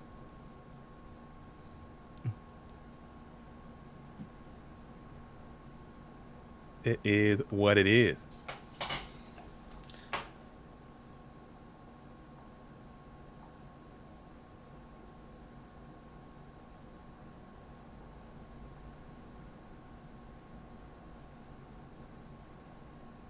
Okay, cool beans. Cool beans. All right, so we're going to trap dust shoot, snatch steal, MST, upstart, Faith, Thunder Dragon is going to be remaining in the hand. I looked away for a brief moment. I didn't see what got sent back, but upstart Goblin is going to be ripped. Yeah, I mean, if he didn't use the Thunder Dragon right away, then was the Thunder Dragon probably the rip? Wow, interesting. No, he left the Thunder Dragon. I think he sent back something else. I can't recall what it was. I mean, it's got to be the Faith, right? No, I think that's what's left in the hand. Oh, that's what's left in the hand. Yeah, you're right. You're right. We don't know what he sent back. All right. So we are in the first main phase for the blue corner. Bounty gives it a quick shuffle as we wait for Wolf to establish what they're going to do. We're going to set one, set two. Could be a new card he drew off of that Upstart Goblin, or it could be the Naked and Afraid Magician of Faith that can return this Upstart Goblin. Let's see what exactly it may be. Labounty in the red corner, checking the opponent's graveyard, identifying that there is one spell that they have access to. One set spell trap. You should know what some of these cards are. Maybe not all of them. Maybe not all of them. Definitely some of them. And we're going to think about it. Think about it here. And yes, we're going to think about it for a sec and elect to go ahead and play the Nobleman of Crossout, hitting the Dekoichi, which was the card drawn from that Upstart Goblin. So now Labounty again has perfect information of what the opponent has access to. And you end up in these weird little spots where you have to kind of play around, snatch steal. You got to play around all this other stuff.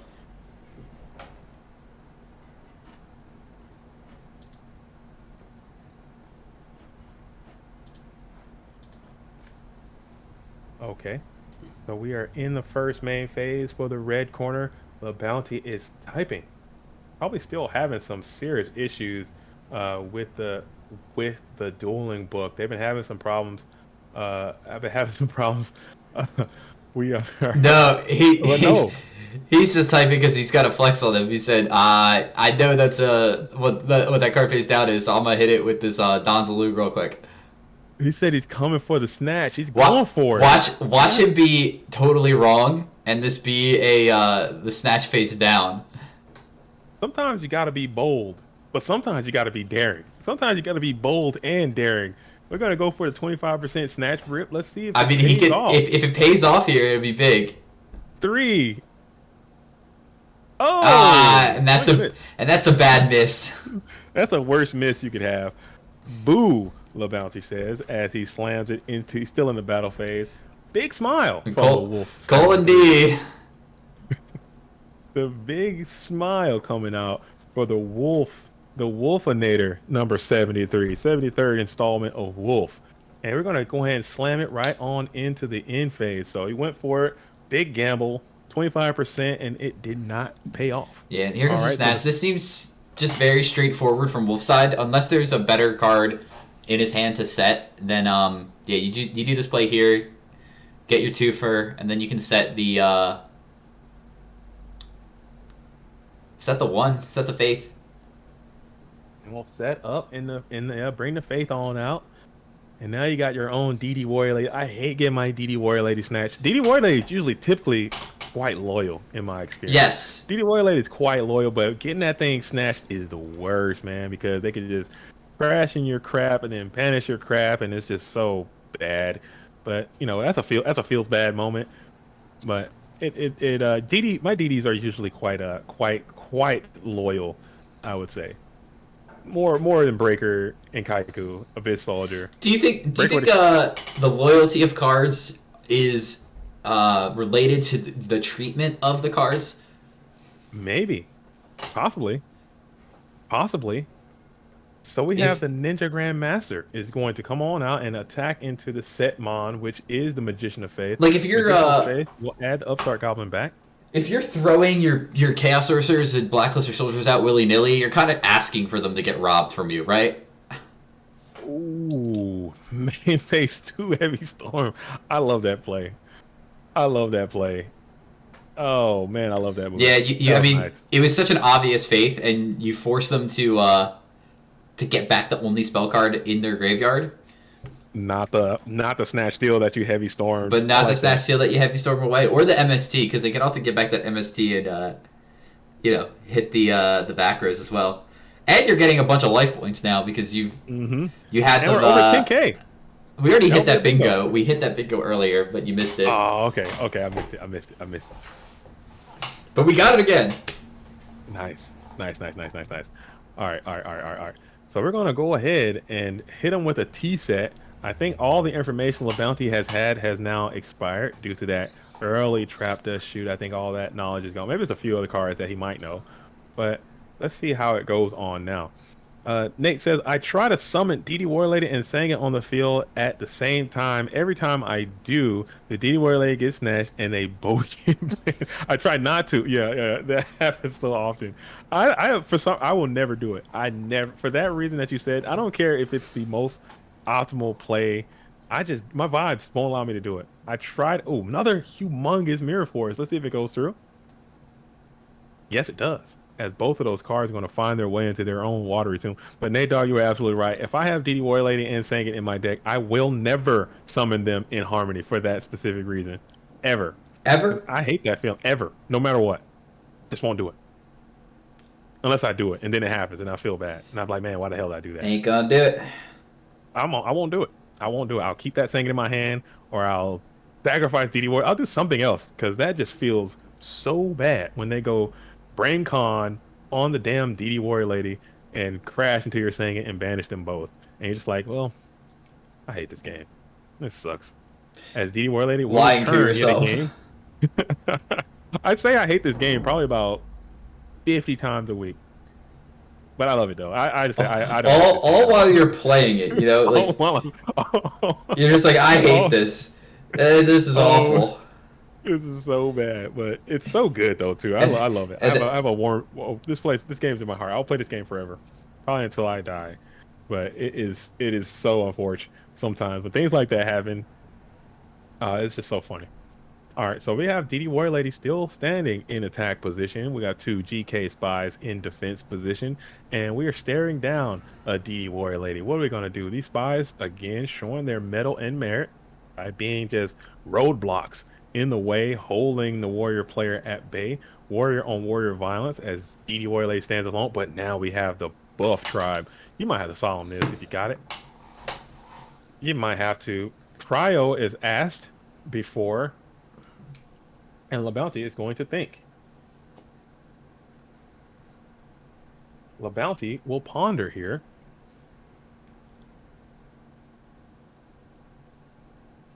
No priority being called. Gonna think here. No This might be the situation that we saw earlier where Torrential Tribute will come up. It's another popular spot for Ring of Destruction. Could also come up too. Ring of Destruction could be played. That would have been a devastating ring to get that tribe out of there, and then save your guys. But we're gonna pitch the Torrential Tribute. Speaking of both of those spies, and then we're gonna crunch in with both of those attacking Mons. No Mirror Force to be had from either player or from the blue corner. None so far. And then we're going to Wing Blast. Famous Wing Blast, targeting the set card. That always makes me that always kind of cringes me out a little bit when duelists do that. I'm like, man, you have two significant threats on the board. I guess you have no choice. We're going to Wing Blast, target the back row. Might be a ring here. Let's see what LaBounty does. Keeping that draw phase alive and well. And it elects to just let it go. Make like Elsa and just let it go back to the top of the deck. Or Anna. Whichever one is letting it go. I can't remember. I'm frozen the hell out, man. I'm telling you, I went through Frozen. It was Elsa. It was Elsa. Okay. I've never seen Frozen either. You're a liar. I've never seen it. You're damn lucky. Well, we've established you have 3 girls. I mean, let me tell you, man. Let me tell you, I got my face frozen the hell off in all types of ways. You're looking like Mobius the Frostbite. I was letting it go every 15 seconds, man. Oh man, oh man, oh man. I'm frozen. I'm a frozen tundra at this point. All right, so we're going to come on out with the Chaotic Sorcerer, who's going to declare his effect with priority, and we're going to banish the Tribal Infecting Virus. Is there another Mon? Is there a card you can do for this Didi Warrior Lady? LaBounty has... Doesn't look like it. There's not a misprint. LaBounty is sitting at 10,400 life points. So that's a lot of life to kind of try to get through. But you got this Chaotic Sorcerer in attack position. In your graveyard, you have light and dark Mons, and we're just going to crash and dash. Send the Sork out of play, send the Didi Warrior Lady out of play, and then we're going to do it just like that as we set up another card on the field that was Wing Blasted earlier. Nate says, I don't know how Wolf can come back. Wolf still has yet to play any of the Trinity spells, okay? Wolf can pot and Grace and BLS anybody, okay? That exists. Okay, I mean, we saw earlier Alvarado come back from 50 life points. So, like I've been saying before, it doesn't matter how much life you have. I mean, it does sometimes, right? Don't get me wrong, but like as long as you have some points of life, you can play. As long as you got some. You're allowed to play. As long as you got some, you slam down another GK spy gets upright and you stalling out, and next thing you know, you start getting Heavy Storm. You start getting Pot of Greed. You start flipping some solemns, and BLS comes out, and this game is damn over, man. You can get from 10,000 quick. So we'll see. We're still in the main phase 1. Wolf is not giving up, and there's one of them. The Gracha. Graceful Charity has been smacked onto the field, and LaBounty will ponder as the query is, do I negate this Graceful Charity and reduce my life points by half, or do I allow it to go on and continue to play? And thumbs up will be all around, so the Graceful Charity does resolve with its full effect. Painful Charity, as we've called those on the stream today. Painful Charity because you have 3 cards, only keeping one of them. No eligible discard fodder, maybe some Night Asses in there. Trap Dust Shoot, which is a great discard, and GK Spy is also going to be the secondary discard. But now we got to think 2,000 health is going to be for the blue corner. 9,600 is going to be for the red. And we're just going to end. What could that card be? What could that card be that's in the hand of the red corner? We're going to set up another spell trap. What could this card be that's face down for Wolf 73? It's got to be something maybe not that groovy. Or maybe super groovy. I don't know. It can't be a spy. All the spies are gone. That's got to be a Sangan if I ever seen one. That is the Sangan all day, every day. I'm telling you right now. So if it's Faith, I might yeet that Faith. I might flip that Faith up. I don't know. But then you lose to, I don't know. I don't know what that card could be. But Wolf is kind of playing it slow, and this is what I was talking about. Oh, now Finally. here we go. Here we go. The Black Luster has hit the field with extreme pace and vigor. 24 cards left in the deck, and we're gonna ask for Prio. We're gonna ask for Summon. Everything is good. And now, what are we going to do? We're going to Wing Blast yet again. Just ring it up, Dano. We're gonna give you a ring for your thoughts. And that's going to be the end of the game. What are we waiting on? What are we waiting? There we go. That's going to be the end of the game. Yeah. As BLS coming out, getting ringed, as we talked about earlier, man. That's just like, that's just how it is. I mean, that's how it is. With the BLS coming out, there was so much insurance there because the bounty had 3 back rows to work with that it really didn't matter, like, what even Wolf had. It just was. It was always going to come out, like or that situation where you have a response and you just ring it to seal the game up. The life point differential definitely did matter in this scenario. Wolf just was not able to amass any of the power cards to find a way back into that game. Mm-hmm.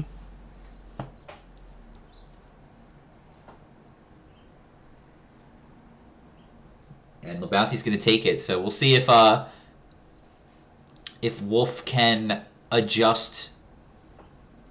Maybe like we said earlier, do you keep in the noblemen? See if you see the bounty. I mean, I would presume that Wolf is watching the rest of the top 8 bracket here and is seeing that the bounty is siding in the Gravekeeper Spies, is playing Magician of Faith in the main deck. Do you keep in the noblemans? Does the bounty opt to go with that side strategy of putting in the spies as well? And we'll find out. We'll find out soon. But hey, Mask, I got to take a quick break. I got to use the facilities for a minute. The facilities must be used. I will return to you momentarily. Understandable. Understandable. I know I left you earlier. And I abandoned the ship, but not this time. I shall BRB. We'll catch you in a minute. As Thunder Dragon comes down for Wolf 73 here in the Game 2 Losers Finals Premium World Championship Qualifier number 34. Winner of this takes on Lucas for the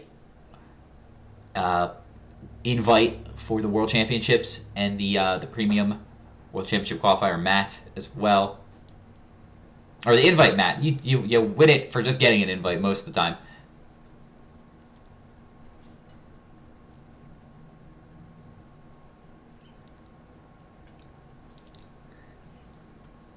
T-set pass from Wolf 73 here.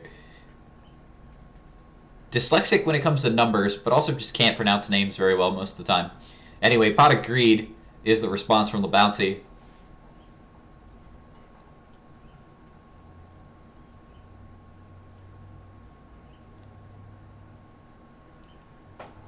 And set cards from the bounties in as well.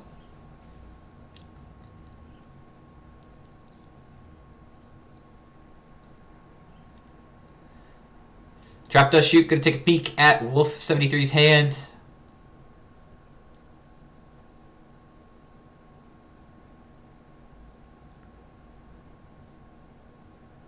Bounty says he loves it. The Vortex is cool. Alright.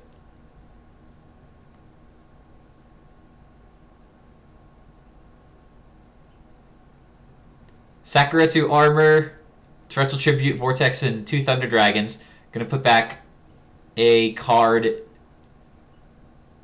Put back the Blackluster Soldier. Thank you, the bounty, for clarifying. As we see a Dekoichi, the Battle Enchanted Locomotive, being flipped up here.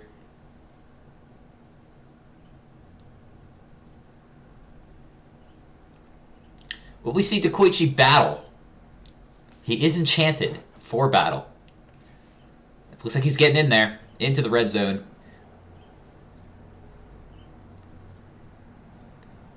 Gonna pick off a Magician of Faith, but that Magician of Faith is gonna get back a Pot of Greed. Very, very good exchange here for LeBounty's end. And there's nothing that Wolf can really do to stop it, except if you get a Delinquent Duo and you like to get lucky. We saw LeBounty press his luck earlier with a Donza Luke. Coming after a Snatch Steal was unsuccessful. Maybe this Delinquent Duo will be able to pick off that Pot of Greed. Imagine if LeBounty set more cards into this. Ooh, this duo would have been so juicy.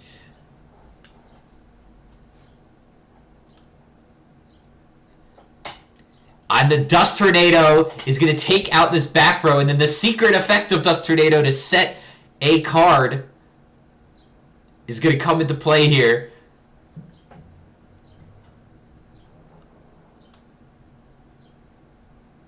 Going to take out a Call of the Haunted from the Bounty's end. And the DD Warrior Lady from the hand. Oh, wow. So that... All right, I'm back. What did I miss? You just missed... The Bounty's Magician of Faith picked him up a Pot of Greed, and then Wolf activated Delinquent Duo, and in response, LeBounty used Dust Tornado to set the Pot of Greed so that it would not get sniped by the Delinquent Duo. Ooh, now we're playing. See, that's what I'm talking about. That's what I'm talking about.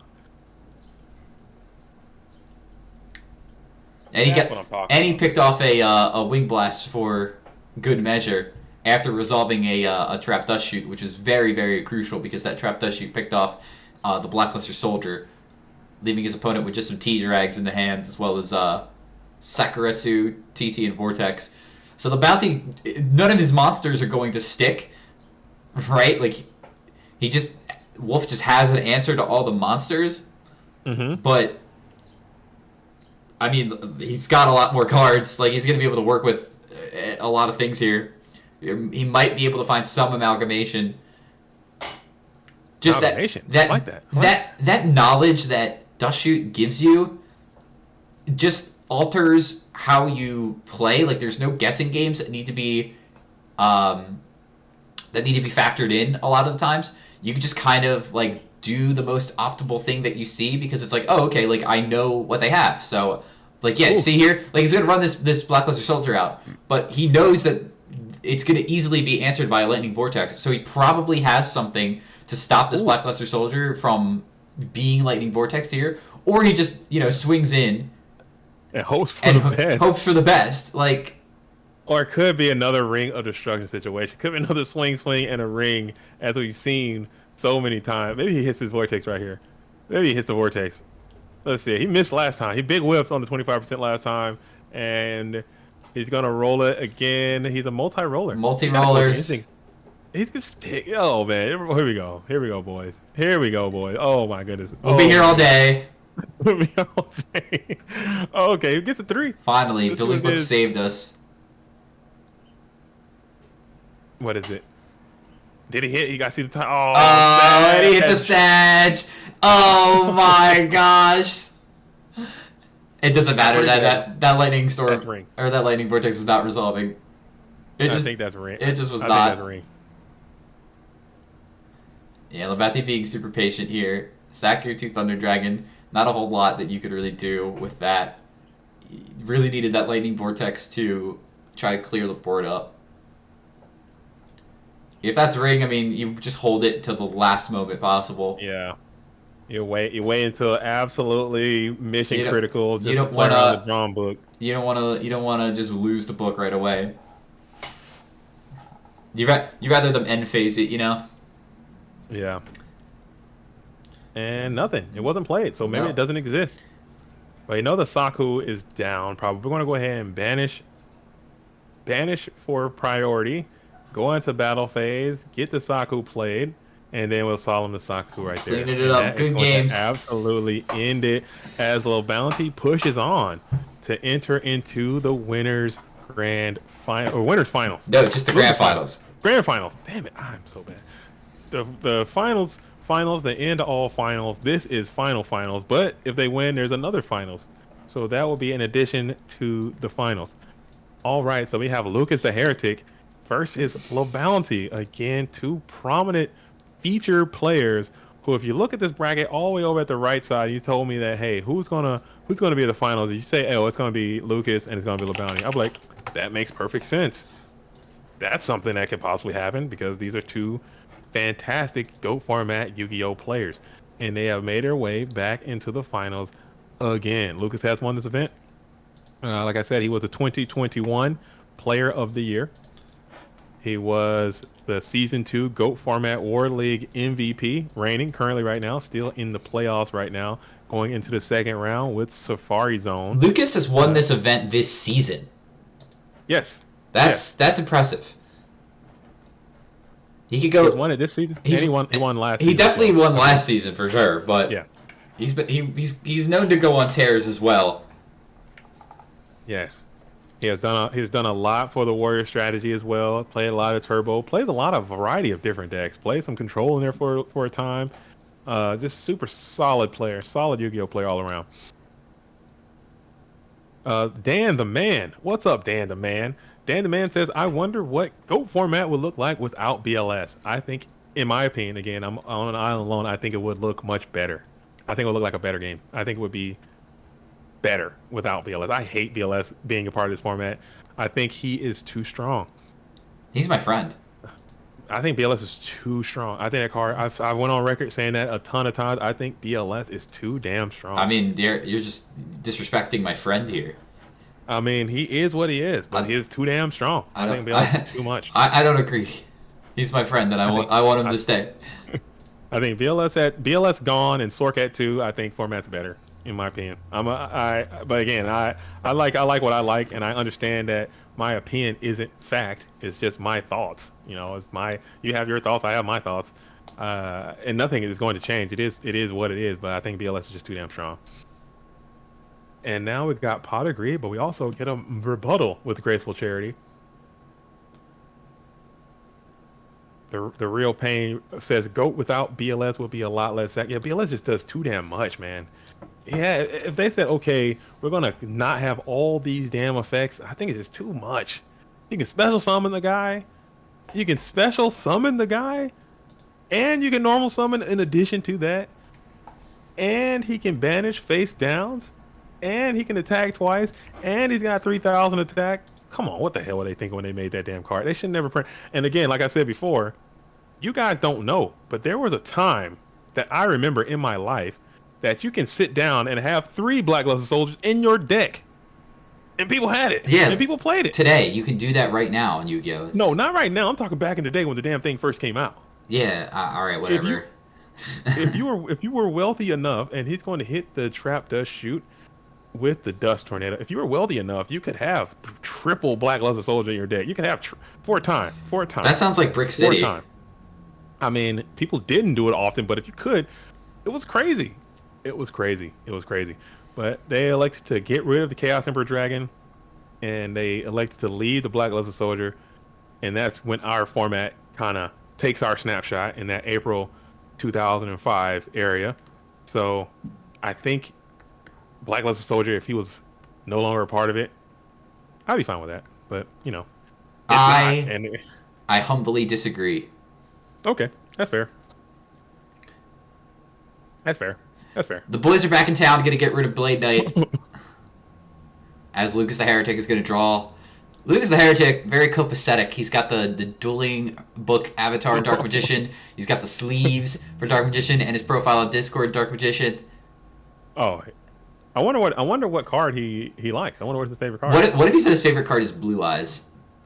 Come on, man. You can't be. But both of these duels are rocking some Dark Magician in their profiles. We got the Dark Magician down here. We got the nice magician versus the evil magician. I'll let you determine which one's which. I think this is the emo Dark Magician at the bottom. This is the swagged out Dark Magician at the top, as they call it, Dank Magician. I like this one that Lucas has. This one that LeBounty has looks a little too anime. I'm not feeling it. I mean, they're obviously all from the anime, right? I don't know what you want to say, but Dark Magician doing the little pose with the knees up. That just looks cool. I mean, he's the ultimate wizard in terms of attack and defense. That is true. Get that straightened out. The ultimate wizard, maybe. I think Ed Breaker's gonna come on in, punch on in for 16. Will it connect? And it does. Ouch, baby. Eat that.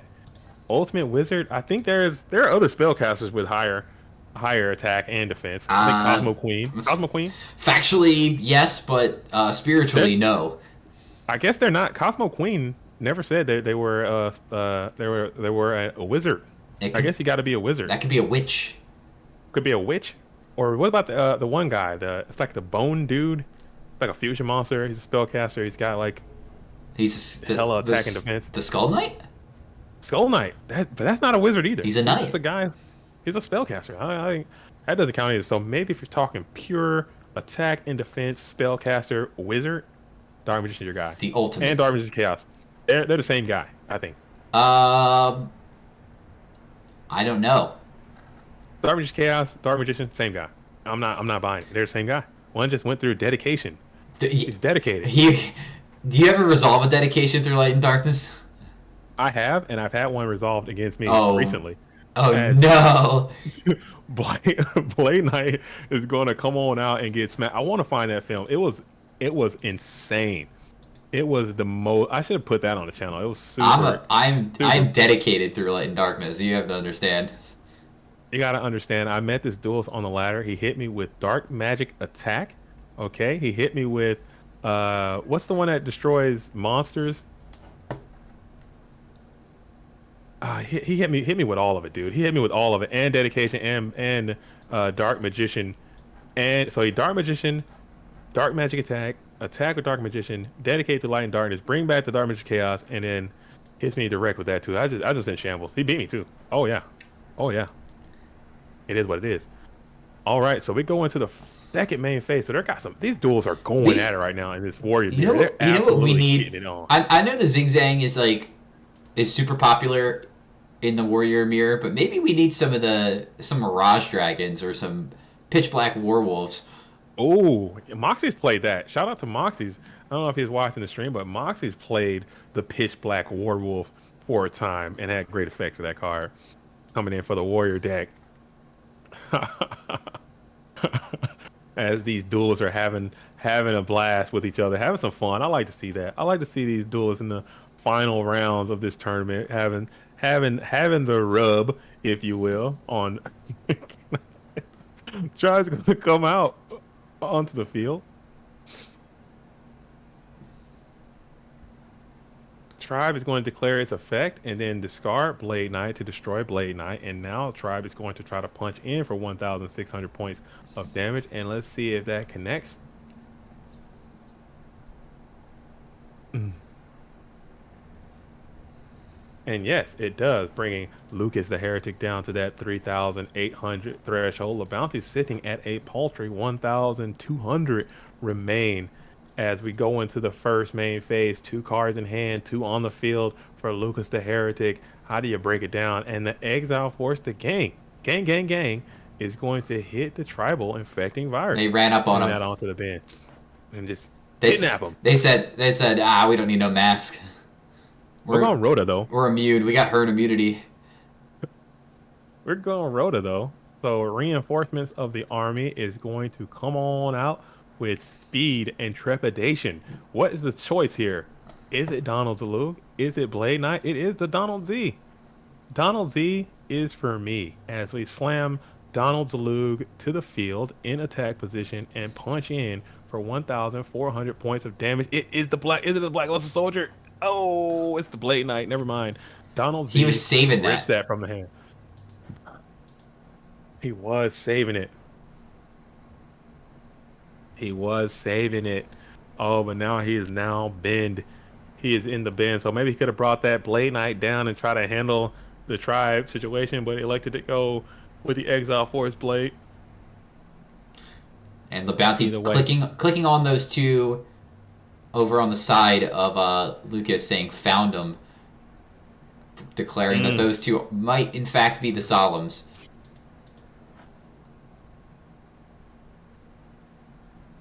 The bounty says, I'm doing it.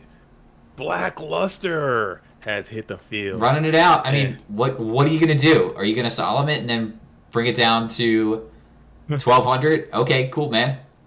With 3 back row, and we're going to attack. And it worked. Oh, easy money. Had the read. Put it through. You said he never didn't know. Those had to be none other than the trap dust shoots. He had. He had. Oh, he's calling. Oh, see, you think there were no men or crossouts? Okay, so they could. No, he had 2 knocks face down. Okay. Gotcha. Shoot and knock were the cards on the field. So again, that's how it goes, man. In this Warrior Mirror, the duelist that draws less shoots and the duelist that draws less knocks, game 1 is probably going to come out on top. So that is how it is. You put them in. Read right through those sets, and he knew that they were dead as a doorknob. Doorknob? Dead as something that's on the door. Whatever that idiom is that we use. Dead as something that does not have life. The Warrior deck has always been the deck that sort of has been the anti-meta deck in the terms that, yeah, it's a popular deck, right? It's not like a rogue deck, but its place in the format is to try to adapt its strategy to hate on the more popular deck. And Chaos Turbo is definitely the most popular deck right now. That's why you see stuff like Trap Dust Shoot in the main deck for Warrior, because, you know, Chaos Turbo wants to have a lot of cards in hand. Always does have a lot of cards in hand if they resolve a Thunder Dragon. So being able to peek at the hands, take the best card out of it, and just have that information is so powerful in this format. Nobleman, obviously, it's just a good card, right? Mm-hmm. So like, it's probably the most played card throughout all the decks. It gets a little bit skewed since everybody plays 2 copies of it, right? But you're exactly right. If you find those dead cards in the mirror and can determine that, all right, well, they haven't used these 2 cards or maybe even 3 cards sometimes, right? Then you can kind of just see that those back rows aren't actually real, and you don't have anything to be afraid of. You can just summon your BLS willy-nilly without any sorts of protection and just throw it in for damage. Through three. That doesn't happen too often. That does not happen that often. But man, oh man. So we have LaBounty, who's trying to force this reset. We have Lucas the Heretic, who's had a long layover, a long break, trying to just go ahead and end this tournament at a nice paltry 3 p.m. Pacific time. It's already 6 p.m. East Coast. I believe both of these duels are located in Eastern Time, United States. You know, shout out to all the duels in Europe. Shout out to all the duels all over the GOAT world. But this is a all-American event, as both of these duels are representing the United States in this tournament. Okay, and they're trying to end this thing with a night. So maybe, I don't know. What do you think about starting these things at 11 a.m. Eastern Time opposed to the 12 p.m. Eastern Time, as we often do? I think that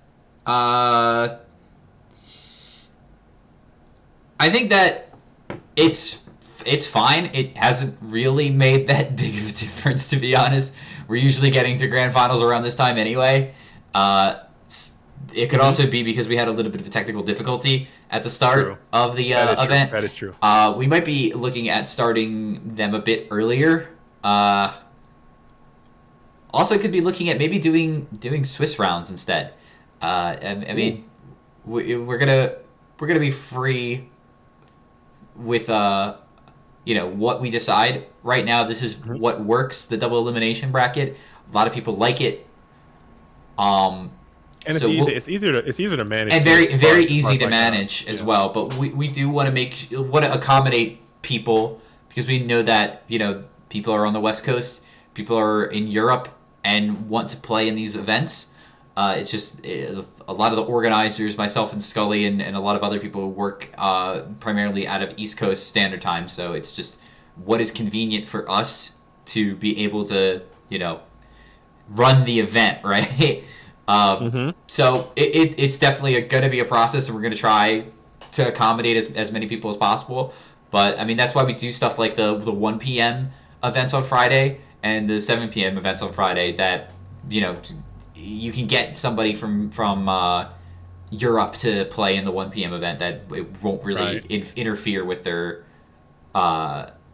day or something like that. Or it's night for them, right? So it's like they're going to spend their night doing this sort of thing.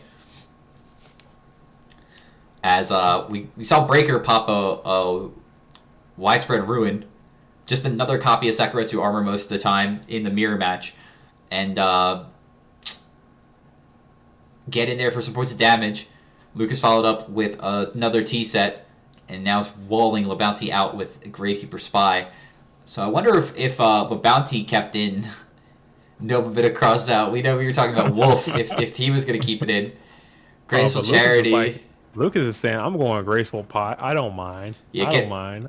Getting rid of Ninja Grandmaster and level 2. I mean, both of these cards, Ninja Grandmaster is a little bit better because it at least is a big attacker. But the level 2, not the greatest in the Warrior Mirror, unless in this scenario where each player might be siding the spies. Mm-hmm. So that's a little metagamey. I think that's a little metagamey coming in from the blue corner a little bit, analyzing your opponent and seeing what cards they may use and what cards you should use to counter what they use. So I don't think level 2 is the worst. Maybe Nobleman might be pushing it, but level 2 can at least come on out and still, you know, slash and dash some of these sets. But Bounty's bringing in a whole bouquet of sets, it appears. Or maybe not. I don't even know what the right answer is anymore. I don't know where I am anymore. I don't know. Cats are dogs and dogs are cats. Who knows what the hell is going on anymore? I have no clue. Oh, man. Oh, man, oh, man, oh, man. So we are in the first main phase. 6 cards in hand from Lucas the Heretic as we are still trying to make a play as Jarv Greed is in the Warrior deck as well. That's neat. Has he been playing Jarv Greed all day? I haven't seen that come on up, but that's a dope inclusion. I like Jarv Greed in these Warrior decks.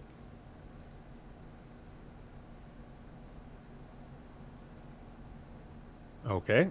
And then we're going to set one up, and that's going to get immediately Dust Tornado. Sniping the Solemn Judgment with a second Dust Tornado is always good. And we're going to declare that effective Dust Tornado and set another Dust Tornado, or set another card. Could be anything. Up to and including third Dust Tornado.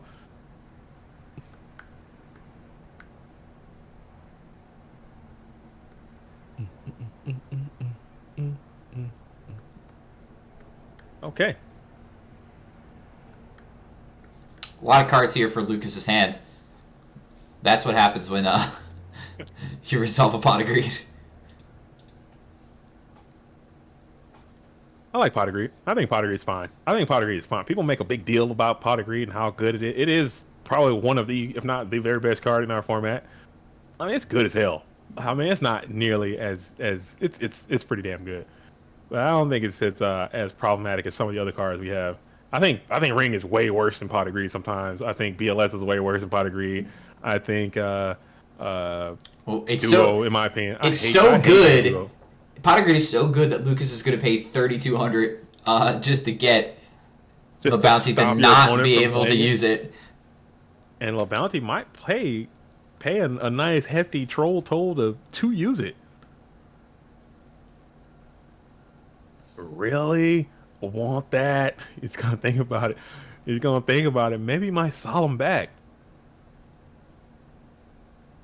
But no. Just gonna let it go. Let it go, man. Getting your Trinity negated never feels good. That's always a bad feel. Feels bad.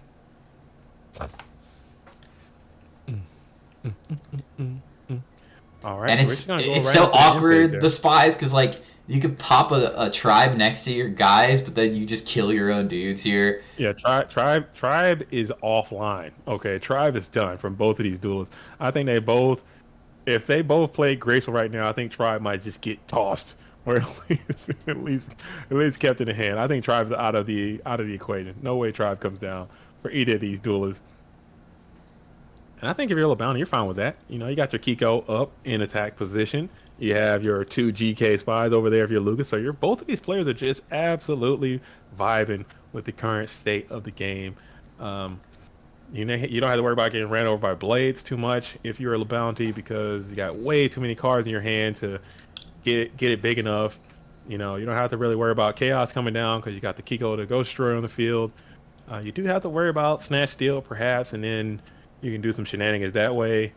Mobius is always a looming threat when you're playing any of these decks. So it's kind of a wild thing. And if you're just tuning into the stream, this is in fact a warrior mirror. Okay, don't get it twisted by the current hand size and field size of both of these duels, but this is in fact a warrior mirror. This could get misconstrued if it wasn't for the fact that Ninja Grandmaster Sasuke is like the highlighted card on the left side.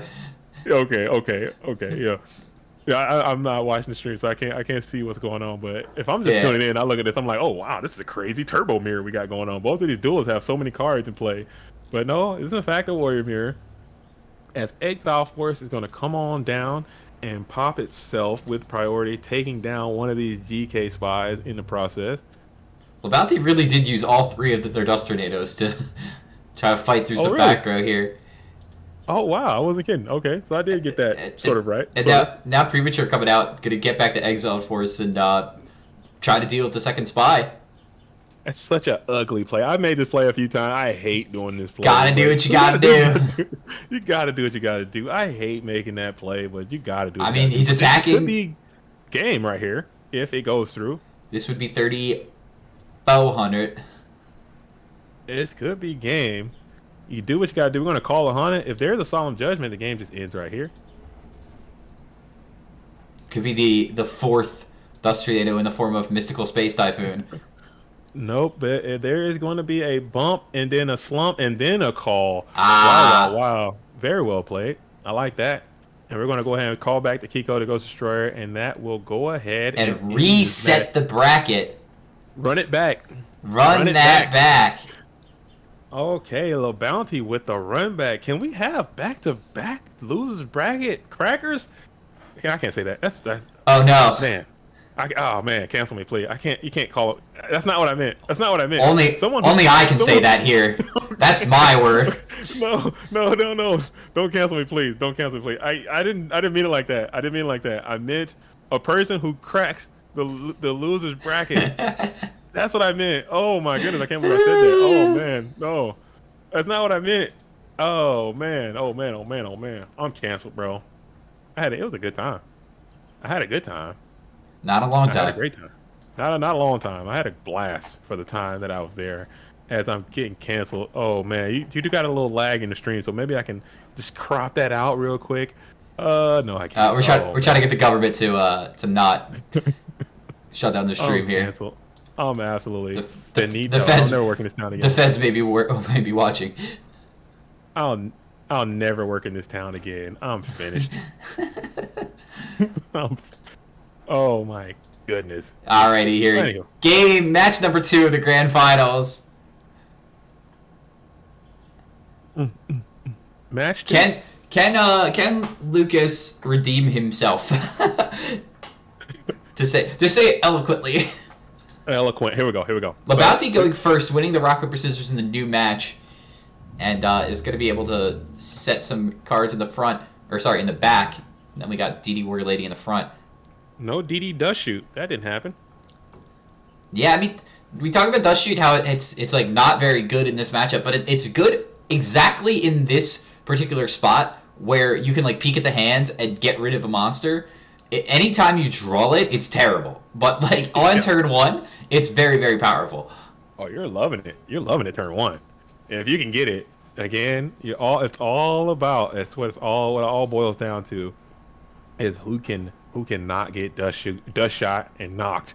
Keeping your knocks in the deck and keeping your dust shoots in the deck is always what you want to do.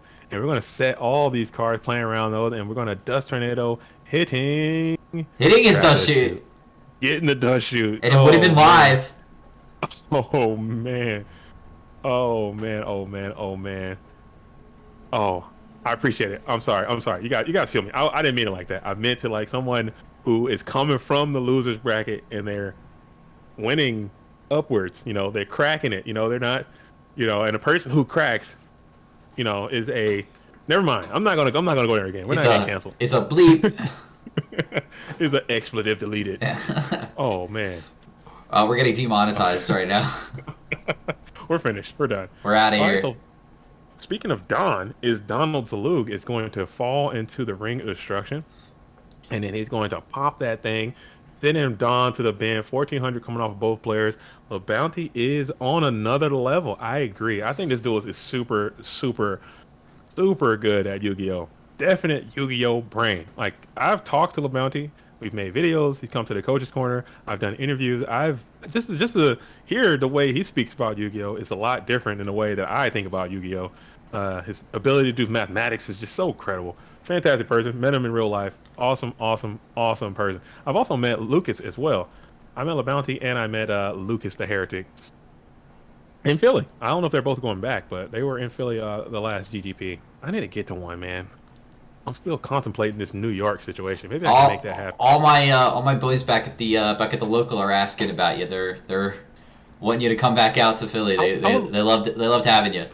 I would love to come. I can only do one, man. I'm out here. It's a hard times out here in these streets, man. No, I feel you. Know what I'm saying? Totally understandable. It's tough out here in these streets. Just know you're always welcome on my block, man. Oh, I appreciate that. I had a blast in Philly. Philly was great. I had a blast. I would love to come back. But you know what I'm saying? It is a it's not cheap. I'm in Washington. I had to fly 3,000 miles to come over to that. Yeah, it's a long trip.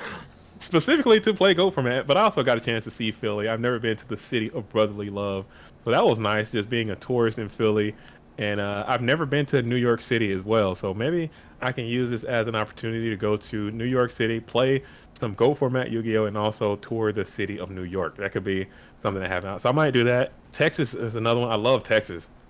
Might go down there. There's one. If someone can manage to do GGP Orlando, I would love to do that. We need to get Shaggy Powers on the case. Make them have this. Exile Force is down and attacking again for the 90th time. I have never seen so many Exile Forces attacking in a Go Format tournament in my life. Gotta get him dead. I mean, well, he's getting him down to 2,300 life. Man, I have never seen that 1,000 do so much work. BLS is crazy. Is it live? It's not live. It's not live. We got a DD Warrior Lady coming through, though. Not going to banish? Of course not. Why would you? Why would you? Well, go ahead and get that DD Warrior Lady down and swinging is always good. Take 500. 1,500, 1,600, 500. Bulky is always going to be good as Ninja Grand is going to come on out. Ninja Grand attacking DD Warrior Lady, but nope. DD Warrior Lady showing its ability to be a little undisciplined, working for the enemy. Again, getting snatched, stolen. And that is game on board, but Mirror Force. Big Mirror Force is going to keep Lucas alive. One card each for both duelists as Lucas on the play. Draws one. Kaiku slam swing. Strong Kaiku here. And we're going to Saku that. This is the Warrior. This is Warriors. Now this is what the Warrior Mirror I'm used to seeing. Exactly. And we're going to set one up. So both. All right, Blade Knight. One on the field. Come on, Blade. A BK Blade would be great. Rotor for Blade is great. Breaker. Really good. Breaker is really good here as Breaker's going to break the main deck mind. Oh, LeBounty into the ratio spice drawer. I mean, you don't care. It's a little spicy. You don't care. You're breaking that no matter what. I mean, I think he hesitated for a moment. Do I want to summon this and or do I want to try to get value, juice it off him? But I think he made the right choice, honestly. And you're gonna premature the Ninja Grand. Ninja Grand's gonna claim the breaker. Rota for Blade is a power play here if you can find it. Oh, there's a pot that can find a Rota. Just like Yukimoto drew it up. What is it gonna grab with a Pot of Greed? Pot of Greed is gonna set 1 and 2. So 2 more set spell traps were found from the Pot of Greed. If it's Noman and does shoot, I just absolutely seppuku right now. Seppuku right now. That's what that Pot of Greed gave me. Pot of Greed lets me down there as 1,800 is peeled off of the life total of Lucas the Heretic. We set another card. So that's 4 on the field of play as the Ninja Grand is continuing to assault your HQ and attacks in to a delinquent duo. Noman across out. Double knock. Hate to see it. Hate to see it. Hate to see it. Oh, man. The Warrior Blight is real.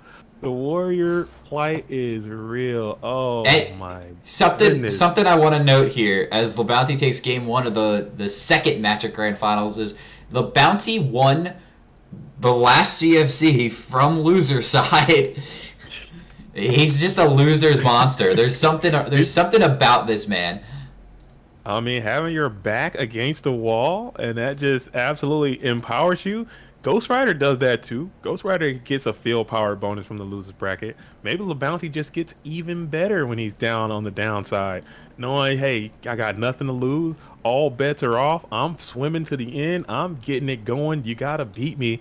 I'm sending it to you. So Lucas now has got to go ahead and get a dub. Now his back is against the wall, and that is, again, that's super unfortunate. That is super duper unfortunate. And you drew a dust shoot that got dust tornadoed. So Pot of Greed giving you double daggers is just buttocks, man. Buns.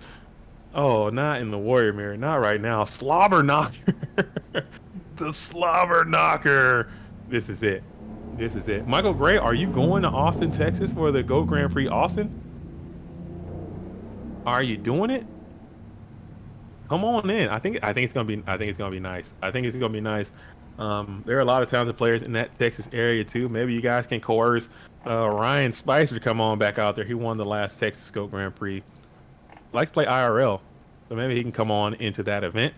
Doesn't play online as much, but definitely plays in an IRL capacity. Preserve says LeBounty not playing Dust Shoot, is he? Probably not going into game 2. A good strategy if you're playing the Warrior deck, or excuse me, if your opponent is playing Warriors and you have Trap Dust Shoot in your deck, a good strategy is to remove those Trap Dust Shoots going into game 2 and game 3, because that card is going to have significantly lower return on investment as the game goes on, because Warrior players typically play with a smaller hand size, so it's going to be dead a lot of times. So I would definitely remove Trap Dust Shoot from your deck game 2 and beyond, playing against the Warrior strategy. Something that we've neglected to note a while back is the added benefits that players receive for earning multiple invites. This year we are still doing the buy system that we implemented last year, where if you earn 3 total invites, you will earn a buy at the World Championships. That is still something that is up for grabs. So both of these players, I believe they only have 1 invite at the moment. But if either of them win here, they'll earn their second, and that will put them in contention for, if they ever get a third, to have a bye in the World Championships. And obviously the advantage goes to people who have already earned an invite through Worlds, like top qualifying last year. We give out the invites for the World Championships if you top, I think it was top 2, right? Yeah, top 2 of Worlds last year earned an invite to the Worlds this year.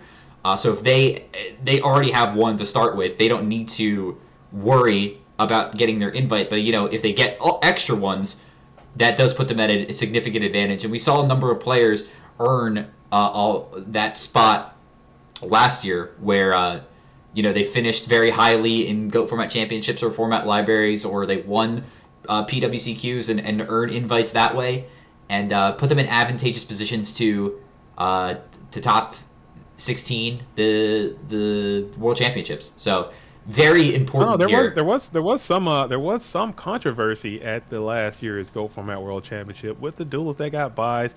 I looked into it. I think that some duelists feel as if the buy system hindered them more than helped them. So I think the issue that was present, we did kind of clean that up. We are going to clean that up. So that should not be a factor in this year. And that won't happen this year. Yeah. Okay. That's all I'm going to say about it. that won't happen. What happened last year, I think we looked into it. We put our heads together, and I think we have a product that is going to be beneficial to all the players. So that does, like Mask is saying, that does encourage these top players not to just get their invite and then just go dormant. You have to keep playing in order to continue to get more invites, in order to maintain our tournament integrity. So just saying, okay, I got mine, I'm done, I'm kick my feet up. Now you got to come out and keep playing so you can get more invites, so to ensure your and obviously Go Format World Championship. For other tournaments like Go Format Championships, right? We have other prizes along the way. It's not just for the invites, right? Like the winners here will also receive a qualification playmat. I mean, both of them probably need a qualification playmat down the line, but they can earn another one here. So it's not just the buys that they're playing for. Of course, the invites are very very important. All right. So we have call a hunted being played on the Kiko the Ghost Destroyer, as now Kiko the Ghost Destroyer does have a larger attack than the Blade Knight. And now he can actually run over the Blade Knight. Is there some type of battle trap that will befall this Kiko the Ghost Destroyer? And yes, it will be the Sakuretsu armor grabbing that Blade Knight, blowing him up, and sending him right on back to the bin, as Blade Knight still remains alone and unafraid in attack position on the field. Say It Sayal says, I feel like I've seen this game. Oh, right. I've been watching the same game the last 3 hours. No, it's not. It's not. This is a different game, I promise you. It's just that there has been 2 warrior mirrors back to back to back. That is just what it is. I mean, that is what it is. So we're going to go ahead and Sakuretsu armor the Blade Knight and send it on to the bin. I think I'd rather watch a warrior mirror than a turbo mirror, I think, in my opinion. I'd rather watch a control mirror first of all, and then I'd rather watch a warrior mirror second of all. Then I'd rather watch a turbo mirror third of all, if I had to choose our most prominent mirrors. Honestly, I think someone mentioned this the last stream that we had, but the burn mirror is actually hilarious. I think the burn mirror is kind of good. It's a very entertaining mirror to watch. Oh, the burn mirror is great. The burn mirror is actually really great. It's very intense. If you want to see a good burn mirror, go back and watch the 2021 World Championships. Oh yeah, Delinquent and Big Llama. WC. Yeah, that was a good one. I love watching them. 2 amazing players that definitely will earn invites this year if they're both dedicated to it. All right, so Magician of Faith is going to flip after sending that Blade Knight to the bin, not negating the Magician of Faith. So again, this is a warrior deck, but you got a lot of This is a warrior deck with 3 flip monsters on the board. Yeah. Oh man. Gonna add back a Pot of Greed, looking like a turbo deck. So it's not looking great for our blue corner here, Lucas the Heretic, as Pot of Greed is going to be flipped and sent to the bin. 2 spies in defense position, 1 set mon, and we're going to flip the GK spies to attack position. We're going to set 1, set 2, set 2 only, and then bring out the tribal infecting virus. And then we're going to attack into what is the GK spy. Wow. You don't mind that, right? You don't mind that if you are Lucas the Heretic, because now if you pay, your opponent is going to lose just as many cards. They're going to lose quite a bounty here. Quite a bounty. Hey! I like that. I like that. Okay, it says, what do you say? It says, cancel JDZ for liking control mirrors? Are you kidding? That's what gets you canceled, for having a based and great opinion? I like control mirrors, man. I like control mirrors. I like go control mirrors. I like control mirrors with some wild tech choices, man. I like seeing people get crazy with an extra deck. I like Metamorphosis. That card just opens the game up to a lot. Things get weird, okay, when you got a lot of 4s, 5s, 6s, 7s, and 8s in your deck. Metamorphosis makes it wild and crazy. You know, I'm a big fan of the 7 myself. Hey, the King Dragoon, all right? King Dragoon hits the field. Things get weird. Sacrificing Mobius the Frost Monarch. Look at this. Now you got to think. Oh, man. Look at this guy. Now you got to think.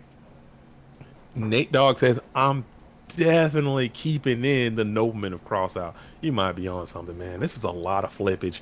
And now we're going to have to spend one of those solemn judgments. Has to be expelled from the side of the field of the bounty, spending 3,800 points of life. Oh my goodness. Everyone is playing spies. You got to preserve. You have no choice. And here's the light and the dark. Fantastic card. Here's and the blackluster. Oh man, this is tricky, because I mean, this can take over the game by just, banishing all of the guys on the bounty's board, but just going to be met with a solemn. I was going to say that because of the precarious life points that the bounty's at, it might be tempting for Lucas to try to push through and attack with this Blackluster Soldier, but Double Solemn prevented both of those pushes from Lucas, so it doesn't look like it was meant to be. Snatch would have been quite hilarious there too if he had it. But we'll like to go ahead and set both of those cards onto the field of play before throwing it back over to LeBounty, who enters the draw phase. Speaking of Snatch, gonna grab it, and I mean, you could switch all your guys to defense and just put keep your tribe and his spy in attack. I like this. Gonna keep a spy. like That's this fine. Yeah. I like the setup, getting some primo damage in while also insulating yourself from Mirror Force. I like this arrangement that you have for yourself here, and it all is going to come on in. Yeah, definitely good positioning by LeBounty here. A lot of cards on the field for LeBounty. Lots of units have already been expunged. Can't even call a Han and bring back that BLS. Can't even. I mean, you can bring back that Mobius, the Frost Monarch. He can't. It was negated as well, right? Oh no, he can. I'm stupid. You can bring back Mobius. Yeah, I'm bring back the BLS. I'm being stupid. That was. No, you're not. I mean, it's a long day. You're an hour number 5 or 6. You've been going strong. I had my little hiatus I had to take. But you've been going strong all day, man. Getting after it. Love to see it. So we have the Tribe Infecting Virus in attack position. We have GK Spy in attack position. Lucas is in a vulnerable position. It's not over, but it's looking pretty bad as GK Spy. This is just another spy to wall. He had access to 3 spies this entire time. Oh my goodness. And your life points are just going the opposite direction. And LeBounty can still use his tribe effect, but you're going to absolutely obliterate your entire board in the process if that's something you want to do. But now your opponent is just going to be going up in life as this spy is walling out your entire board. Oh my goodness. Let's emergency ban GK Spy. I say we limit GK Spy to 1. That is another problematic card. I cannot stand Gravekeeper Spy. Can't stand it. Too damn good. It's too damn good. You just gotta hit it. That's really all you gotta do. I'm telling you. Whoever I forget who I was talking about earlier about new cards and tech cards you need to try. And whoever's going to do it, go make the video about Kotodama. All right, Kotodama. I'm giving you the keys to the castle. Put Kotodama in your side deck.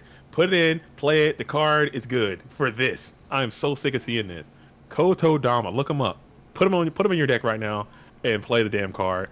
Somebody make a video about that. You're out here making videos about what cards and whatnot, and henceforth, moreover, play damn Kotodama. All right. What's crazy is that this is a warrior mirror, and they just both have a bunch of spies in their deck. This is repulsive. This board position is absolutely grotesque. Okay, and Lucas is fine with it still. At some point, LeBounty might have to just make that painful choice, that painful gut decision, and just clear all these damn spies and just blow up this entire board and try to push some damage because you're going the wrong way. Yeah, it's how much life are you willing to give Lucas back, and are you going to spend a card to clear your entire setup that Lucas isn't even threatening to break, but you just feel comfortable in because if you do lose your attacker in Tribe Infecting Virus, you're fine. Like, you're not locked out of the game. Plus, the bounty is at 1,500 points. So the ring is gone. He's not going to lose to that. But if he loses his wall of spies, he can just lose the game out of nowhere. He is going to finally elect. Instead, is going to kill his own tribe-infecting virus because he's going to make room to summon an exile force. Oh, wow. And try to get there. I mean, this is in the summon window. There's no torrential because it is in the graveyard. And now he can switch some spies into attack and try to beat down again. This is only going to be 14 virtually because the Snatch Steal gives 1,000 of the 2,400 back to Lucas. Oh, man. Incredible. So He does. Okay, so we're still kind of chilling. It's a lot of spellcasters now. Maybe Lucas doesn't have the card to be able to discard to play Tribe Infecting Virus on their own. Still waiting on some bountiful Trinity. LeBounty has already played 2 of the best cards of Pot of Greed and Graceful Charity. But Snatch Steal is going to grab the GK Spy. One of LeBounty's GK spies. Yeah, he's gonna. You have to keep tabs of which one is which. He's gonna crash it into LeBounty's own spy. This way, that spy is only gonna be doing 200 now. He the might. real pain feels my pain. He said spy ain't so great because mine always get knocked. Mine get knocked all the time. That's so true. That is so very true. And then we're going to go ahead and Book of Moon in. What? What's happening? Why'd you go to battle then? Whatever. Probably trying to bait a Sakuretsu armor or something, trying to pull. Yeah, maybe. Pull a Sakuretsu out of there. So declared attack. Hopefully a Sakuretsu armor comes out, and then you can play it. But you had no intent on actually letting that go through, so that could be it. Did he launch that attack at the Magician of Faith, or did he launch it at the spy? He attacked a spy, and so Labathi said that was fine, and then afterwards was going to use Book of Moon on his own guy. So now we're back at a standstill. And now you're sitting there just gaining more life again. This is where you want to be. And, I mean, Mobius is gone for Lucas, but I know for a fact, I don't know the list that Lucas submitted, but I know for a fact that he's side-decked multiple Mobiuses in the past. Yeah, that has happened. So it's not out of the realm of possibility that we'll see a second Mobius come down from Lucas and try to clear off some of the back rows here. You would think that you'd want to take the Snatch Steal, but it probably isn't the best move to take the Snatch Steal if you're going to use Mobius here. You want to try to clear some of the unknowns if that's possible. There's 2 Solemn Judgments gone, so the only thing you really have to fear from Labounty's end is like a Torrential. But the Torrential will clear the rest of the board, so you're totally fine with that. And you get to pick off another back row along the way. So the only thing that you really care about is like another Solemn, but I mean, that Solemn is just going to drop Labounty down to 750, so it's not ideal for him either. And now we're going to hit the reinforcements of the army, and that might go ahead and grab. What could you grab? Ninja Grand probably is going to be the choice. And no, it's going to be the Boogie Blade down Knight. DK Blade. And we're going to slam the Blade. Blade to a TT? Nope. Blade to attack. Attack it and then flip up a Smashing Ground to punch that spy in the face. Is that the play? That might be the play. That's not a bad play. And we're going to set one. Maybe it could be the Ring of Destruction. You can still afford it while you can, but then you can't afford Enemy Ring of Destruction. You've given your opponent 7 billion life points. The Enemy Ring of Destruction happens to be in the graveyard, so not going to worry about it anyway. Okay. So we're all set with that. Enemy Ring is gone. You could play your ring and then just push for mega damage if you want and get some of that down, because Lucas is now back to 8,200 points of life. That's a lot of life points. That's a lot of nuts, okay? That's a lot of life points happening for the blue corner. Okay. Okay, both of the duelists going back and forth with a little bit of friendly banter. Okay, both of these duelists, very old school players, been playing for quite a long time at a high level, doing their thing. But this Gatekeeper Spy is still hanging on tough. Labounty, 1,500 points of life. The blue corner's on the play, still going through half the deck. Has not played the Pot of Greed, has not played the Graceful Charity. Would love to see any of those cards right now. Would love to see a Heavy Storm Heavy Storm might be kind of bad. You probably don't want that as Graceful does get played. Oh, excuse me. Sorry about that. You're excused. Thank you. Oh, whew. Had a good little sneeze there.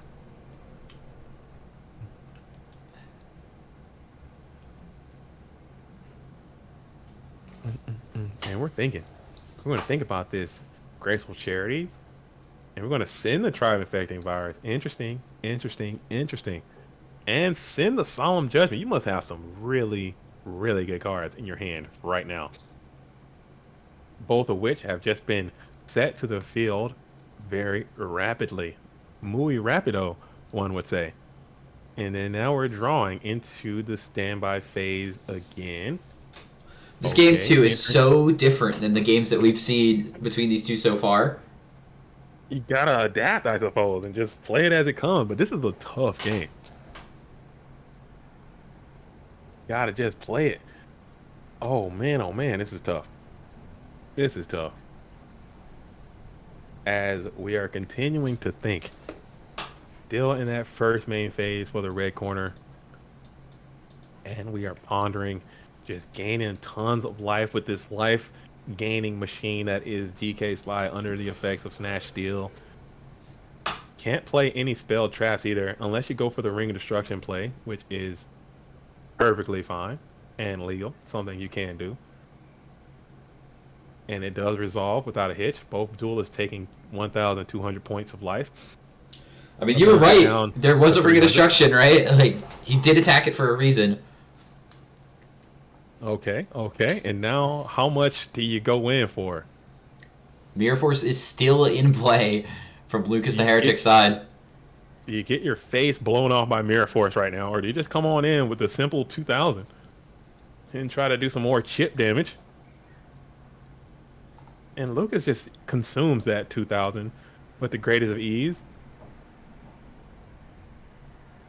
And you can't really even afford to put any more of these spies into attack. Just fear of any normal summon could just end the game for you. So it's tough, man. This is a tight spot.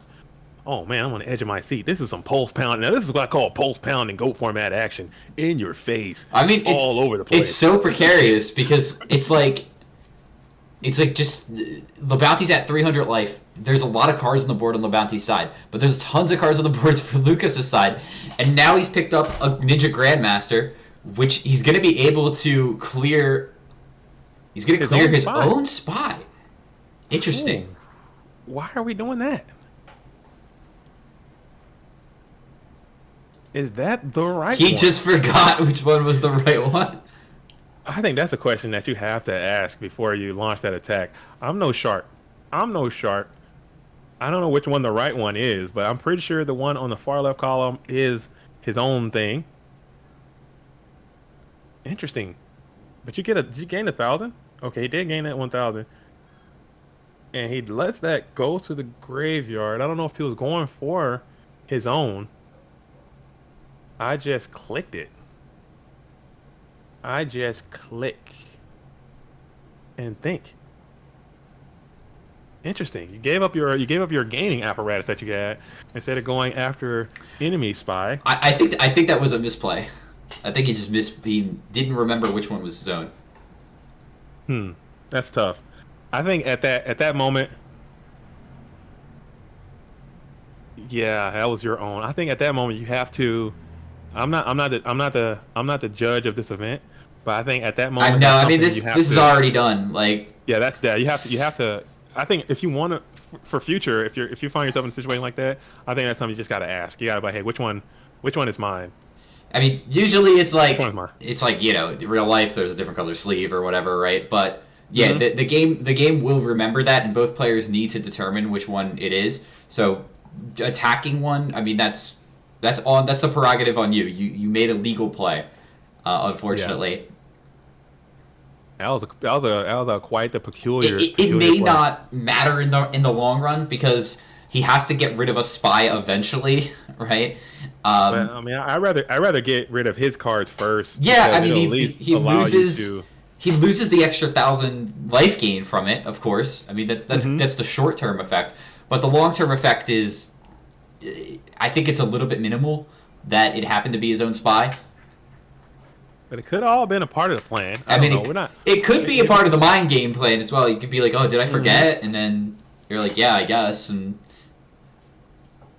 it could all be a part of the plan, as BLS is going to come on down in defense position. You probably electing to go for a banish and fully fine with this Blade Knight punching on in and trying to end the game that way. So BLS out in defense mode, declaring its effect on the Ninja Grandmaster Sasuke. Blade Knight in attack position, Spy in defense position, Faith in defense position still. We're still thinking on if it resolves or not. It looks like it does. So priority going to be activated. Get rid of the Ninja like you said. And here comes the big Blade going to swing in. And you're fine with that. We're fine with the Blade doing the heavy lifting in this type of situation. And you got 300. No sense of putting any of these weenies into attack position and just losing the game outright. And Lucas is fine with taking the damage, at least for right now, mainly because he's got a lot to play with. So he's able to afford it. MST is going to pick off this new set, which is an unplayable Premature Burial. Yeah, that's unfortunate. That's mad unfortunate if you are the blue corner. You really wanted to hit a Solemn Judgment right there. You thought that's what that was. Usually people hesitate and then they bring out BLS and then they set BLS protection at the same time. A lot of a lot of people like me, like very regular players do that. LeBounty probably already had the protection down there before, and just set the premature as a bluffski. I don't know, but it's in my core. You know, I go BLS protection, and then it gets MST'd, and then my BLS gets. I mean, you could always like the thing about BLS protection is always can be a card that you have already set up, right? So once you finally hit the BLS, you're fine with just setting like summing it out because you already have the card that's protecting it, especially if it's a Solemn Judgment, because you want to be able to use Solemn Judgment. That premature cannot come back. It got solemned, so he cannot bring back his Blackluster Soldier. He has to target a different card. Yeah, he can't. Yeah, he can bring back Tribe. He can bring back Mobius, like we said before. Mobius. But Mobius feels bad in the face of this Blackluster, though. And LeBounty gonna think on summon here. But that is game. If he can manage to get this Mobius to go through. If he can get this Mobius to go through, and we got a splash. He's got a torrential here. We got a splash, man. We got a splash. And the torrential, big old torrential tribute, that just shows... And that's totally fine, because if Lucas has a monster... Oh, he doesn't! Oh, he doesn't have a normal summon. He could have normal summoned to follow up and tried to attack and use the Solemn that way. Oh, no. Unless he just doesn't have a Solemn face down. That's incredible if he doesn't. You would have thought that he would have used it. DD Warrior Lady on Reckless Abandon coming on in to attack position, and it connects. What are these back rows? What are these cards? What are these cards the Blue Corner has set up on the field? Because they aren't stopping attacks. They aren't negating cards. They aren't getting cards to your hand. They aren't... What are they? Just a bunch of... What could they be? Not someone... I don't know. Lucas the Heretic has got something figured out. Let's see what it is. So it is Zombira the Dark. That's enough. Off the top rope. Again, that is enough to end this duel if this attack goes through. And it is Sakuretsu Armor. It is Solemn Judgment. It is... Game over. Game 3. Whoo, man! I don't know if I could take another one of those, man. They are wow. Oh my goodness, these duels are going at it. What a crazy world we live in, man. Oh my goodness, these duels are absolutely having. The fatigue is setting in. Both these duels gotta be tired of been playing this game all damn day, and I don't know how you do it. I don't know how you do it, folks. I can sit here and stream and flap my yams all day and flort my yorps all day, but I can't sit out here and play Go format Yu-Gi-Oh at a high intense level like this all day without some type of substance in my body. You know what I'm saying? I don't know what they got going on, what they're playing, but that was an intense match. I love it. As they're having a little bit of discussion in the comments section, a win is a win, as Lucas believes, had going for it. Okay, tried to bait it. All right, but they're getting out. What a great game. And this is the grand finals of all finals to end all finals. Whoever wins this wins the whole thing. Yeah, Lucas is right. I mean, if he didn't have the second one already, it was too risky to Solemn that torrential there, because I think LeBounty did have the Sakuretsu Armor already. So he would have tried to go through, and then, his board's already established, so he could have just put his guys in attack mode and just attacked into it. He was already getting down in life points because the Blade Knight was chipping away. Yeah. It would have been a different story though if he correctly remembered which spy was his, because he would have gained at least an extra 1,000, maybe 2. I don't remember the turn order that well. My short-term memory's so shot. I'm telling you, welcome to the club. Welcome to my life. Okay. As I approach, as they say, as I approach the age of 30. You're not 30 yet, man. That's unfair, dude. Oh That's no. Unfair. Are you 29? I'm about to be 29. Oh man, I remember those days, man. When I was 28-year-old JDZ, man, was so much cooler than 30 plus. Was he getting fired from McDonald's or? No, that was like 16, 17-year-old. Oh, got you. That guy got fired from McDonald's, and that's pretty embarrassing. I can't. That's one of my low lights. That's some highlights. That's what you do at 16, 17 though, is you get fired from McDonald's. I mean, but it kind of wasn't my fault. I take full responsibility. Obviously, looking back on it, I take full What happened? responsibility. Did you mix up the mustard and ketchup? No. So here's the full JDZ gets fired from McDonald's story. So like I said, I'm working at McDonald's. I had just finished school, or not finished school. I was still in school, and I just wanted some more money to play Yu-Gi-Oh. You know what I'm saying? So I got a job at Mickey D's, and I'm doing my thing. And this huge party, this lady comes in. She has a child's birthday party, and she was buying the food to support the party. And she comes in and like, let me get like 40 kids meals, like a huge order of kids meals. You know what I'm saying? Didn't call ahead. So I'm like, I'm the grill guy. I'm gonna get my SpongeBob on. I'm the grill master. Oh, you got your little hat? You're flipping patties? I got my I'm crushing it, dude. I'm crushing McDonald's. I took so much pride at working at McDonald's. You would not believe. So I'm killing it. And 40 something, like a huge order of Happy Meals comes in. And I gotta make like 40 kids meal burgers. So I'm doing my thing, and then once a big order like that comes in, everyone kind of assembles on it when they have time.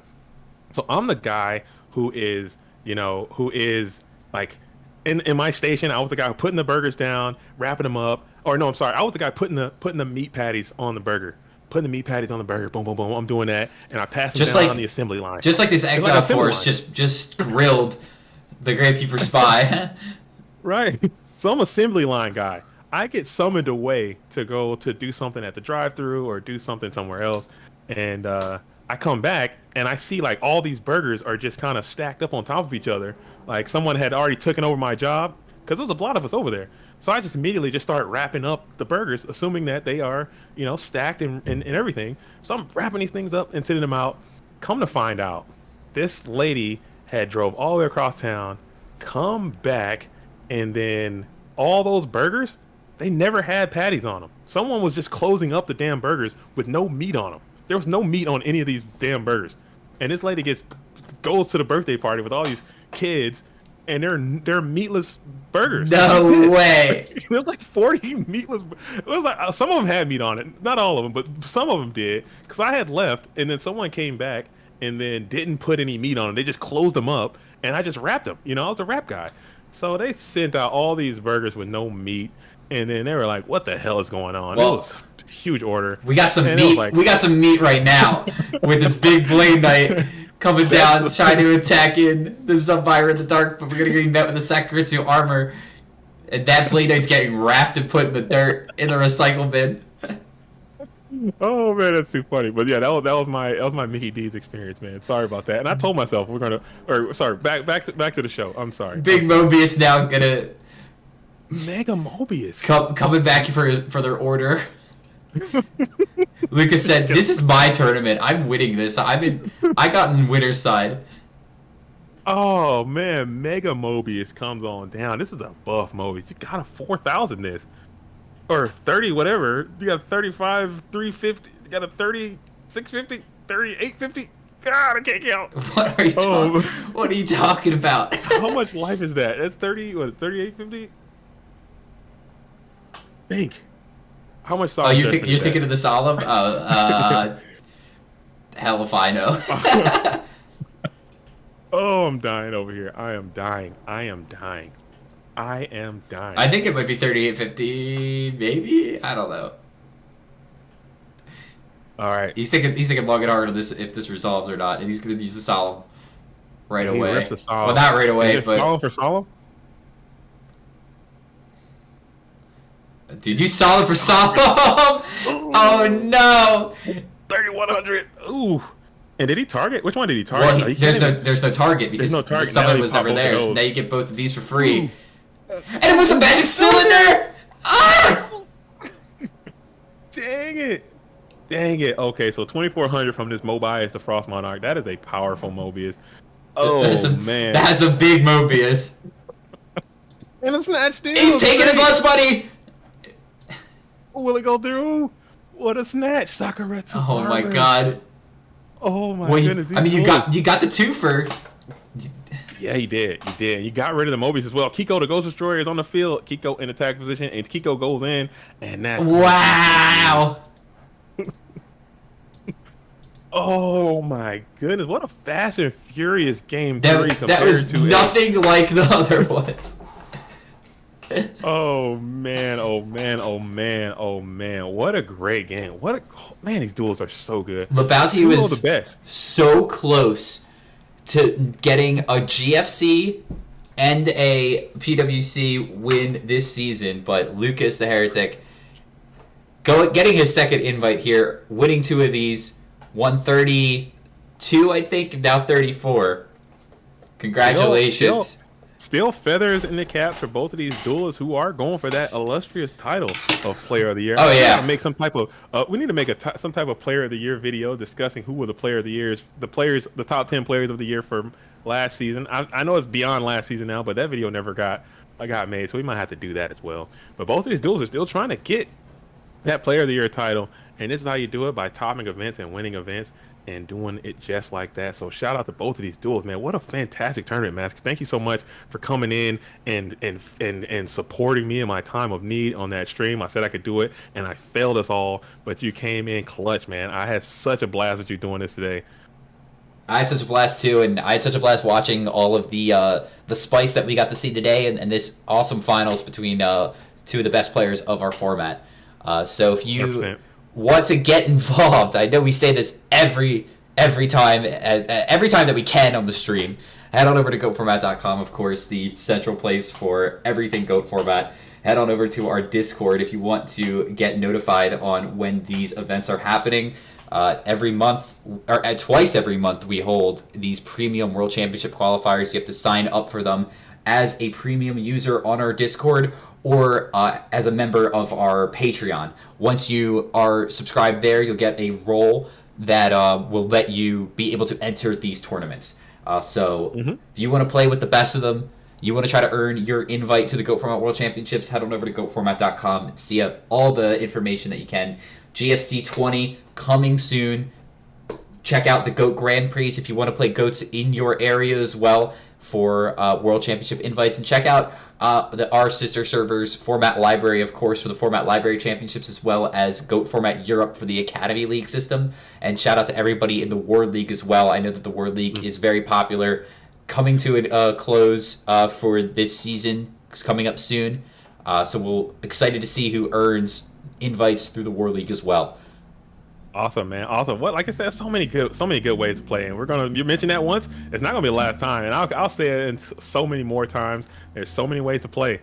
There's so many things to do. There's so many ways to recontribute and help out. If you want to help in the GOAT world, if you want to be a part of the GOAT world, if you have time, if we're always looking for people to volunteer their time to help run these tournaments, to help their volunteer as judges, timekeepers, just organizers to help behind the scenes. If you feel like, hey, maybe I'm not a good player, but I just want to give back and help, we're always looking for people. Or maybe you are a good player and you're just like, I don't feel like playing, I want to help out. There you go. Yeah, you can do that. You can do that too. Also, like if you make music, if you make any type of digital content, if you are a video maker, a videographer, overlay, any of that kind of stuff, and you just want to say, you know what, I like the GOAT format, I like GOAT world, I'm trying to give back in any way I can. We're always looking for people who can help in any way that you can. So artists, beware. Technological experts, beware. Any type of intellectual people, also, we're looking for anyone. Whatever you want to do. This is GOAT world. We're a GOAT family out here, and it all whatever you want to do. Sorry. But Mascos, again, I had a blast, man. Thank you so much for doing this. I had a blast as well. So nice. I hope everyone watching